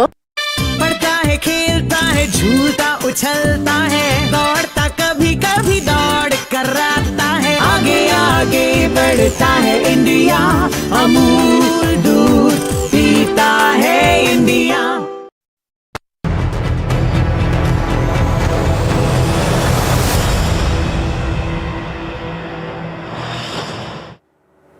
Welcome back. We are continuing our coverage, non-stop coverage since last evening of the investigations into that Delhi blast. Much more, Vasudha, which will keep coming up in terms of both investigations and information coming in from investigators. That's right, Veera. The Doctors Network is in the spotlight, but several angles are being probed by investigating agencies. We'll get you all that and more on the other side of this break.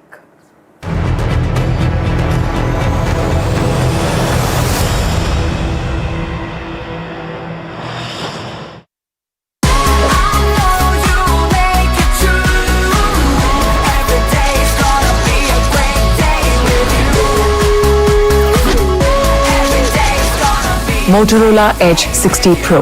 Hello, Moto. Right here, right now. कितना कुछ नया start हो रहा है. Generally और central bank of India मिलकर बने हैं जनराली सेंट्रल इंश्योरेंस और हम आपकी हर नई शुरुआत के साथ हैं to protect everything you love. Generali central insurance, आपका lifetime partner.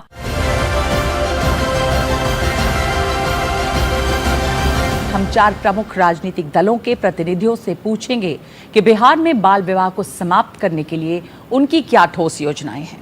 To come up with a strong legislation, strong penal action, all consensus campaign to bring behavioral change for these things. महिलाओं के लिए जागरूकता के साथ में शिक्षा और उनकी कानून रूप से मजबूती के लिए कार्य कर रही है.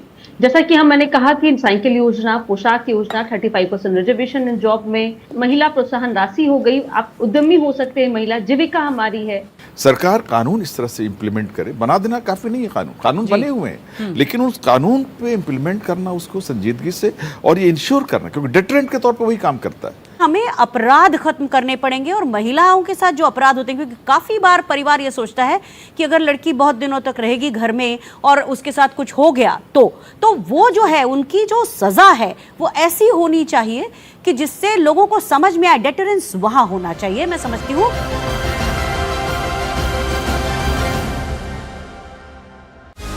Across India's farmlands, a new generation of farmers are rewriting the story of agriculture with modern technology, innovation, and entrepreneurship.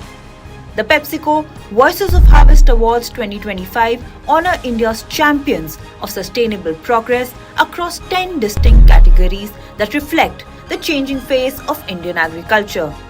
For more details, log on to ndtv.com/Voices of Harvest.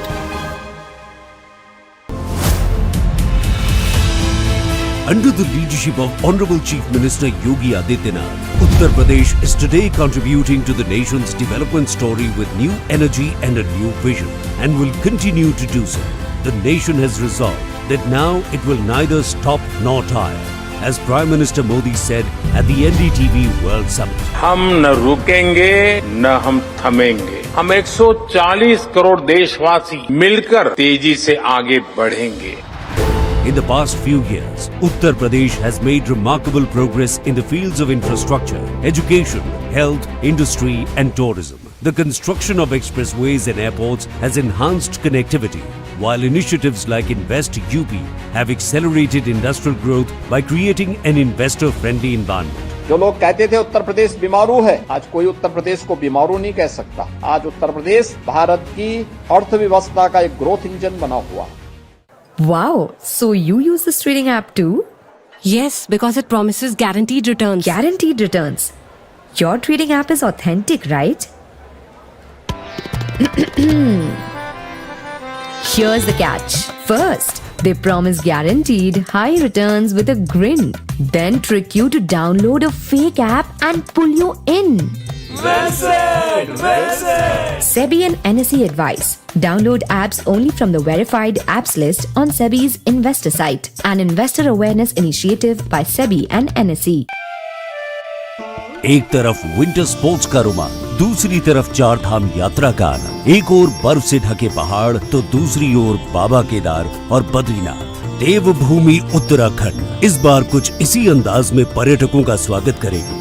Kedarnath, Badrinath, Yamunotri और गंगोत्री धाम के कपाट बंद हो चुके हैं, फिर भी पर्यटक इनके दर्शन का सुख ले पाएंगे, उनकी पूजा अर्चना कर पाएंगे। ये उत्तराखंड सरकार का बहुत बहुत धन्यवाद करता हूँ कि आपने हमारी यात्रा में बहुत बहुत सहयोग किया।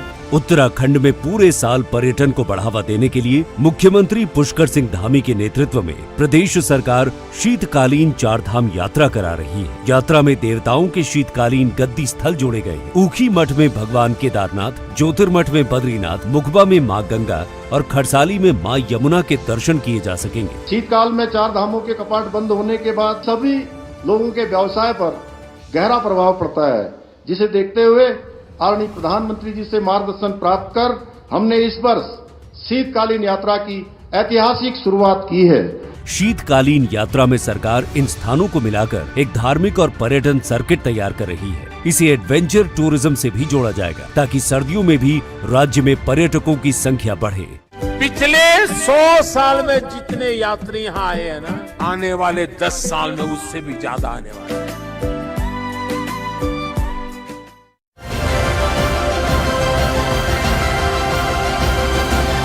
हम 4 प्रमुख राजनीतिक दलों के प्रतिनिधियों से पूछेंगे कि बिहार में बाल विवाह को समाप्त करने के लिए उनकी क्या ठोस योजनाएं हैं। To come up with a strong legislation, strong penal action, all consensus campaign to bring behavioral change for these things. महिलाओं के लिए जागरूकता के साथ में शिक्षा और उनके कानून रूप से मजबूती के लिए कार्य कर रही है। जैसा कि मैंने कहा कि साइकिल योजना, पोशाक योजना, 35% रिजर्वेशन इन जॉब में, महिला प्रोत्साहन राशि हो गई, आप उद्यमी हो सकते हैं, महिला जीविका हमारी है। सरकार कानून इस तरह से इम्प्लीमेंट करे, बना देना काफी नहीं है, कानून बने हुए हैं, लेकिन उस कानून पे इम्प्लीमेंट करना उसको संजीदगी से और ये इंश्योर करना, क्योंकि डिटरेंट के तौर पर वही काम करता है। हमें अपराध खत्म करने पड़ेंगे और महिलाओं के साथ जो अपराध होते हैं, क्योंकि काफ़ी बार परिवार ये सोचता है कि अगर लड़की बहुत दिनों तक रहेगी घर में और उसके साथ कुछ हो गया तो वो जो है उनकी जो सज़ा है वो ऐसी होनी चाहिए कि जिससे लोगों को समझ में आए। डेटरेंस वहाँ होना चाहिए, मैं समझती हूँ।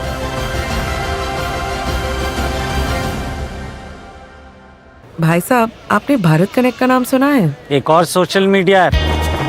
सोशल मीडिया ऐप नहीं, वो 700 से ज्यादा ऐप्स पे बिल पेमेंट्स पॉसिबल बनाते हैं। बढ़िया है। आप हमें जानते नहीं पर मानते जरूर हैं। हम हैं Bharat connect.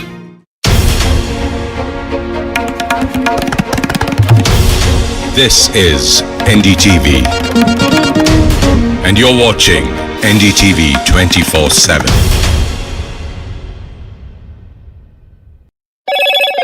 Hello, Moto.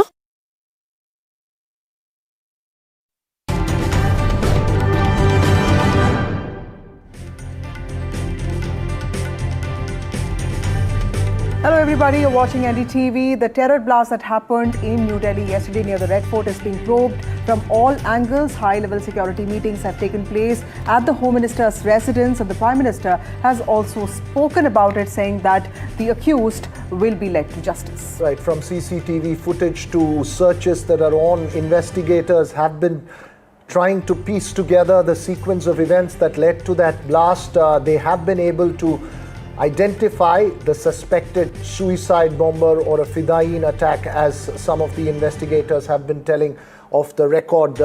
So we'll get you all the latest that's coming in right now from the investigators and from the reactions that have come in. But first, the headlines we're tracking this up.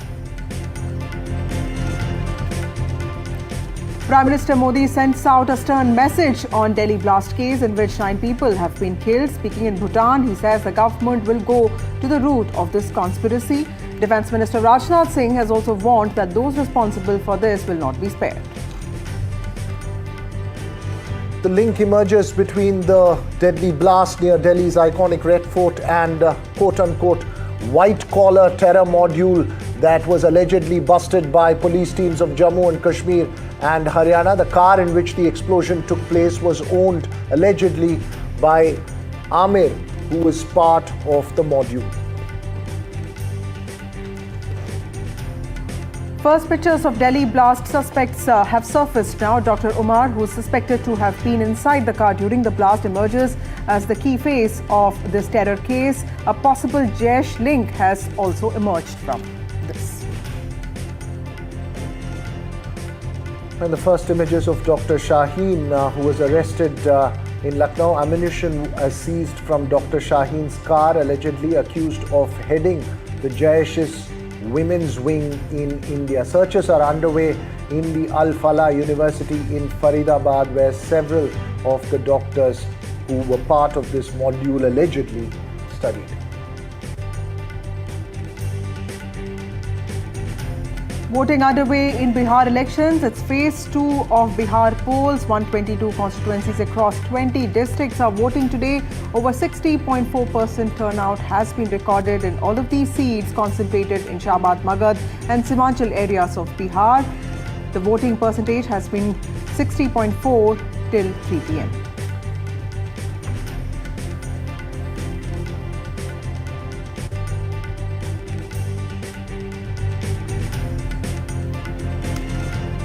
Well, Bollywood's original strongman, the veteran actor Dharmendra, hospitalized in Mumbai. Hema Malini and Dr. Isha Diol say the actor is stable and recovering.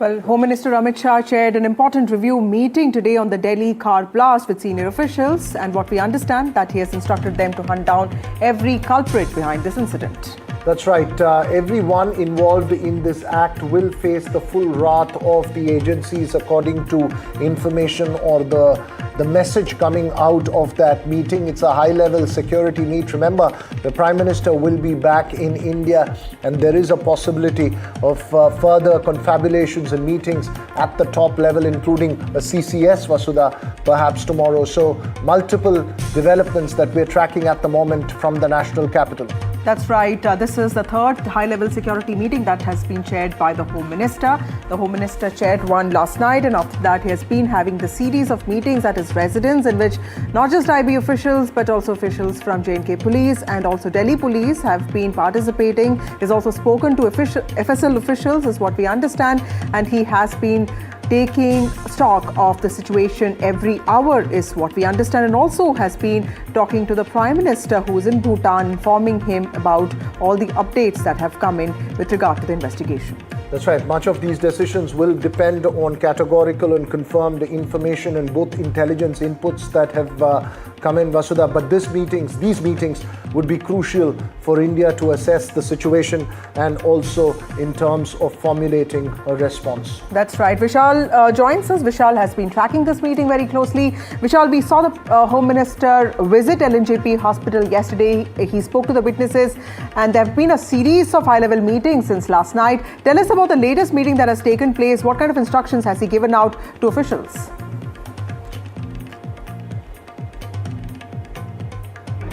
Vasudha, if I could hear you correctly, you asked about the meetings that Amit Shah chaired in the last few hours. There have been two meetings, I'll tell you. The first one was at 11 a.m. that lasted about 90 minutes or so. The second one started at about 3 p.m. at the Ministry of Home Affairs, which also lasted around the same time duration. And we have the statement of Amit Shah. He is just taken to X and posted that he chaired the review meetings of Delhi car blast with senior officials of all the sides.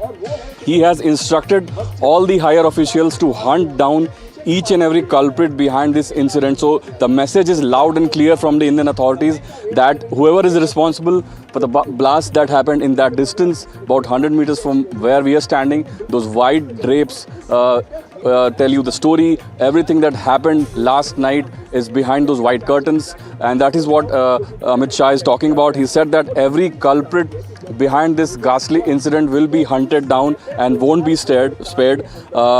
Everyone involved in this act will face the full wrath of our agencies. This is what the Home Ministry of India has clearly said, and Prime Minister Modi also spoke on similar lines about 5-6 hours ago when he was on a visit to Bhutan. He clearly mentioned that anyone who is responsible for this incident will not go unpunished, will not go unnoticed. That is the biggest message that India is sending at the moment.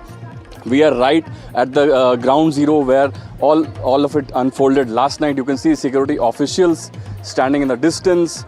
We have paramilitary forces. At least I've counted at least 250 to 300 officials from across many agencies. And behind those white drapes, you have NIA authorities, NIA officials going at it, discovering new clues, putting together pieces of clues that they have collected over the last 24 hours or so. It will be exactly 24 hours in about 1.5 hours of time, and that is the signal where it all happened, the yellow signal where the blast took place, and at least 9 to 10 people have died. It's a developing story, it's a dynamic story. If you want to see what effect this had on the people of Delhi, I'll request my camera person to show the road that we are on. It's almost totally empty. Not even one moving vehicle on this road. This is one of the busiest roads in Delhi, but it doesn't have a single moving vehicle at the moment. So that shows the story so far. Back to you, Vasudha. Vishal, it's quite graphic what you're showing in terms of the fact that the roads are empty there. But what have you picked up specifically from the investigators? Is there anything specific that you've picked up beyond what we've been reporting? Because there's a lot of information about raids, about arrests, about CCTV footage. Any further information that you're picking up from investigators that you could share at this stage? Well, over the last 1 hour or so, there have been several information that we have collected through sources. The first one, the top one on the list is obviously the involvement of many people from the Al Falah University that is located in Faridabad, Haryana. At least 52 people from that university, from staffers to students to junior resident doctors to senior resident doctors, including the woman who has been arrested. She these people have been questioned, these people have been detained, and there's a special investigation separately going on to analyze that part of the story, because Al Falah University seems to be at the center of this conspiracy, because this was not a random act of violence, as was reported earlier, that the fellow who detonated the explosive, he did not really act erratically, is what we've gathered so far. Right, important, several connections being made to that Al Falah University. We'll keep a close watch of those investigations. Thanks very much, Vishal. Of course, Vasudha, one of the key aspects is also the reaction that's come in from across quarters, including from Prime Minister Narendra Modi, who's condoled the victims of the Delhi blast and has vowed to bring perpetrators to justice. Home Minister Amit Shah, meanwhile, held a high-level security meeting today. In fact, he held 2 such meetings today, and one was held last night. Defence Minister Rajnath Singh has also issued a stern warning, saying that attackers will not be spared. Prime Minister Modi, we are told, is going to return to India soon. He will be addressing a cabinet meeting and most likely a CCS meeting tomorrow. He has said that the conspirators of this crime, those behind this blast, will not be spared. And this is just a day after 9 people were killed in this explosion. That's right. He also said that our agencies will get to the bottom of this conspiracy. The conspirators behind this will not be spared. As you just mentioned, all those responsible will be brought to justice. He said while speaking in Thimphu, and as you just mentioned, Home Minister Amit Shah has also chaired a high-level security meet at his residence earlier in the day. Another MHA meeting will be held around 3 p.m. That's what we've been reporting at the moment. Defence Minister Rajnath Singh issued a stern warning in the wake of that Delhi blast near the Red Fort. Let's listen in to the Prime Minister, both what he said yesterday, and we'll also juxtapose it to his reaction just after the Pulwama attacks.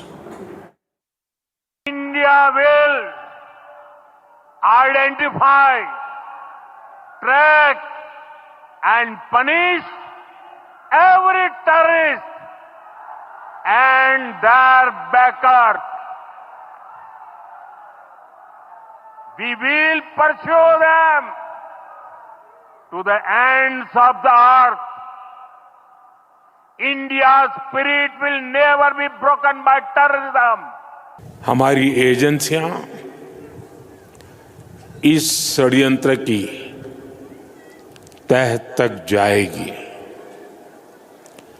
इसके पीछे के षड्यंत्रकारियों को बख्शा नहीं जाएगा। All those responsible will be brought to justice. From Prime Minister Narendra Modi, let's also listen in to Defence Minister Rajnath Singh, who issued a stern warning after those blasts. First and foremost, I extend my heartfelt condolences to all those who lost their lives in the tragic incident that occurred in Delhi yesterday. I pray to God to grant strength and solace to the bereaved families in this hour of deep grief. From this platform, I wish to assure my citizens that the country's leading investigative agencies are conducting a swift and thorough inquiry into the incident. The findings of the investigation will soon be made public. I want to formally assure the nation that those responsible for this tragedy will be brought to the justice and will not be spared under any circumstances. Well, there's a crackdown on Haryana's Al Falah University. Remember that this has become the hotspot. At least 4 doctors associated with this medical institution have been detained by police, and they're being seen as suspects. That's right, Vasudha. The entire investigation now revolving around Al Falah University. Obviously, these are all suspects right now. The police, of course, going through that investigation, and it all triggered back to that arrest at Saharanpur, and then, of course, the arrest of 2 doctors at Faridabad and the recovery of large quantities of ammonium nitrate as well as other explosive material, 2,900 kilograms. That information came in just before the blast at the national capital yesterday. Sources, and of course this will have to be corroborated with evidence, say that almost 40% or at least a large amount of doctors and staff at that Al-Falah University could be from Jammu and Kashmir. My colleague Anushka Garg joins us with more details on this. Anushka, from Shaheen to Umar, who is suspected to be the suicide bomber in this case, to Mujammil, who is also in police custody. A lot of them are they're all involved with this university. Tell us what is going on there and what is the crackdown that's happening there? How many people have been interrogated till now? Right, Vasudha, a lot of movement can be seen here since today morning. We did see that the Delhi Police Special Branch had in fact reached here, and after investigating, they have in fact taken 52 people's statement and have in fact detained all of them and are right now interrogating them about whether or not they knew that such kind of activities, terror-related activities were in fact taking place in Al-Falah University. We are just outside the premises and we'd like to show some visuals also. This is the Al-Falah University from where, Muzammil Shakil was teaching as a senior doctor for 3.5 years. This is the same very place where his lady accomplice was in fact also apprehended by the police. She's also in fact taken into custody, and we did see the visuals of how Shaheena, who's the said lady accomplice of Muzammil Shakil, was in fact also detained in her Swift Desire car. The police had found a lot of ammunition and also arms inside her car, and just barely a kilometer from this particular place from where we are standing in Fatehpur Taga. This is the village Fatehpur Taga, and barely a kilometer from here is the rented apartment of Muzammil Shakil, where he was storing 2,900 kgs worth of explosives and also getting to know suspected ammonium nitrate. Imagine the amount of number. Now the main question here is how were they able to amass such large quantity of explosives just on the outskirts of Delhi NCR? And also second question is how did they manage to bring such kind of explosives to Faridabad without being detected? Also we are seeing that this is an umbrella investigation. The NIA has taken over this case, and also we are seeing that the Delhi police is right now investigating as to how these people were associated with each other. From what we are getting to know and what we are understanding is that Umar Muhammad was an accomplice of Muzammil Shakil, and the lady, female friend, was in fact also there, who was helping them, Right. Anushka, we seem to be having trouble with getting through in terms of your audio. We'll keep coming back to you for the latest that's happening at the Al-Falah University. Meanwhile, Vasudha has more details from this investigation. Vasudha. While the blast, Veera, at the Red Fort is being investigated from different angles, what is fascinating and really worrying is the terror module that's related to doctors that has emerged. It's a white-collar professionals network, mostly doctors. And remember, all of them are suspects right now. But what has also emerged is really worrying because all of them doctors and they all seem very radicalized. This is Umar Muhammad. He is a doctor in training, 36 years old, and he is suspected to be the suicide bomber, the Fidain in this case. Remember, it's been established as a terror attack is what we know. He was employed at Al-Falah Medical College in Faridabad, which is also being seen as a hotspot right now. Umar was also somebody who was employed as a resident doctor in Srinagar. He worked very closely with Dr. Adil and Dr. Mujammil, two other people who have been associated, who have been accused of being suspects in this case. And we also know that all of them have been associated with the Al-Falah hospital. Umar is also someone who comes from Pulwama, and he was...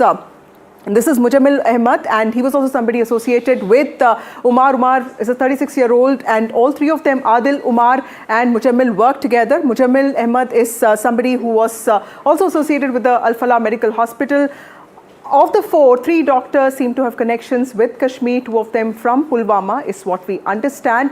And all of this happened, the blast happened after 2,900 kg of explosives, weapons were recovered from Mujammil's rented house in Faridabad. He was a resident of Pulwama. And Dr. Adil is the other person who has worked at the GMC in Anantnag. All of them doctors. A rifle was found in his locker, and he was also earlier arrested for pasting JEM posters. So there is a Jaish linked to this. And the last one, of course, is Dr. Shaheen, who was tasked with building the women's body of the Jaish-e-Mohammed. She was a doctor in Lucknow, somebody who got into medical services after cracking the Public Service Commission examination, has worked in Kanpur, and she's been associated with Dr. Mujammil, who was arrested for possession of ammunition. And she's also been detained today from her house in Lucknow, from her father's house, and all four of them are being suspected of having links with the terror blast that took place in Delhi yesterday.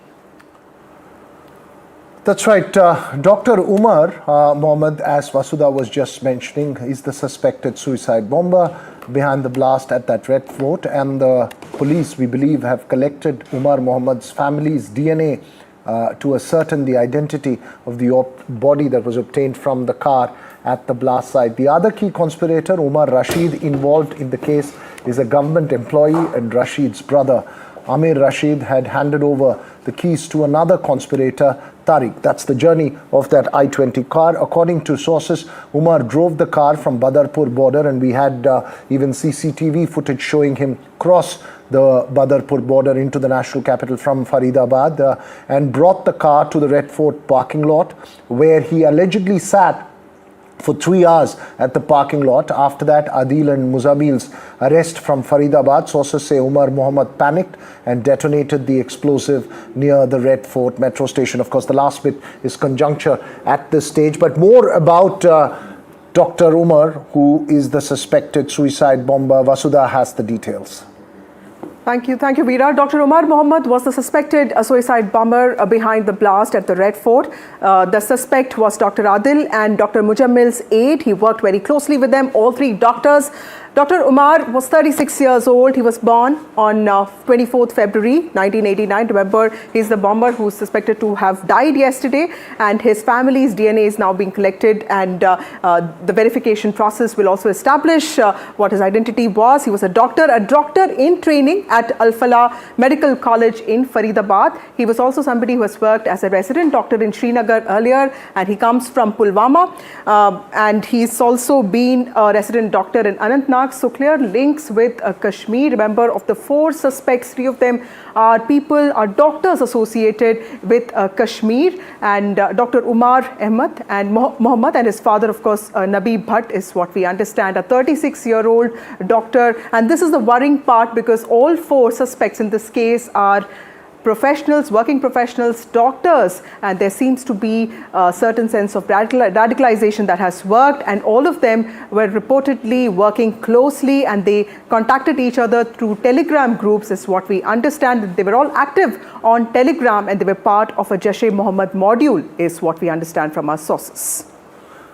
Right, thanks very much there, Vasudha. Of course, that's the profile that we've been able to put together of that alleged suicide bomber, the suspected suicide bomber, Dr. Umar. My colleague Tanushka Datta also joins me live. She's been tracking all the developments very, very closely. Tanushka, what's the latest you're picking up from investigators? What can you give us at this stage?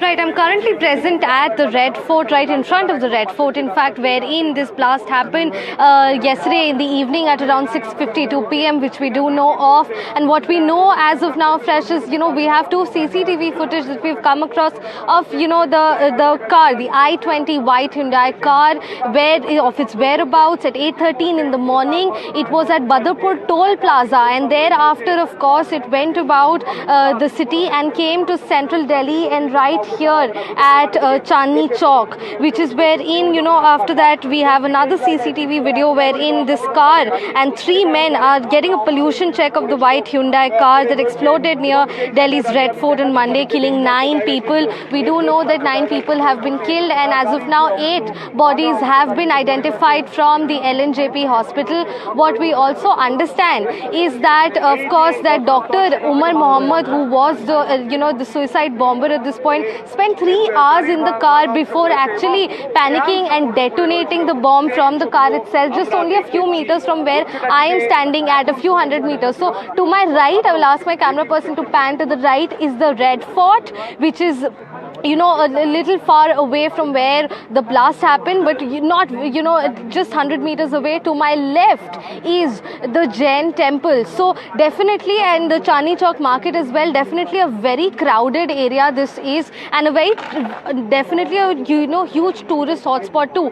Tourists were present at the Red Fort. The Chandni Chowk market in general has a lot of crowd. Some of the victims' families whom I spoke to today spoke of, some were shopkeepers who had come to buy more goods at the Chandni Chowk market, and little did they know that this would be, the last day of life, and they would lose their life in this manner. I think the most important bit to take into account is from this blast is that of the loss of lives that has happened. Definitely, the link that has come about of this being a white-collar terrorist, module at this point with the Faridabad terrorist module and the Delhi blast being linked together is definitely something that is also being investigated by the National Investigative Agency. The NIA has been handed over the case, and as we can see right now, a lot of definitely security deployment is present here at the Red Fort. The roads have been cordoned off from a couple of kilometers back. No people, no vehicles are allowed.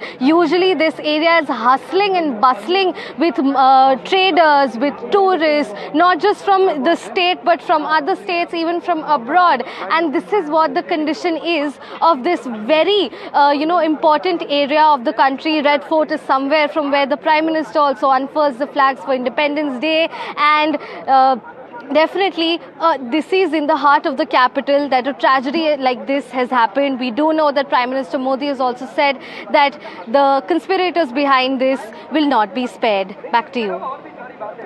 For joining us with those details. Now, we know that a Faridabad link to the terror blast has occurred, but how did this main weapon of terror, the car, the I-20 car, reach Delhi? Where did it all exchange hands? For all of this, let me go across to Veera. Veera has all the details. That's right. Thanks very much there, Vasudha. Look, this car that we're talking about, the I-20 car, has been the focus of investigations, and it's changed multiple hands before it actually reached the hands of the suspected suicide bomber. Let's try and map to you where the car started and how it reached the Red Fort area. We have shown you CCTV footage, right? And that CCTV footage that we've been showing you is from that Badarpur border, where the car crosses at 8:13 a.m. It leaves from Faridabad, crosses the Badarpur toll into the national capital at 8:13 a.m. and that's the route it takes. And those who are familiar with Delhi would know that route very clearly. Goes all the way through Sarai Khale Khan to ITO and then to the Red Fort. And obviously, as you know, since we've been reporting since yesterday, it was parked at a parking lot for about 3 hours where the driver didn't leave the car. That's near the Red Fort area. And then it slowly moves towards the traffic signal when it's set off as an explosive. That car, which was packed with, we don't know, suspected ammonium nitrate, ANF, or fuel oil, triggered by fuel oil with a detonator perhaps there, blasts outside the Red Fort metro station, all the way from Faridabad through the Badarpur border at 8:13 a.m. and around 6:55 is that blast. So that's the journey of that I-20 car. Several questions there raised. Much more evidence will also come out in terms of CCTV footage of tracking that car in different parts of the city as the investigators further probe this case. Back to you, Vasudha. Right. Thank you, Veera, for joining us. Also, the weapon, the main weapon of terror attack, and also the evidence here, the journey of the car as mapped by police officials here. NDTV is tracking hour by hour the route of the map. NDTV has tracked the I-20's movement, and the car starts at 8:13 a.m. is when we see Umar, who's seen as the Fadain in this case. He's seen entering Faridabad through the Badarpur toll plaza. At 3:19 is when we see the car parked near the Red Fort, and those visuals that you can see at 6:28 p.m. in the evening is when we see the car leaving the Red Fort parking a lot. Let me go across to Veera for more details on this. Veera. That's right, Vasudha. I just wanted to track on the map for the viewers the information that you have been putting out. That's hour by hour tracking of that I-20 car that leaves from Faridabad in the morning and reaches the Red Fort there. Let's just play that map again for our viewers there. There you have it at Faridabad. It crosses the Badarpur border, as I told you, at the toll at 8:13 a.m. That's 8:13 in the morning, where you see the suspected suicide bomber, Dr. Umar, wearing, of course, a mask. This is, of course, information that we are piecing together from whatever we picked out. At 3:19 p.m., the car is seen parked near the Red Fort area. So, which means from here till the Red Fort area, it's moved up, and at 3:19 p.m. it's spotted there. That's where for about 3 hours it's parked at that parking lot near that Red Fort area, and at 6:28 p.m. the car leaves that Red Fort parking lot, slowly moves around that area, and at 6:55 p.m. is the moment of that enormous explosion that was set off with that car. That's the journey of that I-20 car that we've been able to piece together with the information that we've had so far. Back to you, Vasudha. Well, thank you, Veera. So clearly the journey of the car is important for police to also understand what happened to the main suicide bomber here, Umar Mohammed. But the spotlight now is on doctors. It's also on Dr. Shaheen and her brother Parvez, both of them from Lucknow. Dr. Shaheen is a doctor, and she was associated with the Al-Falah Institute of Medical Sciences in Faridabad. She has worked in Kanpur earlier, and she's part of the Faridabad Jaish module, which also has the other suspects, including Mujammil, Adil, and of course Umar Mohammed, who is being seen as a suicide bomber in this case. Dr. Shaheen's brother Parvez was raided in Lucknow today.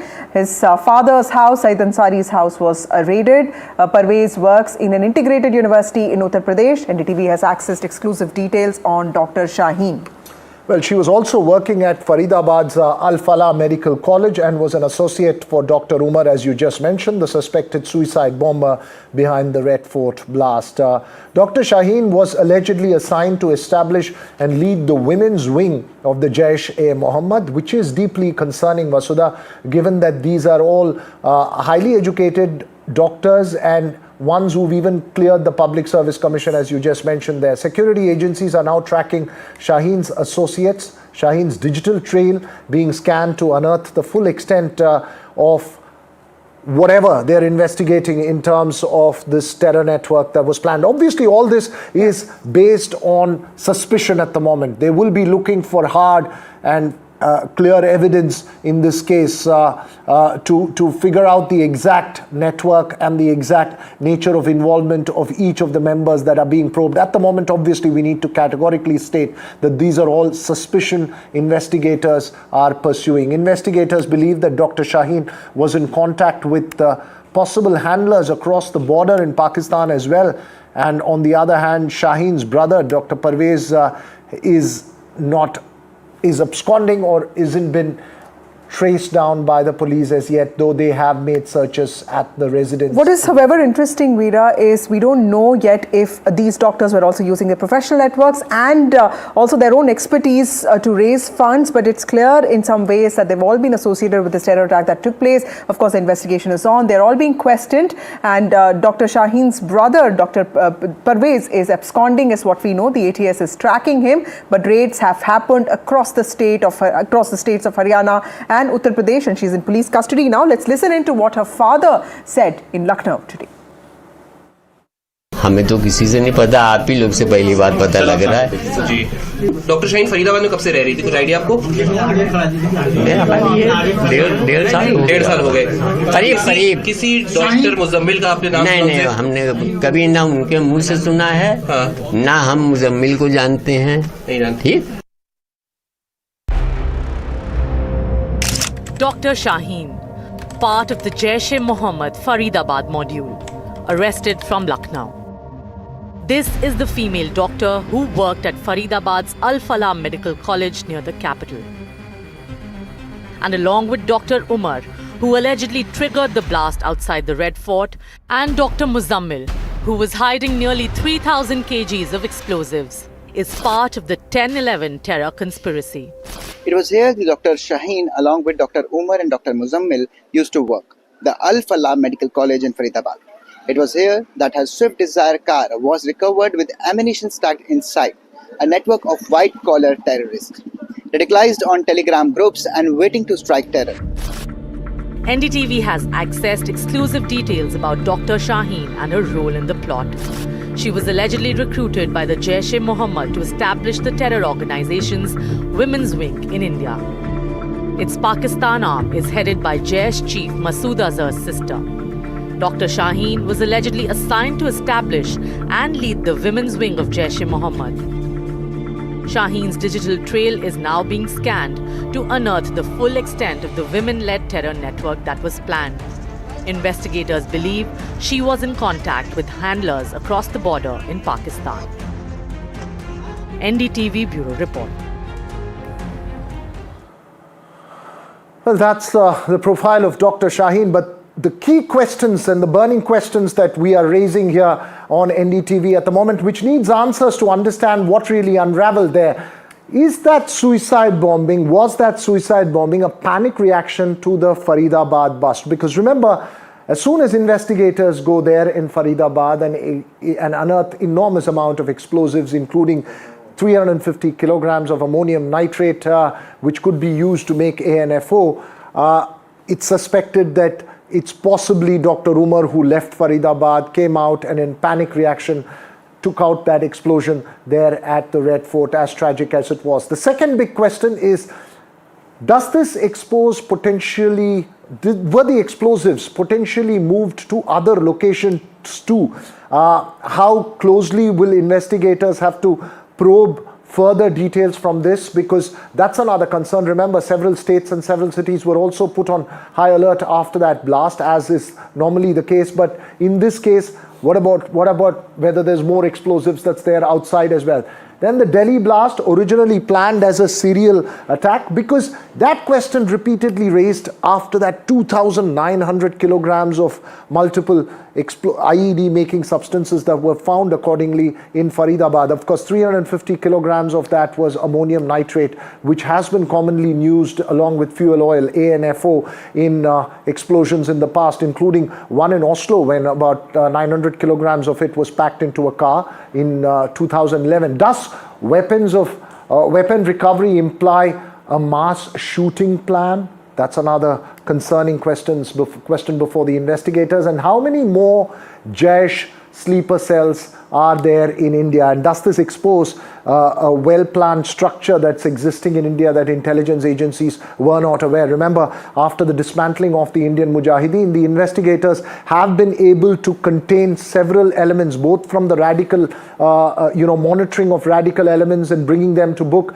when there are radical posts and radicalization efforts on, and the other is also influence from outside. They have been able to curb that enormously in the last few years. How will India respond to that attack in New Delhi? That's another key question that is being raised, which will need categorical answers. Of course, the Prime Minister will be back, and of course there will be several conversations, confabulations in the national capital about what next and how India will respond. Back to you, Vasudha. Thank you, Veera. Well, this issue is also playing out politically in India, with the government stating very clearly that the perpetrators of the terror attack will be brought to justice and they will be punished severely. Home Minister Amit Shah has said that he has given out instructions to all officials that they will have to go after every culprit who's accused of this crime. The Prime Minister, speaking in Bhutan, has also said that justice will be served. But the opposition, of course, has also accused the government of security lapses. Let's listen in to some reactions. ಹೇಳಿದ್ದೀನಿ. ಈಗ ಸದ್ಯಕ್ಕೆ ಇಷ್ಟೇ ಹೇಳೋದು, ಭದ್ರತಾ ವೈಫಲ್ಯ ಆಗಿದೆಯೇ ಇಲ್ವಾ ಅಂತಕ್ಕಂಥದ್ದನ್ನು ನೋಡ್ಬೇಕು. ಬಿಹಾರದ ಚುನಾವಣೆ ಇದೆ ಸರ್, ಅದರ ಮೇಲೆ ಪರಿಣಾಮ ಬೀರುತ್ತಾ ಅಂತ ಇವತ್ತು ಚುನಾವಣೆ ನಡೀತಾ ಇದೆ.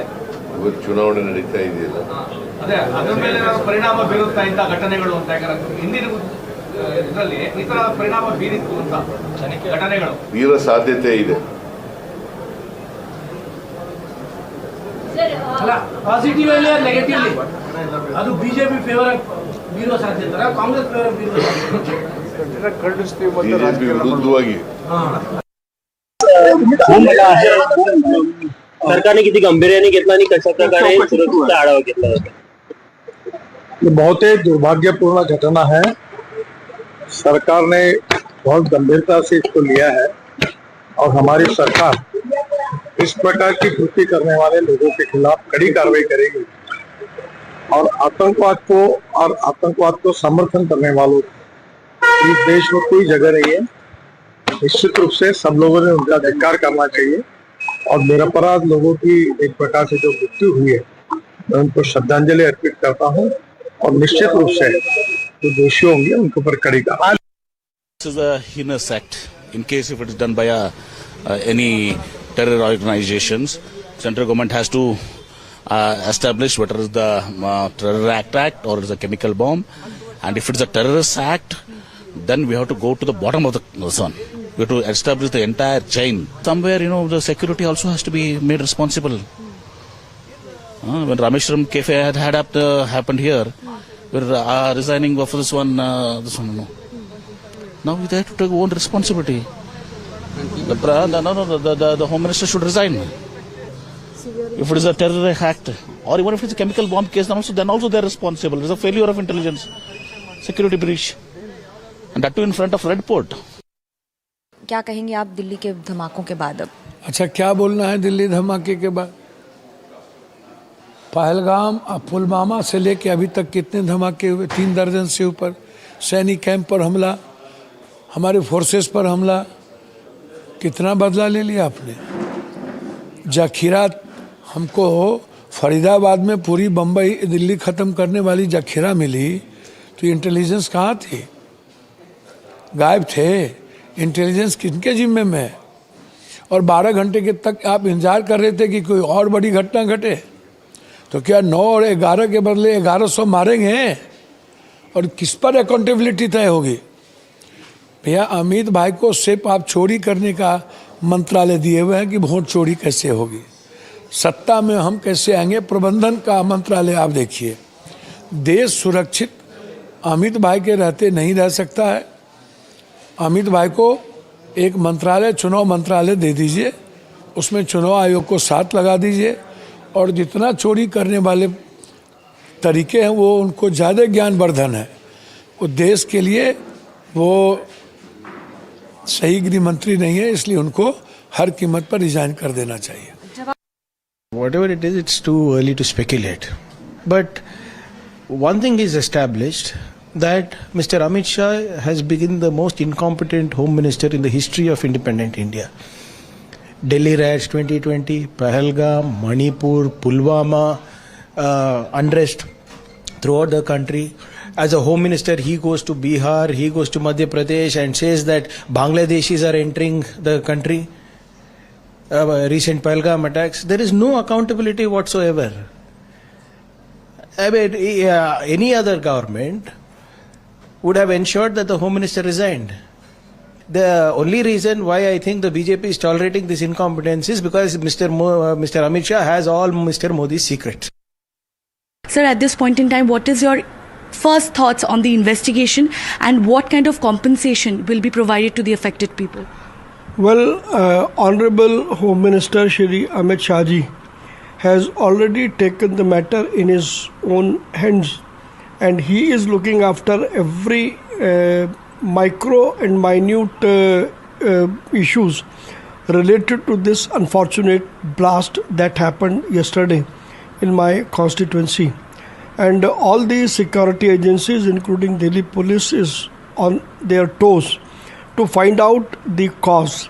And once the things are identified, nobody responsible for this unfortunate blast will be spared under any circumstances. I pay my respects to all those bereaved families who have lost their dear ones, whereas the people, those who are having medical treatment at the hospitals. Well, Veera, several political reactions there, with the government making it clear that every perpetrator is going to be punished for this, while the opposition is blaming the government, accusing that it's been a major security lapse. That's right. Several questions will have to be raised on multiple fronts. We'll take a very short break. When we come back, much more on the latest that's coming in from the investigations.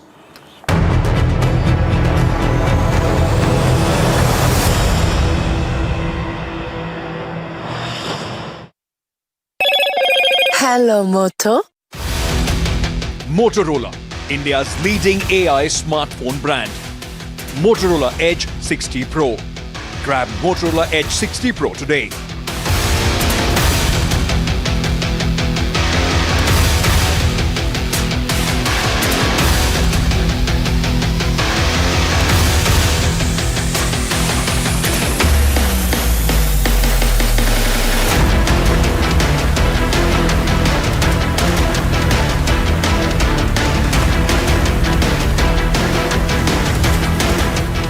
Co-presented by Motorola Edge 60 Pro. Grab Motorola Edge 60 Pro today. And JK Tire, Smart Tire.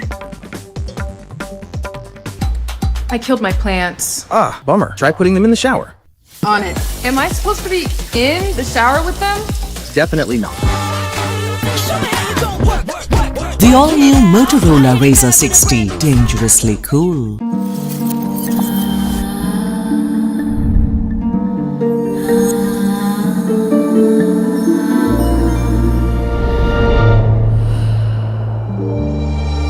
Inspired by flowers. Bloom series fans from Usha.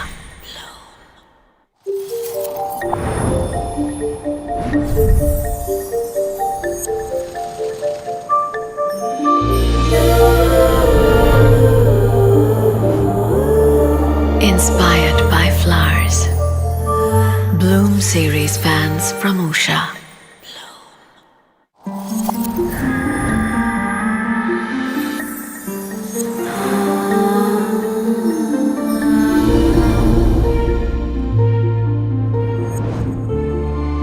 Inspired by flowers. Bloom series fans from Usha.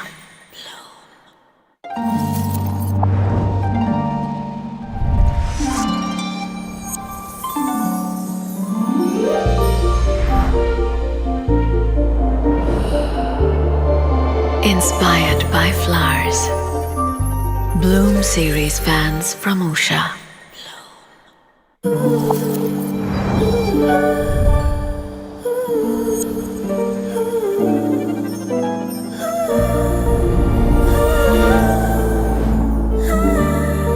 Inspired by flowers. Bloom series fans from Usha.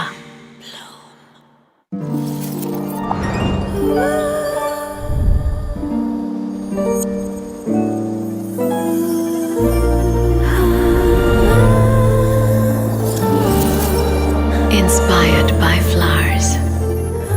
Bloom series fans from Usha. Under the leadership of Honorable Chief Minister Yogi Adityanath, Uttar Pradesh is today contributing to the nation's development story with new energy and a new vision, and will continue to do so. The nation has resolved that now it will neither stop nor tire, as Prime Minister Modi said at the NDTV World Summit. हम न रुकेंगे न हम थमेंगे। हम 140 करोड़ देशवासी मिलकर तेजी से आगे बढ़ेंगे। In the past few years, Uttar Pradesh has made remarkable progress in the fields of infrastructure, education, health, industry and tourism. The construction of expressways and airports has enhanced connectivity, while initiatives like Invest UP have accelerated industrial growth by creating an investor-friendly environment. जो लोग कहते थे उत्तर प्रदेश बीमारू है, आज कोई उत्तर प्रदेश को बीमारू नहीं कह सकता। आज उत्तर प्रदेश भारत की अर्थव्यवस्था का एक ग्रोथ इंजन बना हुआ।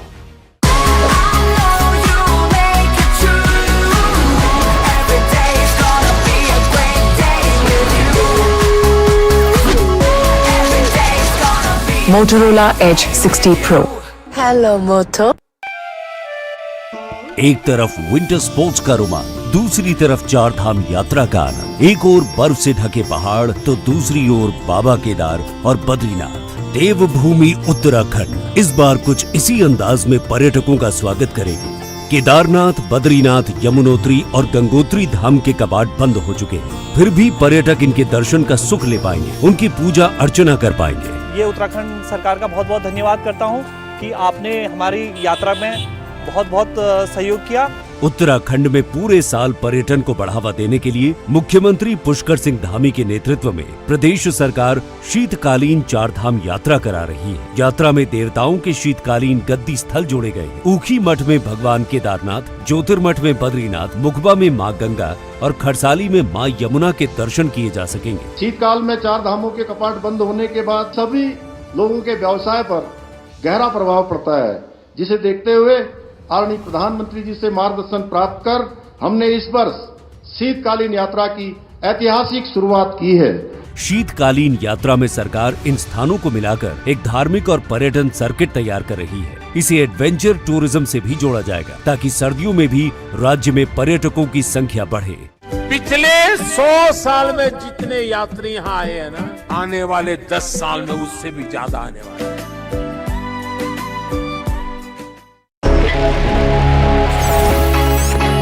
Long night? You have no idea. I got you.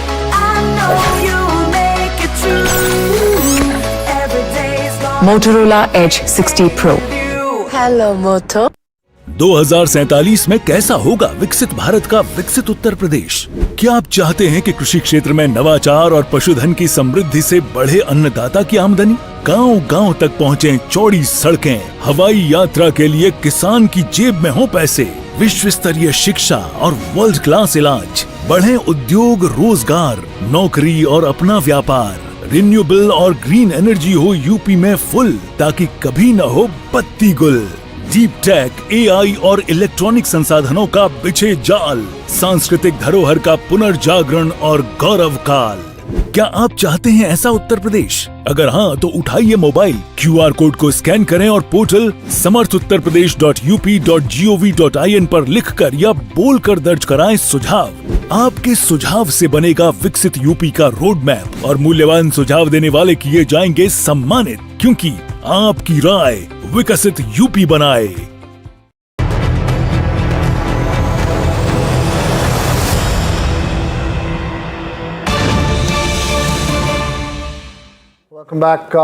Welcome back. Bit of breaking news that's coming in, Vasudha, but that's not on the Delhi blast case, but on the Sabarimala gold heist probe. Former Travancore Devaswam Board president has been arrested, Vasudha. This is the third arrest, Veera, in the Sabarimala gold heist probe, Sabarimala gold investigation that's happening. And Vasu, former Travancore Devaswam Board president, has been arrested by SIT today. Well, as you just mentioned, he's the third accused in that Sabarimala gold heist case. Remember, it's been probed by the special investigating team after lots of gold from the Sabarimala temple door, which was donated to the temple by Vijay Mallya in 1999, was found missing. In fact, the gold door, the gold-plated doors, Vasudha, had taken a journey across South India.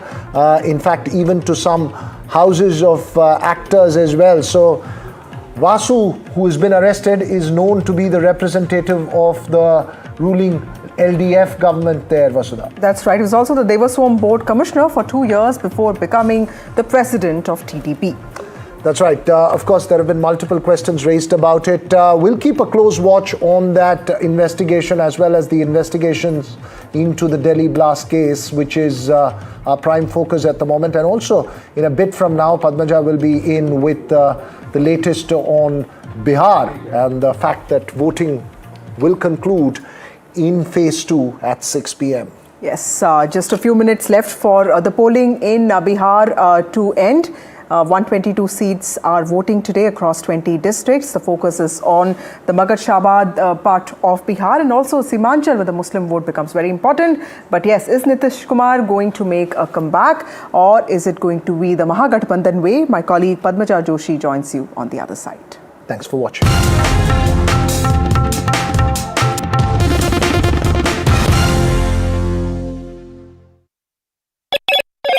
Hello, Moto. Motorola, India's leading AI smartphone brand. Motorola Edge 60 Pro. Grab Motorola Edge 60 Pro today.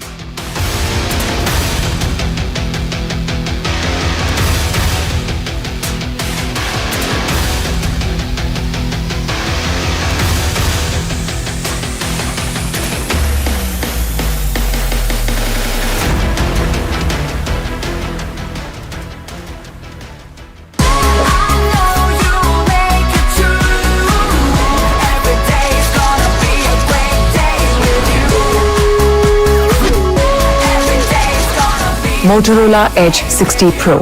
Hello, Moto. Under the leadership of Honorable Chief Minister Yogi Adityanath, Uttar Pradesh is today contributing to the nation's development story with new energy and a new vision, and will continue to do so. The nation has resolved that now it will neither stop nor tire, as Prime Minister Modi said at the NDTV World Summit. हम न रुकेंगे न हम थमेंगे। हम 140 करोड़ देशवासी मिलकर तेजी से आगे बढ़ेंगे। In the past few years, Uttar Pradesh has made remarkable progress in the fields of infrastructure, education, health, industry and tourism. The construction of expressways and airports has enhanced connectivity, while initiatives like Invest UP have accelerated industrial growth by creating an investor-friendly environment. जो लोग कहते थे उत्तर प्रदेश बीमारू है, आज कोई उत्तर प्रदेश को बीमारू नहीं कह सकता। आज उत्तर प्रदेश भारत की अर्थव्यवस्था का एक ग्रोथ इंजन बना हुआ है। I killed my plants. Ah, bummer. Try putting them in the shower. On it. Am I supposed to be in the shower with them? Definitely not. The all-new Motorola Razr 60, dangerously cool. कभी ममता की दुलार, कभी बड़ों का प्यार, कभी खेल का मैदान, कभी दोस्तों की पहचान। 10 का सिक्का एक पर रूप अनेक, इसलिए 10 रुपए और बाकी दूसरे सिक्के चलन में बने रहेंगे। उन्हें बेझिझक स्वीकारें। आरबीआई कहता है, जानकार बनिए, सतर्क रहिए। Long night? You have no idea. I got you.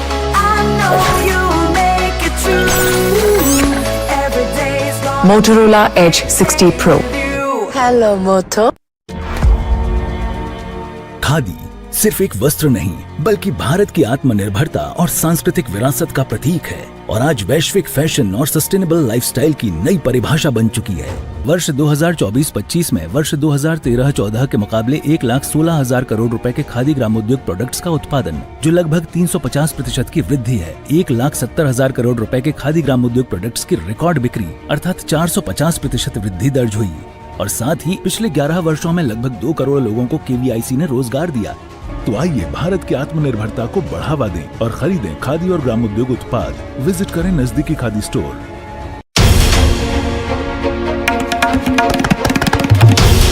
This is NDTV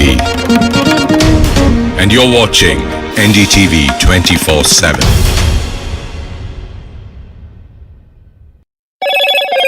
Hello, Moto.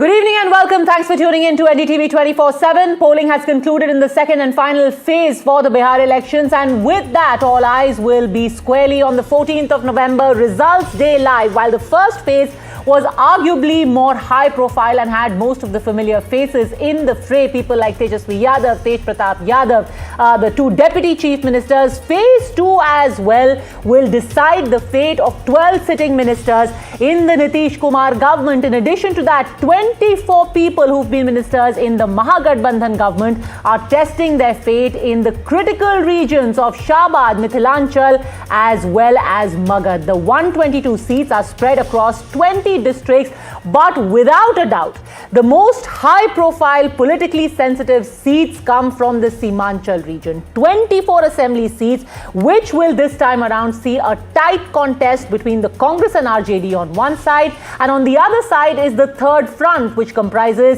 of AIMIM and Chandrasekhar Azad's Azad Samaj Party and Swami Prasad Maurya's Apni Janta Party. But without a doubt, it is Asaduddin Owaisi who could well be the mover and shaker in that region. Breaking news coming in right now. Bihar has surpassed the 2020 polling percentage figure in phase 2. Record voting has taken place yet again. Bihar voter turnout numbers have overtaken the kind of figures we saw in phase 1 as well. Over 60% polling has already taken place. These are the numbers that we are getting for after 5 p.m. 67.14% voter turnout till 5 p.m., which is a whopping 15.6% higher voting that has taken place till 5 p.m. alone. And it's natural that both the sides will claim that this works in their favor. The Mahagathbandhan says that large numbers people coming out signals an anti-incumbency. Some are putting down to the SIR, the number of voters who have been reduced thanks to SIR. But even if we do an apples to apples comparison between phase 1 and phase 2, the phase 2 voting has been far brisker. Far more people have come out and cast their vote. Let's just take a look at the numbers that we have seen since morning. Every 2 hours, the Election Commission has given the data for the kind of polling that has taken place and done a comparison between phase 1 of this election and phase 2, and consistently that number has been higher. What is that comparison like? At least a 2 to 3% difference between phase 1 and phase 2 itself. More people coming out to register their mandate. 9 a.m. today morning, the polling stood at 14.55% as compared to 13% in phase 1. 11 a.m. it climbed to 31% as compared to 27% in phase 1. At 1 o'clock, that figure had climbed to 47.62%, an increase of about 5% compared to phase 1 itself. And then at 3 p.m., this number had gone to 60% as compared to 53% in phase 1, which means consistently, and now this has gone above 65%. Bihar has given a historic voter turnout in the second phase and overall in the polling itself. Joining us in the studios, we've got senior journalist Sanjeev Srivastav and Ajit Jha. Your opening thoughts on these figures. The JDU naturally is hailing this bumper voting. In the very latest reaction that we've gone from the JDU, it has said Bihar has given a historic mandate. They've already declared their mandate. Now some people will blame the EVM. So the barbs have already started. JDU saying that some people will find an excuse for their loss, but a higher turnout means that people have blessed us with the mandate. Ajit Jha, what do you make of this 65% plus polling seen in the second phase? Let me explain a technical bit here. Yeah. Part of the increase in polling is because of the SIR. Yes. What actually happened, that the registered voters conventionally every 5 years increases by 8 to 10%. This time, because of the SIR, the registered voter increase is just 1%. So, the definition of turnout is the number of people who have voted divided by registered voters into 100. So therefore, there is a bit of an exaggeration in terms of the turnout. But that's only partly. Yes. The other part is three reasons, I would say. I would call it fierce competition between political parties. In the past, we largely had a bipolar fight between Mahagathbandhan and NDA. This time we have overall Bihar tripolar. In Simanchal, I would say 4 poles, right? So fierce competition naturally raises, political parties bring their supporters to vote, go down to the booth level. So that's one reason. But the other 2 reasons are very important. One is what I would call the people I talk to on the ground, one-sided women voting for Nitish Kumar for the NDA. We'll talk about the individual factors in just a second. You spoke of Simanchal, and yes, without a doubt, there is a very pitched contest there. A scuffle broke out between workers of the Congress and the BJP at a polling booth in Araria. This is one of the seats. This is one of the 4 Lok Sabha seats, in fact, that falls in that region. In a polling booth in Araria during voting for the second and final phase, Congress supporters alleged that the BJP called for beating them up. And Sanjeev Srivastav, this might just be one of the symptoms. Simanchal, and you've traveled in that area, just to give our viewers a broad idea of what Simanchal is about and why it is important. It has a total of 24 assembly seats. There are 4 districts there: Purnia, Araria, Katihar and Kishanganj. Kishanganj with close to 68% Muslims, Katihar 44.5% Muslims, 38.46% Muslims in Purnia, and Araria at 42.95%. All of these seats very closely fought, and clearly the tempers are flying. However, the surprising bit, it is the BJP and the Congress clashing there. Sanjeev ji. People who have the least stake. So in a manner of speaking there on those seats. But having said that, see, one really has to wait and watch what kind of a reaction or support in terms of voters Owaisi gets. Owaisi was camping, we went to Kishanganj, and Owaisi was camping there for nearly 10 days. A very senior leader of his party was also staying in the same hotel where we were staying in Purnia. So AIMIM has really pulled out all stops.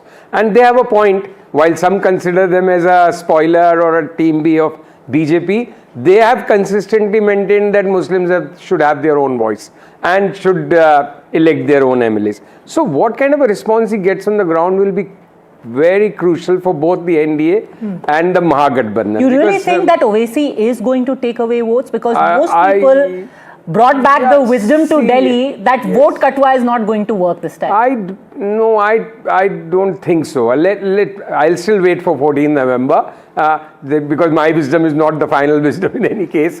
It cannot be. But a lot of things which we were assuming before going to Bihar turned out to be wrong. That Nitish's health and his state of mind or health faculties will be a big role. It was a zero effect on the ground. Whether SIR is a big issue and this whole vote chori campaign, it found little resonance on the ground. From distance, they were looking that a lot of noise was made around them. Similarly, Owaisi has his own support base. A lot of people really want their own representation. And this conventional theory ki why vote a losing side may also does not always work. People decide to vote. So Bihar is the most politically conscious, like Ajit. Absolutely. And remember this time around, when Mukesh Sahni was announced as the Deputy CM face for the Mahagathbandhan, Owaisi went to town saying only one thing. आप क्या सिर्फ दरी बिछाते रह जाएंगे? कब तक आप लालटेन में तेल बनकर जलते रहेंगे? आप अपने घर में रोशनी कब करेंगे? When will the Muslims have their own leadership? When will they have their own CM? When will they have their own party? Let me go across to my colleagues now. Joining me are Prabhakar Kumar, our Bihar Bureau Chief. Aishwarya there also on the ground. Aishwarya, first tell us, what is the latest that you're hearing about this clash that happened in Araria?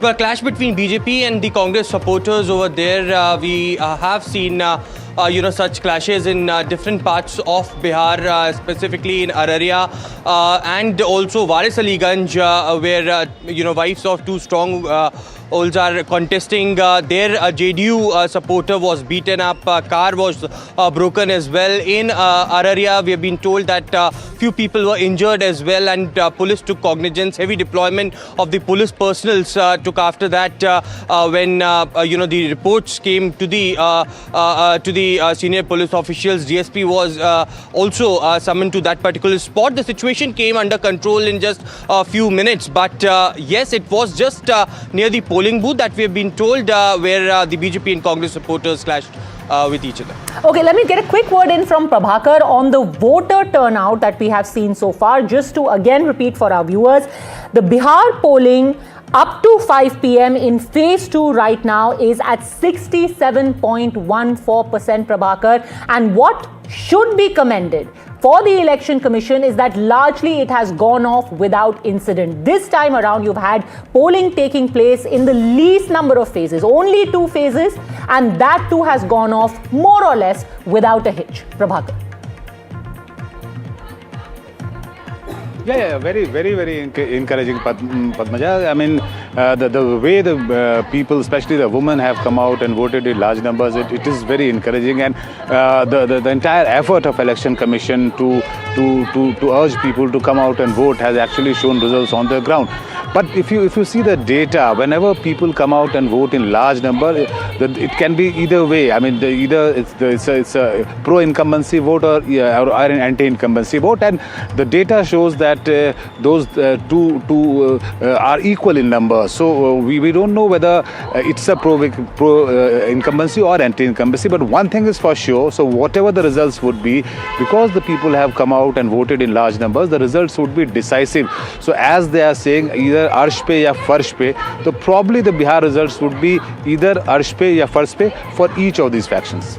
All right, in fact, more news coming in, and we'll go across to Sikta Deo on that in just a bit. An incident has now come to light of some people attempting fake voting. The Motihari police have taken action in a case of fraudulent voting. Some women wearing burqas attempted to cast their votes under someone else's name. Let's get more details on that from Sikta, and this has taken place in the Dhaka Assembly constituency in Motihari. What more can you tell us, Sikta? Padmaja, right now I'm in Katihar, which is part of Simanchal. Motihari details I would have to update you in a bit, but Katihar also has an interesting fight on few seats, like 4 cornered fights. That's my biggest takeaway from my ground reports, that Jan Swaraj, AIM, and Mahagathbandhan have fielded Muslim candidates in this area which has more Muslim population. So in fact the Muslim voters here either are spoiled for choice or they are confused. So that's those seats going to be very interesting. Like for Shakil Ahmed Khan, it's a tough fight because Jan Swaraj has also fielded a Muslim candidate in front of him. AIM also has that. Even for Mehboob Alam, another sitting MLA, a part of Mahagathbandhan of CPI-ML, he has Jan Suraj's Aftab Khan in front of him, and Owaisi's Adil Hassan is also contesting from this seat. So these are kind of fights on ground which is happening. I'm here right now in Saifganj in Katihar. Padmajan, I saw the excitement in the voters here. Huge numbers of voters turned out early in the morning waiting to get in. It was not even 7 and the queue was like not stopping, and that was a kind of excitement. And 2 takeaways from ground from my reporting, Padmaja, before I conclude. Why did the number increase?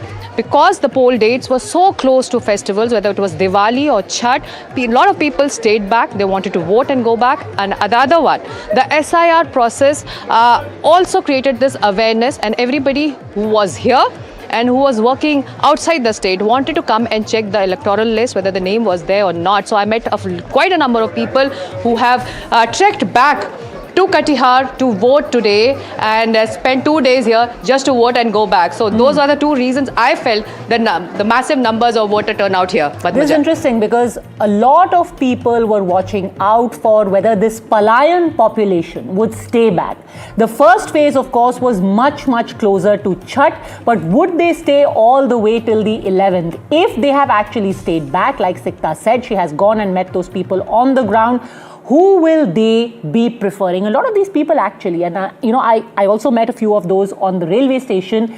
They seem to have a little bit of a soft corner for the Jan Swaraj as well. They speak of the Pila Gamcha as an aspirational party, which maybe would help them when they go out of Bihar. They won't have to think of being called Bihari as some kind of slur. Ajit ji. Sikta is right. It is a 4-cornered contest in the entire of Simanchal, I would say, because we traveled quite a bit. And like you pointed out, we went by flight. The whole flight was filled with, I would say, mostly Muslim voters, because our flight was delayed. So I talked to quite a few of them, and they were half divided. Half was saying Tej Raftar, meaning Tejashwi Yadav. The other half was saying Owaisi. And as you said, once I started moving around, I did find some voters who told me that they would vote for, Jan Swaraj party. So there is a 4-cornered fight. The other point I wanted to make... And the biggest person to lose out on this would be Tejaswi Yadav, because if the Jan Swaraj and Owaisi are cutting into votes, the only person it affects is the Congress and Tejaswi Yadav. Well, look at the last time results. RJD just got 1 seat out of 24. Congress is the one which did better. In this region, for some strange reason, the Congress has done much better. Actually, both their Muslim MPs come from the Simanchal area. So Congress and BJP did the best last time. BJP ended up, in fact, all the counter NDA kind of swept the entire sort of seat because of the division of the Muslim vote. So, let me just talk about this phase overall. Why this is a bigger fight for the Mahagathbandhan? What are the regions that went into elections in phase 2, and what were the results like in 2020? Now, if we take a look at these 122 seats that have voted today and then compare it to the results that we saw last time around. Let's pull up that graphic on why this is a tough fight for the Mahagathbandhan, where we see how these seats were divided between the Mahagathbandhan and the NDA last time around. Here you see it these are the 122 seats, and this was the breakup last time. The NDA got 66 of these seats. The Mahagathbandhan, however, got only 49. And the reason for that largely was, Sanjeev ji, because the AIMIM, the BSP and independents had cut not just into their seats, but also their vote share. And where the region where you will see these other colors coming up, these non-saffron, non-RJD colors, is this Seemanchal area. So again, a four-way fight this time around. Let me also give our viewers a little bit of an overview of what this region is like that is fighting. This here, and it's evenly divided for the simple reason, this area is Shahabad. This is where the NDA has got a very tough fight. Last time around, they had won only about, I think, 2 to 3 assembly seats in the Shahabad area. Then we come here to Mithilanchal, where you will see a wave of saffron. The JDU and NDA doing pretty well in the Mithilanchal region, areas like Darbhanga and Sitamarhi. They had got their solid loyal voters here. And then the third region here is of Seemanchal, which is bordering West Bengal, where you've got a significant Muslim population, like I said. And this is where Tejaswi Yadav and the Congress will be giving it their all. This time around, Sanjeev ji, is the critical. Phase 2 was definitely more critical for Tejaswi Yadav. So when you're showing the last 2020 poll figures, it's interesting not only because the number of seats which AIM, OIC's party and others have got, it's what that tells you part of the story. The other part of the story is how many seats did they ensure that the actually Mahagathbandhan lost out? Because they still took votes in the areas where they didn't win. So it will be the same story playing out. What kind of ground support will OIC get? Will have a function on will have an impact on the outcome. So how the vote is getting divided. Only on Jan Swaraj party and Prashant Kishore, I think it cuts both ways. Somewhere, yes, he will cut into anti-incumbency votes and if he has put up Muslim candidates. But the Muslim candidate will be a bigger threat from OIC rather than Jan Swaraj. But he will also be cutting into some BJP vote, the upper caste. But the other point which I spoke to some voters both on the Delhi airport while going to Bihar and some very few in Patna. After that, I didn't come across Jan Swaraj voters, very honestly, personally. But they started with most of the ones who have left Bihar and are outside, they see that, there's this new idea, this young person. My interpretation or impression of them was, while they were very much taken in and swayed in by the idea and this hope and aspiration, but if you talk to them a little much, if you prod a little more, I doubt whether they'll in fact end up voting for Prashant Kishore.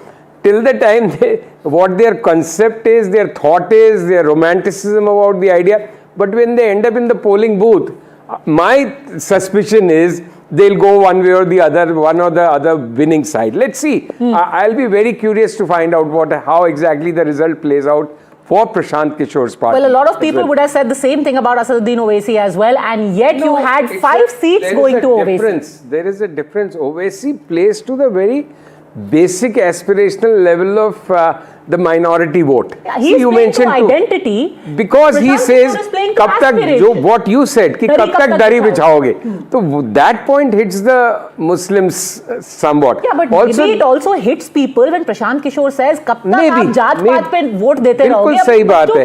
So that's why this curiosity about 14 November. And one thing other which you were talking about, see, Rahul Gandhi definitely has a bigger traction amongst minority vote. Since we're talking about Rahul Gandhi, this EVMs now being sealed after polling is completely over. I wonder if those flying squads, Sanjeev ji, that the Congress had spoken of, they had some eagle squad also, right, which was supposed to be a flying squad, was supposed to stand guard outside all the strong rooms to ensure that no dhandli is happening. I wonder if any of them are around as these EVMs are being sealed. I wonder myself. They don't have enough feet on the ground in any case. Where will the flying squads be? But on this Tejaswi versus Rahul, on the minority vote, see, a lot of people just stand behind Rahul because they see him as a very firm voice of opposition against Prime Minister Modi. So that's his real traction amongst masses. And to put it very crudely, one line sums it up when they say, "Wahi lad rahe hain Narendra Modi." Narendra Modi से कौन लड़ रहे हैं? राहुल गांधी नरेंद्र मोदी से लड़ रहे हैं. Speaking of Jansuraj, a clash broke out between supporters of Prashant Kishore's party and the BJP in Barbiga area of Waris Aliganj constituency. A car was also vandalized in this scuffle. Let's try and get more details of that from Aishwarya. One didn't think that Jansuraj was also going to get into a scuffle, and apparently this scuffle, Aishwarya, was with the BJP. What was the catalyst?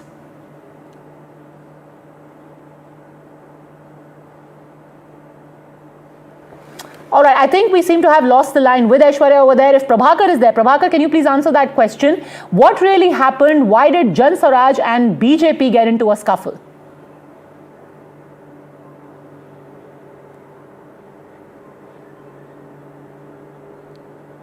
All right. See, in the heat of an electoral battle, anybody can pick up a fight with anyone. The fight actually for Prashant Kishore is in a way the BJP, because as Mr. Srivastava rightly pointed out, the upper caste, especially the Brahmin voter, have been voting almost like, I would say, overwhelmingly for the BJP. The first time the younger Brahmin voters are rethinking, some of them, I'm not saying all, but that would cut the BJP vote. So in a way, one reason for the fight could have been, the upper caste. See, I cannot resist. I cannot resist this, Padmja, I cannot resist this. The Brahmin vote is as solid a vote bank of the BJP as the minorities are of the opposition or the anti-BJP. Especially in Mithilanchal area. So... Yeah, and also it is that area where there are a few candidates, people who are disgruntled from the RJD, from the JDU, from the BJP, who have been given tickets very strategically by Prashant Kishore. On an outside bet, how much do you think Prashant Kishore could really stand to gain in this election? I think Prashant Kishore... In terms of vote share and seat. Well, let me first begin and say Prashant Kishore has the biggest impact on the agenda of the election. For almost 2 years, he's been talking about unemployment. He's been talking about agenda set karne ke liye election migration. No, it's important because what happens is the focus moves, as you said, from identity to aspiration, number one. And number two, the very fact that Prashant Kishore is contesting in almost all constituency minus four of them. Therefore, the percentage vote, I think, will be rather significant. It could be as high as 10 or even more percentage-wise. Number of seats, that's the difficult thing because he doesn't have a base vote. Okay. So therefore, the number of seats is difficult to predict. But I think Prashant Kishore would certainly get what he was talking about, first pay, 10%, 10 seat, वो seat कह रहा था, मैं कहता हूँ at least 10% vote he'll definitely get in this election. Okay, so you don't have to wait very long to get a prediction because the poll of polls coming up on NDTV on the other side of a very quick break, a massive voter turnout above 65% in the second phase. This is the highest ever that the state of Bihar has seen and definitely the highest in the second phase of polling that has taken place, even higher than what we saw in the Lok Sabha elections in the state. What does this mean? What are the exit polls saying? Stay tuned because those numbers coming up on your screens in just a bit. A special broadcast with Rahul Kamal in a minute.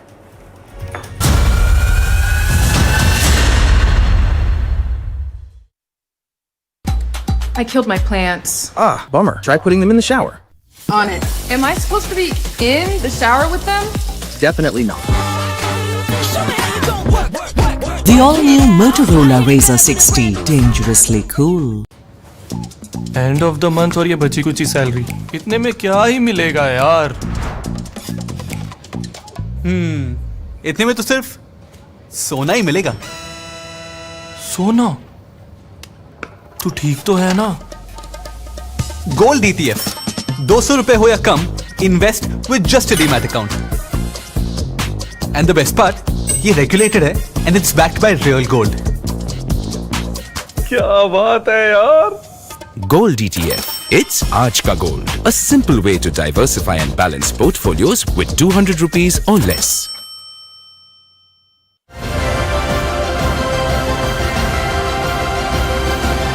हम 4 प्रमुख राजनीतिक दलों के प्रतिनिधियों से पूछेंगे कि बिहार में बाल विवाह को समाप्त करने के लिए उनकी क्या ठोस योजनाएं हैं।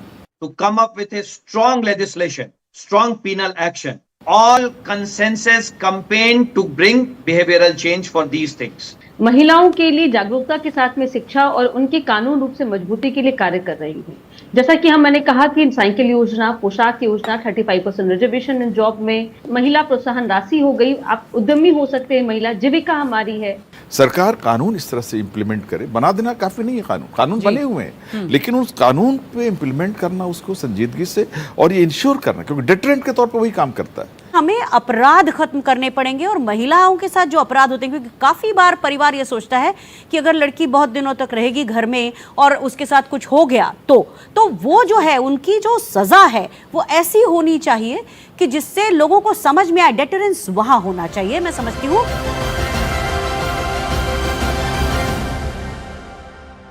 एसिडिटी, हार्टबर्न और गैस को खत्म करें कम से कम समय में और पेट को रखें कूल लंबे समय तक। प्रोटैंस, ईट हैप्पीली, लिव हैप्पीली। जी, आपने भारत कनेक्ट का नाम सुना है? शादी वादी करा है क्या? शादी नहीं, 5 लाख एजेंट्स की मदद से बिल पेमेंट्स पॉसिबल बनाते हैं। ओ, जैसे अभी किया। शाबाश। आप हमें जानते नहीं पर मानते जरूर हैं, हम हैं Bharat connect.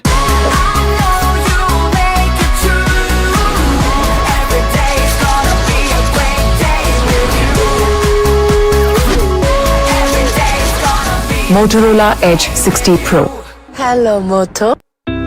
From serene beaches to sacred hills, from lush coffee trails to timeless temples, every corner of Andhra Pradesh tells a story. A land where culture meets comfort and travel blends seamlessly with world-class connectivity. From eco-circuits to cruise tourism, from misty hill stations to shimmering coastal skylines, an unforgettable experience awaits you here. Hospitality that performs, experiences that deliver.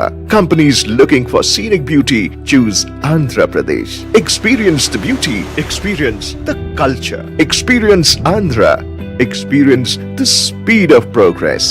This November 14th and 15th. Join us at the CII Partnership Summit 2025 in Visakhapatnam. Companies driven by speed choose Andhra Pradesh.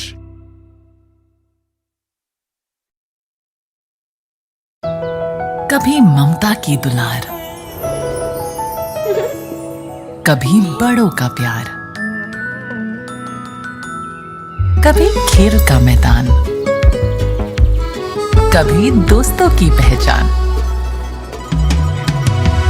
10 का सिक्का एक पर रूप अनेक, इसलिए 10 रुपए और बाकी दूसरे सिक्के चलन में बने रहेंगे। उन्हें बेझिझक स्वीकारें। आरबीआई कहता है, जानकार बनिए, सतर्क रहिए। Long night? You have no idea. I got you.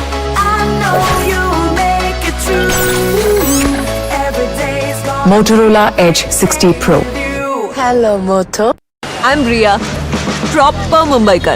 But then something called me and I flew to Hyderabad and had hot biryani on board. Yum! I'm kind of Hyderabadi also. And one weekend with just a backpack, I took off to Phuket. Now I'm a little bit tired too. I'm from everywhere. That's made me feel something special. Guess I'm a little Air India Express too. Explore more, express more. Air India Express. Hello, Moto.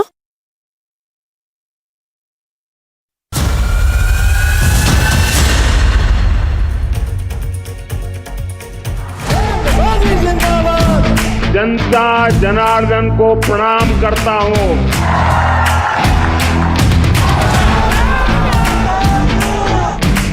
Bihar ballot locked and loaded.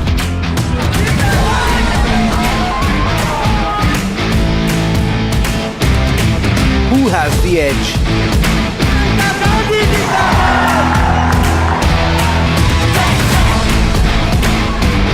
Trends, twists and turning points.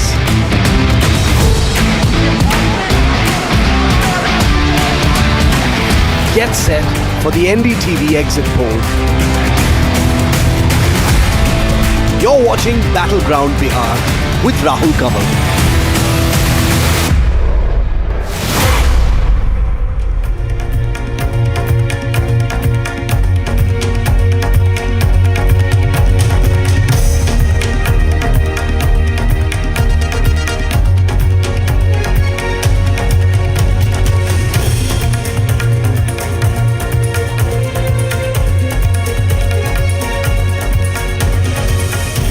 Hello and a very warm welcome. You're watching NDTV Battleground. Over the next 2 hours, we will get you the numbers from the Bihar exit polls. We're going to be looking at 3 exit polls today, 2 polls tomorrow, and in a moment from now, I'll explain just why. We have a fabulous lineup of poll pundits in the studio who will be helping us understand the Bihar poll numbers. Let me introduce you to our guests right at the outset. I'll begin with Veer Sanghvi. Is coming back to television after a very long time. Veer, fantastic to have you back. Prabhu Chawla joins us. You've seen him on TV the last few days explaining the numbers, explaining the dynamics of Bihar to our viewers. We have Amitabh Tiwari. He's come back after spending a few days in Bihar. He's joining us now. We have Shubhrashra and we have Kanchan Gupta. What is striking, and that's where I want to start this broadcast, is just the sheer jump in voting numbers. Phase 2, provisional data. These aren't final numbers. Even at this moment, in some polling centers of Bihar, polling is still going on. But just take a look at the sharp spurt in voting percentages. We'll start from 9 a.m. going all the way up till about 5 p.m. for which we have data at this moment. Just take a look at the 3 lines on your screen. The blue line at the bottom is the 2020 voting percentage. The red line above that is phase 1, which in any case saw a big jump, about a 6.5% total jump between phase 1 and phase 2.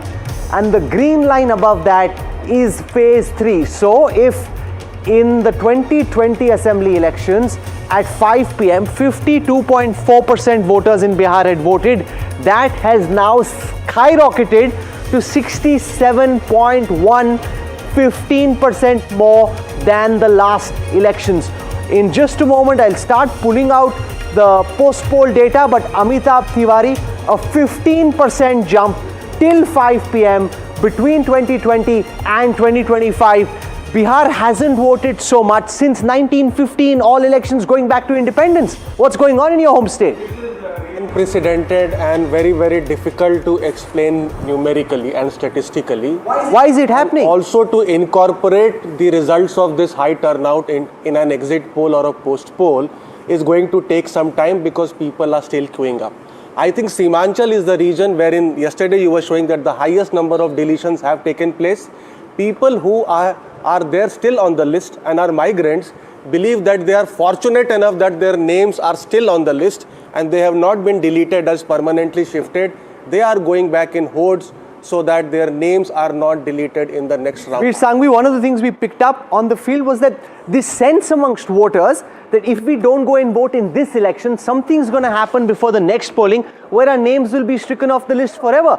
15% jump. Have you seen something like this? I've never seen something like it. And yes, I agree with them. I think that is one of the main reasons. There's a great sense of insecurity that we lose the right to vote, which in a sense, while nobody should be insecure, is not a bad thing. At least people are valuing their vote and they're becoming conscious what a privilege we have in India as a democracy. Prabhu Chawla, you've tracked elections over decades in a state like Bihar. This is the maximum polling this state has ever seen. Yeah, it's a massive turnout. Yeah, obviously, it's unprecedented anywhere in the Indian history. Any state, not only Bihar, it never happened. This kind of spike has never happened in the past. But you have to take into account the number of votes which were cut down, total number of votes, absolute, and then calculate again what is the actual. Sure.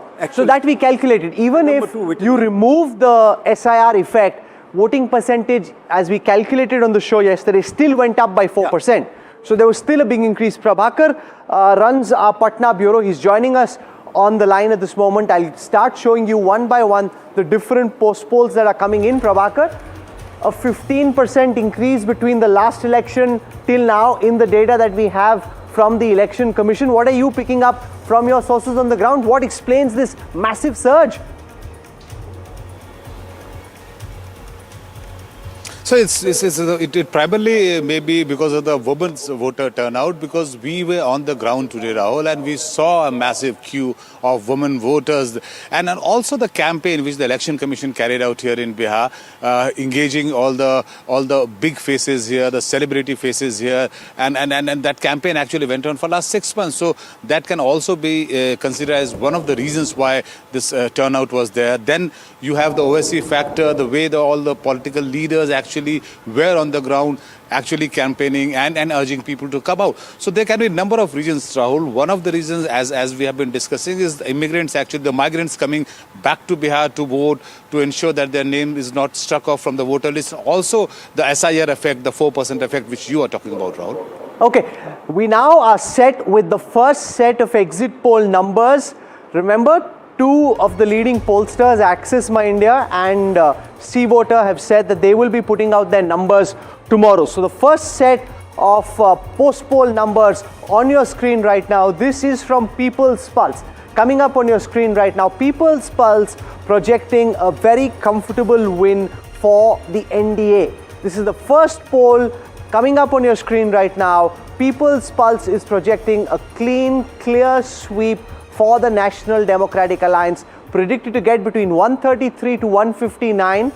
The Jan Swaraj of Prashant Kishore just between 0 and 5. People's Pulse, and I want to show you the data as has been put out by People's Pulse. They think the Gathbandhan will be just between 75 and 101. Remember, the RJD by itself was 75 plus in the last election. That's a big fall for the RJD. Here it is on your screen, the first set of post-poll data, 133 to 159 for Nitish Kumar and the BJP. Rahul Gandhi, Tejaswi Yadav just between 75 and 101. The JSP between 0 and 5. That's the first set of data. Shubhrashra, when the NDA sees this, they'll get some comfort. They seem to be in the first post-poll study very, very comfortably placed, well above the majority mark of 122. Yes, the numbers as shown on your screen does look extremely comfortable for the NDA, and there can be many explanations as to why. But I think for me, the high voter turnout simply is an indication of an assertive voter who is not there to vote as a ritual, but to basically assert their agency and say that this is what we are voting for. Now, what that is can be decoded once the actual results are out. Tehseen Poonawalla just 75 to 101. 20 years of anti-incumbency against Nitish Kumar. If this is the best that Tejaswi and Rahul can do, it's not good news. The opposition lost Haryana, Maharashtra, and now if another big state goes to the NDA, that's just not very good news. That is a big if this holds true. But in my opinion, the increased vote percentage, 15% if you remove the SI, it would be about 10 to 11% vote increase, is to do with the M factor. The M factor is both migrants and Mahila. The Mahilas also don't want their husbands to be out of town. It could be the factor that Amitabh spoke about, the SIR and losing their vote. I think this increased vote, particularly in the Himachal area where it's crossed 70% already, is an assertion that MGB is coming back, is storming into power, and Tejaswi will be the youngest chief minister of Bihar. Rahul, may I just add to this? I don't agree that Mahila doesn't want migrants to, stay out, because often we miss that migration is also aspirational. I migrated from Bihar. It was not a compulsion, but I had to do it because Bihar did not have a platform, and I don't think there is an economic model in Bihar right now which can sustain any kind of talent. Kanchan Gupta? Can I just one line? She's right about that, except that Tejaswi is the only person promising that you come back and I will give you jobs. So there are two things we've seen, Kanchan. A, the collapse of the Jan Swaraj party in terms of seat share, which you had predicted. And secondly, the NDA through the campaign exuded this air of confidence and surety. They thought they had this election in the bag. The first post-poll data seems to back that. I think the results more or less would go this way. In fact, if the NDA is actually winning this election, it would be, the numbers would be more than this.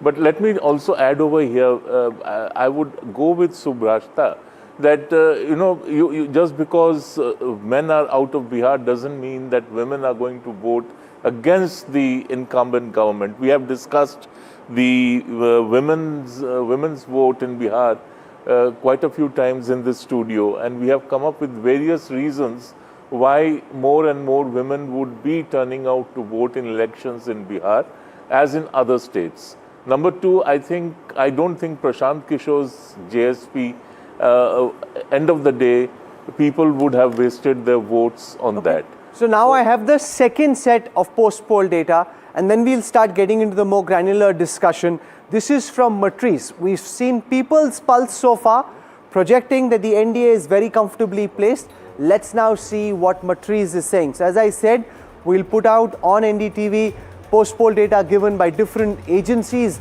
This one from Matrice, which is projecting an even bigger lead for the National Democratic Alliance. Remember, in the previous one, it was around the 130 figure. This one begins at 147, goes up to a whopping